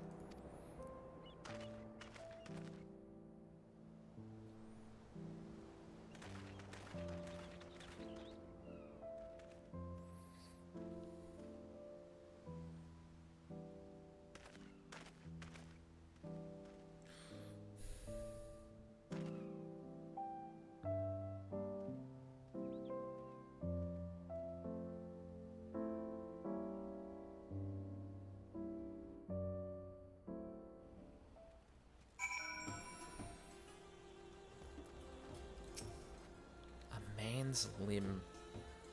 Liberated prisoners are being transported to Razat Han for treatment.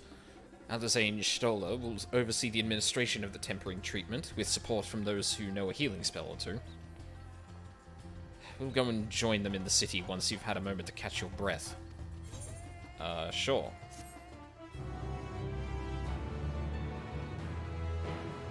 You can now enter Tower of Sodus. The thing, yep. The Jewel of Thavnir. Anchored is rested and ready to set out. Alright, I think we might wrap up a couple more quests and then I'll call it. Had enough rest, have you? You never were one for being idle. Right. Varshan bade us come to Megaduta at our earliest convenience. The others will join us there once they've finished tending to the prisoners. Oh, wait. On second thought, you and Astinian should go on ahead. I need to make a quick detour by the great work. We left Graha in the alchemist's care, you see. Best to fetch him before he's crammed into a specimen jar. True. Just you and me, then. Guardsmen at the gate should wave us through.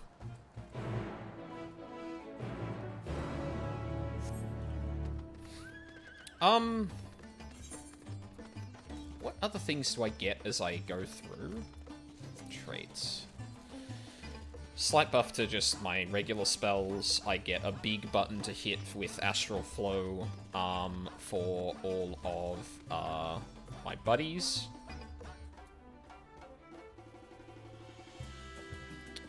I should probably put Astral Flow on my bars, hey? Or on the cooldown bars. Just to show that it's, like, ready to go.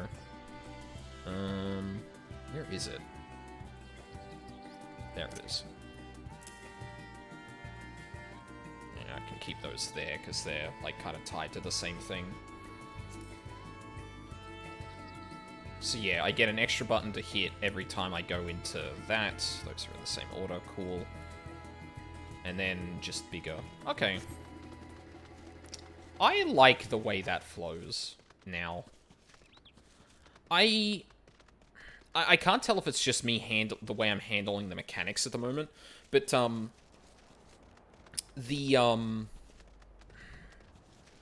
there seems to be, like, a variable amount of time between ending all of your elemental summons and then doing your next demi-summon. It seems to be, like, anywhere between, like, 4 to 2 GCDs. And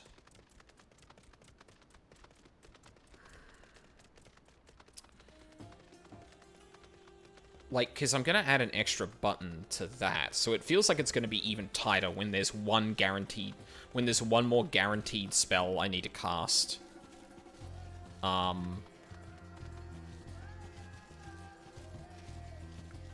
For every summon I make. God, that's actually going to be really tight. I feel like you'd only get, like, 1 or 2 Ruin 4s in a 1-minute cycle. It's actually surprisingly busy. You are making me consider. Summoner looks so cool now. It feels really good, I must admit. Like,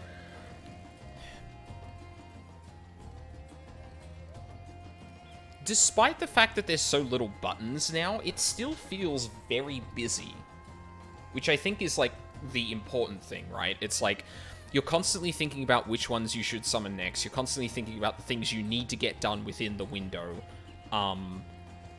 And, like, you know, balancing the stuff you get from Energy Drain. Then getting into Bahamut, then hitting all of the buttons you need to there. Preparing to, like, get to the point that you can start using your summons again, like thinking about the instance you need to fit in when. Yeah, I really like it actually at the moment. It honestly, even at level 80 without like some cool like little additions to it, it feels really nice. Ah, Honored Scions, you are free to enter at your leisure. As I cannot leave my post, I'm afraid you must make your own way. Should you require directions in the city, the sentry stationed at the fountain atop the steps should be glad to assist you.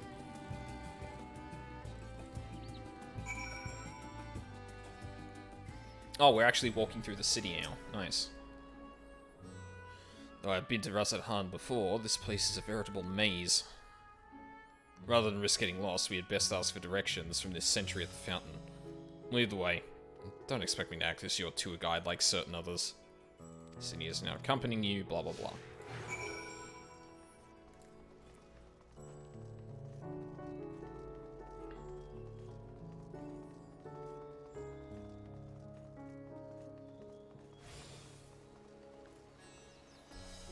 Hi. Ah, Master Aldine, I presume. I understand you are here for an audience with the Satrap. If you require directions to Megaduta, I should be glad to provide them. The Satrap's residence is situated in Dharma, the highest part of Razathan. To get there, I would ordinarily recommend a route that takes you by the bazaars in the city's north. Due to the state of alert, however, most businesses are currently closed and the Aetherite disabled. As such, I provide you with an alternate path. First, please ascend the steps next to the fountain, then continue left. There will be more steps, and upon ascending them, you will emerge on Paxa's path. Proceed through the large door on the right and you will arrive at Ruveda Fibers. Within you will find another sentry who will give you further guidance. In other words, we head up. Sounds straightforward enough. Thank you, Estinian. So I can't attune to the Aetherite just yet, by the sound of that?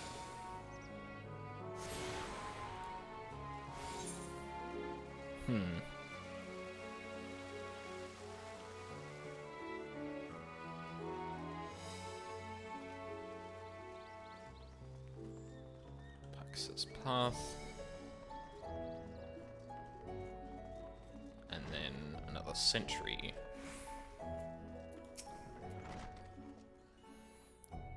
Heading to Megaduta, are you? In that case, please follow this hallway to my right and go through the door at the top of the stairs. You'll emerge at the entrance to the airship landing, where another sentry should be on hand to assist you. Incidentally, if you ascend the steps to either side of me, you'll find the workshops of Ruveda Fibers. Though you're free to observe the artisans, take care not to lose your way.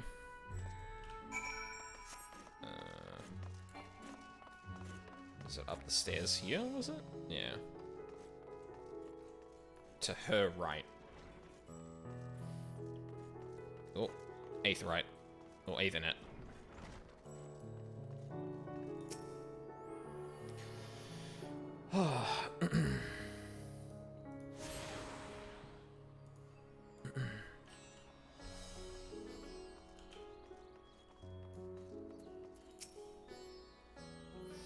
If you are here for an airship, I'm afraid all flights have been suspended until further notice.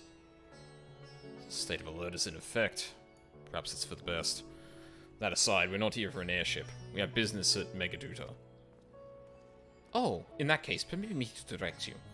From here, it's quite simple, really. Ascend these steps and then continue straight ahead and cross the bridge. You cannot miss it. Yeah, certainly can't. God, this place is really good. Oh, we've got a point to listen to Estinian at. I remember passing by here with Varshan.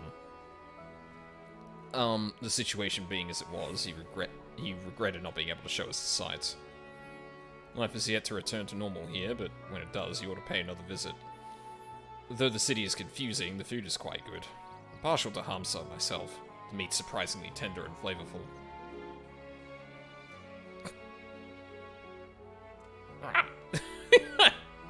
Estinian! Fucking rude. Right in front of the fucking bird, too.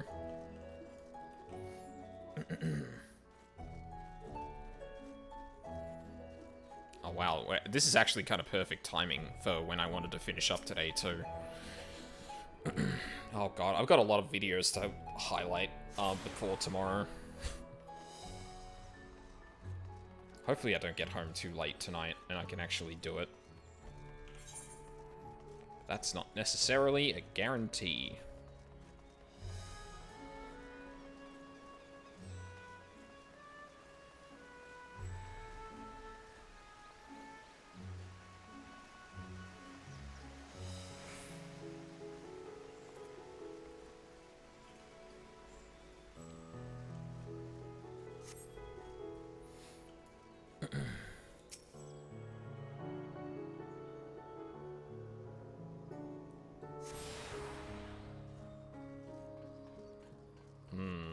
Cutscenes.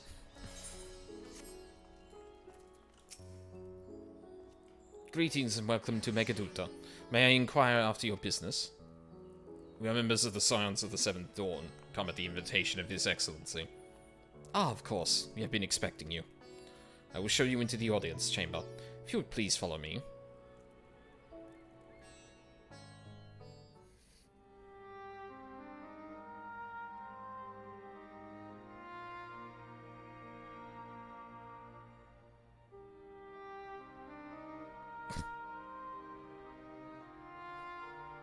Oh.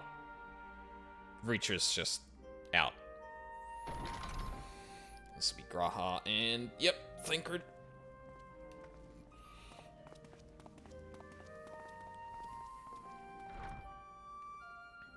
Are we the last to arrive?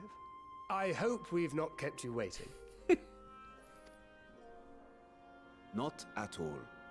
Your comrade is feeling better, I trust.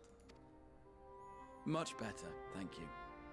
Harness remedies are certainly potent, in more ways than one. One becomes accustomed to the taste, although I hope you never have cause to do so. Pray, take your ease.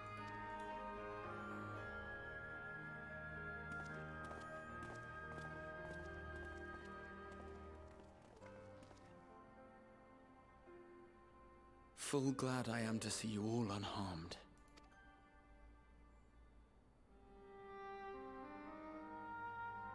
Valiant scions, for your heroism, you have my boundless gratitude. You cast down that dire tower and set free its hapless captives. You cleanse their souls of its corrupting influence. No words of thanks will suffice. In place of platitudes, I offer a bounty of warding scales. Pray accept your due reward, along with the goodwill of Radzatan. Alchemists throughout the land were put to work in the forging of your talismans. The finished ones have been collected, and now await you at the High Crucible of Alchemia. Present this letter when you are ready to take them into your possession.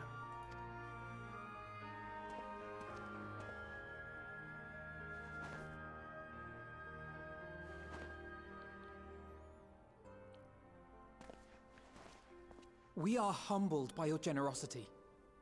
Know that the inventive wisdom of Radzat Han will be vital in restoring serenity to our star. Every single one of those scales came from you, didn't they? You must still be in such pain.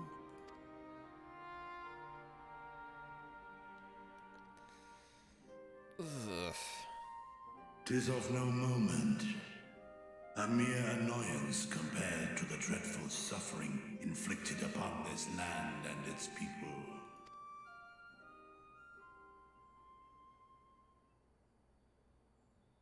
albeit brief.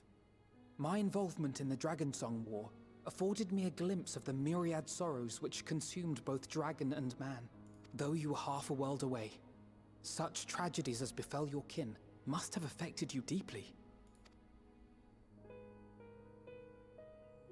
And yet, you chose to live among men. In the age when that conflict first bloomed, my choice had already been made. In some distant place, man slew dragon, and dragon slaughtered man. Yet no hate could I muster for those smiling faces which did look to me for guidance. Not even my brother's righteous rage could rally me to his cause. I huddled here, secret and still, hoping against hope that which I had built would remain untouched by the chaos and carnage.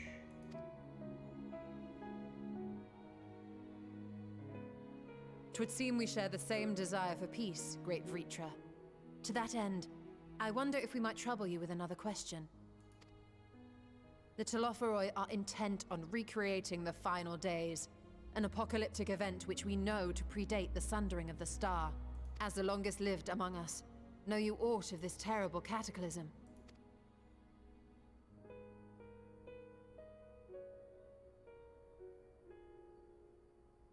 Nay. When war and strife drove my sire from his home, he crossed the great expanse with only our unhatched eggs as company.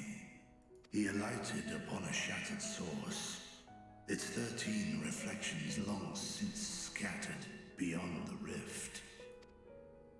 Of events preceding his arrival, he knoweth naught, save that which Hydralin hath deigned to disclose. I see. So again, 'tis the inscrutable Hydaelyn to whom you must look for answers.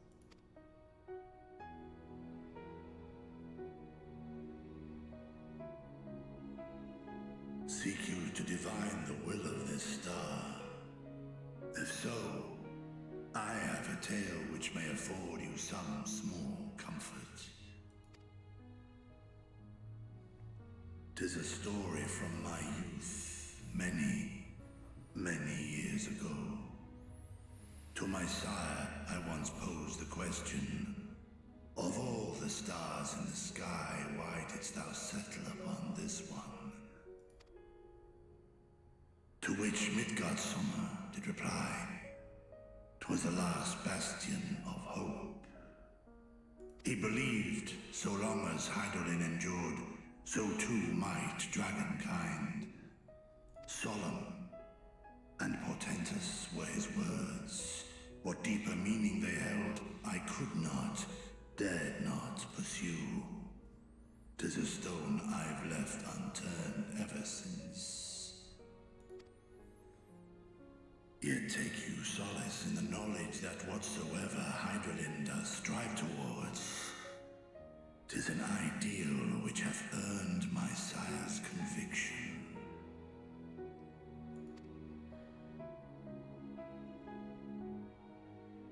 Thank you, Vritra.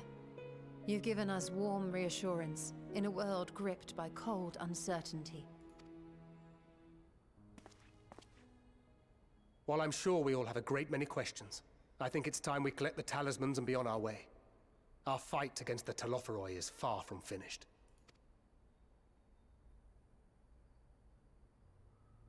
We must take our leave, but please do inform us if we can provide any further assistance.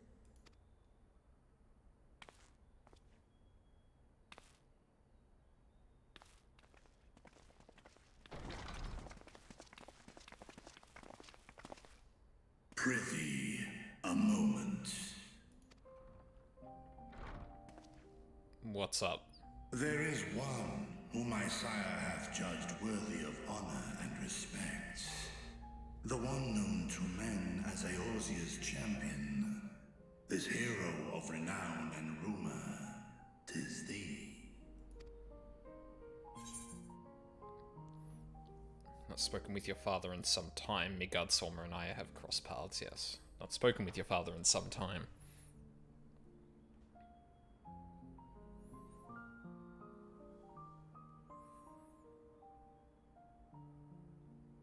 In accordance with the covenant he forged with Hydralin, the stewardship of this star hath ever been his purpose.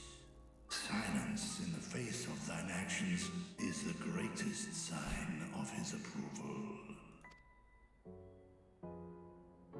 'Twas a revelation most pleasing that thou, a child of man, had gained Midgard Sommer's trust. But alongside mine elation runneth a rivulet of dread. For upon thy life's reel wind too many threads of fate, power, wheel enmeshed with woe. Amidst this tangled knot thou shalt know no rest. 'Tis an endless confluence of forces, a struggle without surcease. More terrible still is the attrition wrought upon thy companions, as they are swept up in the storm of thine existence.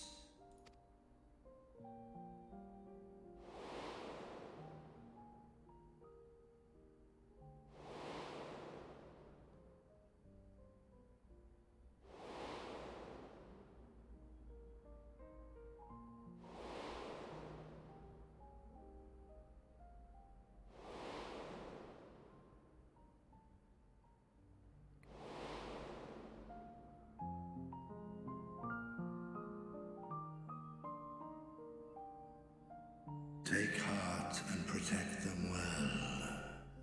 They will be your strength and your salvation. The hope thou wilt need come the end. Even cowering behind my curtain, I know the suffering of the powerful. I have watched my siblings driven mad by loss. Thus do I exhort thee to spare no effort to keep thy loved ones safe.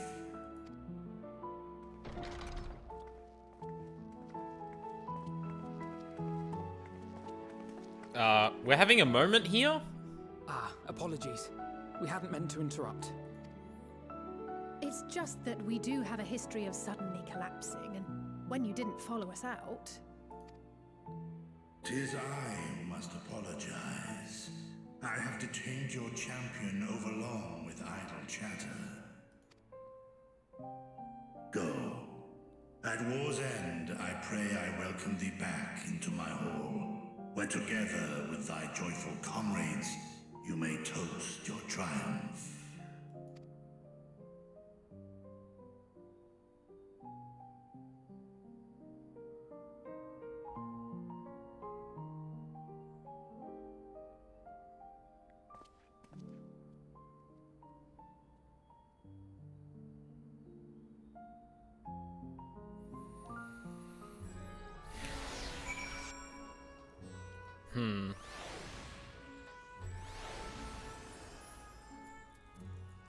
Definitely an interesting note to bring up. Like, the struggle of the warrior. Raises a lot of questions about whether the Warrior of Light wants to continue doing that, I suppose. Although that's not where that conversation really went.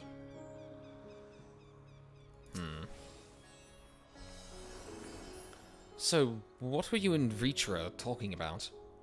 Don't worry about it. Nothing? Very well, if you say so. The others have gone ahead to the High Crucible. Let's catch up to them. Color of Joy. Archon Loaf, fuck. No, I'm gonna end it here. Cause, yeah, I'm gonna head off in 20-25 minutes. Yeah, damn. Endwalker good. Endwalker good.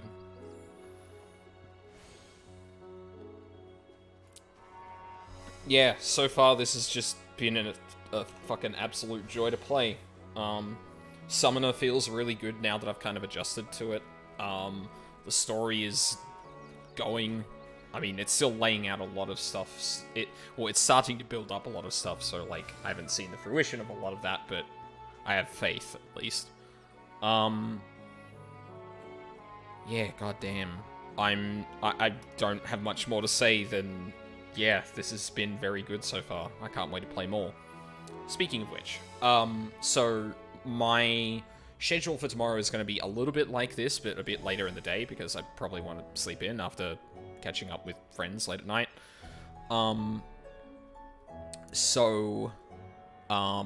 Yeah, I think I scheduled for around 11 AM.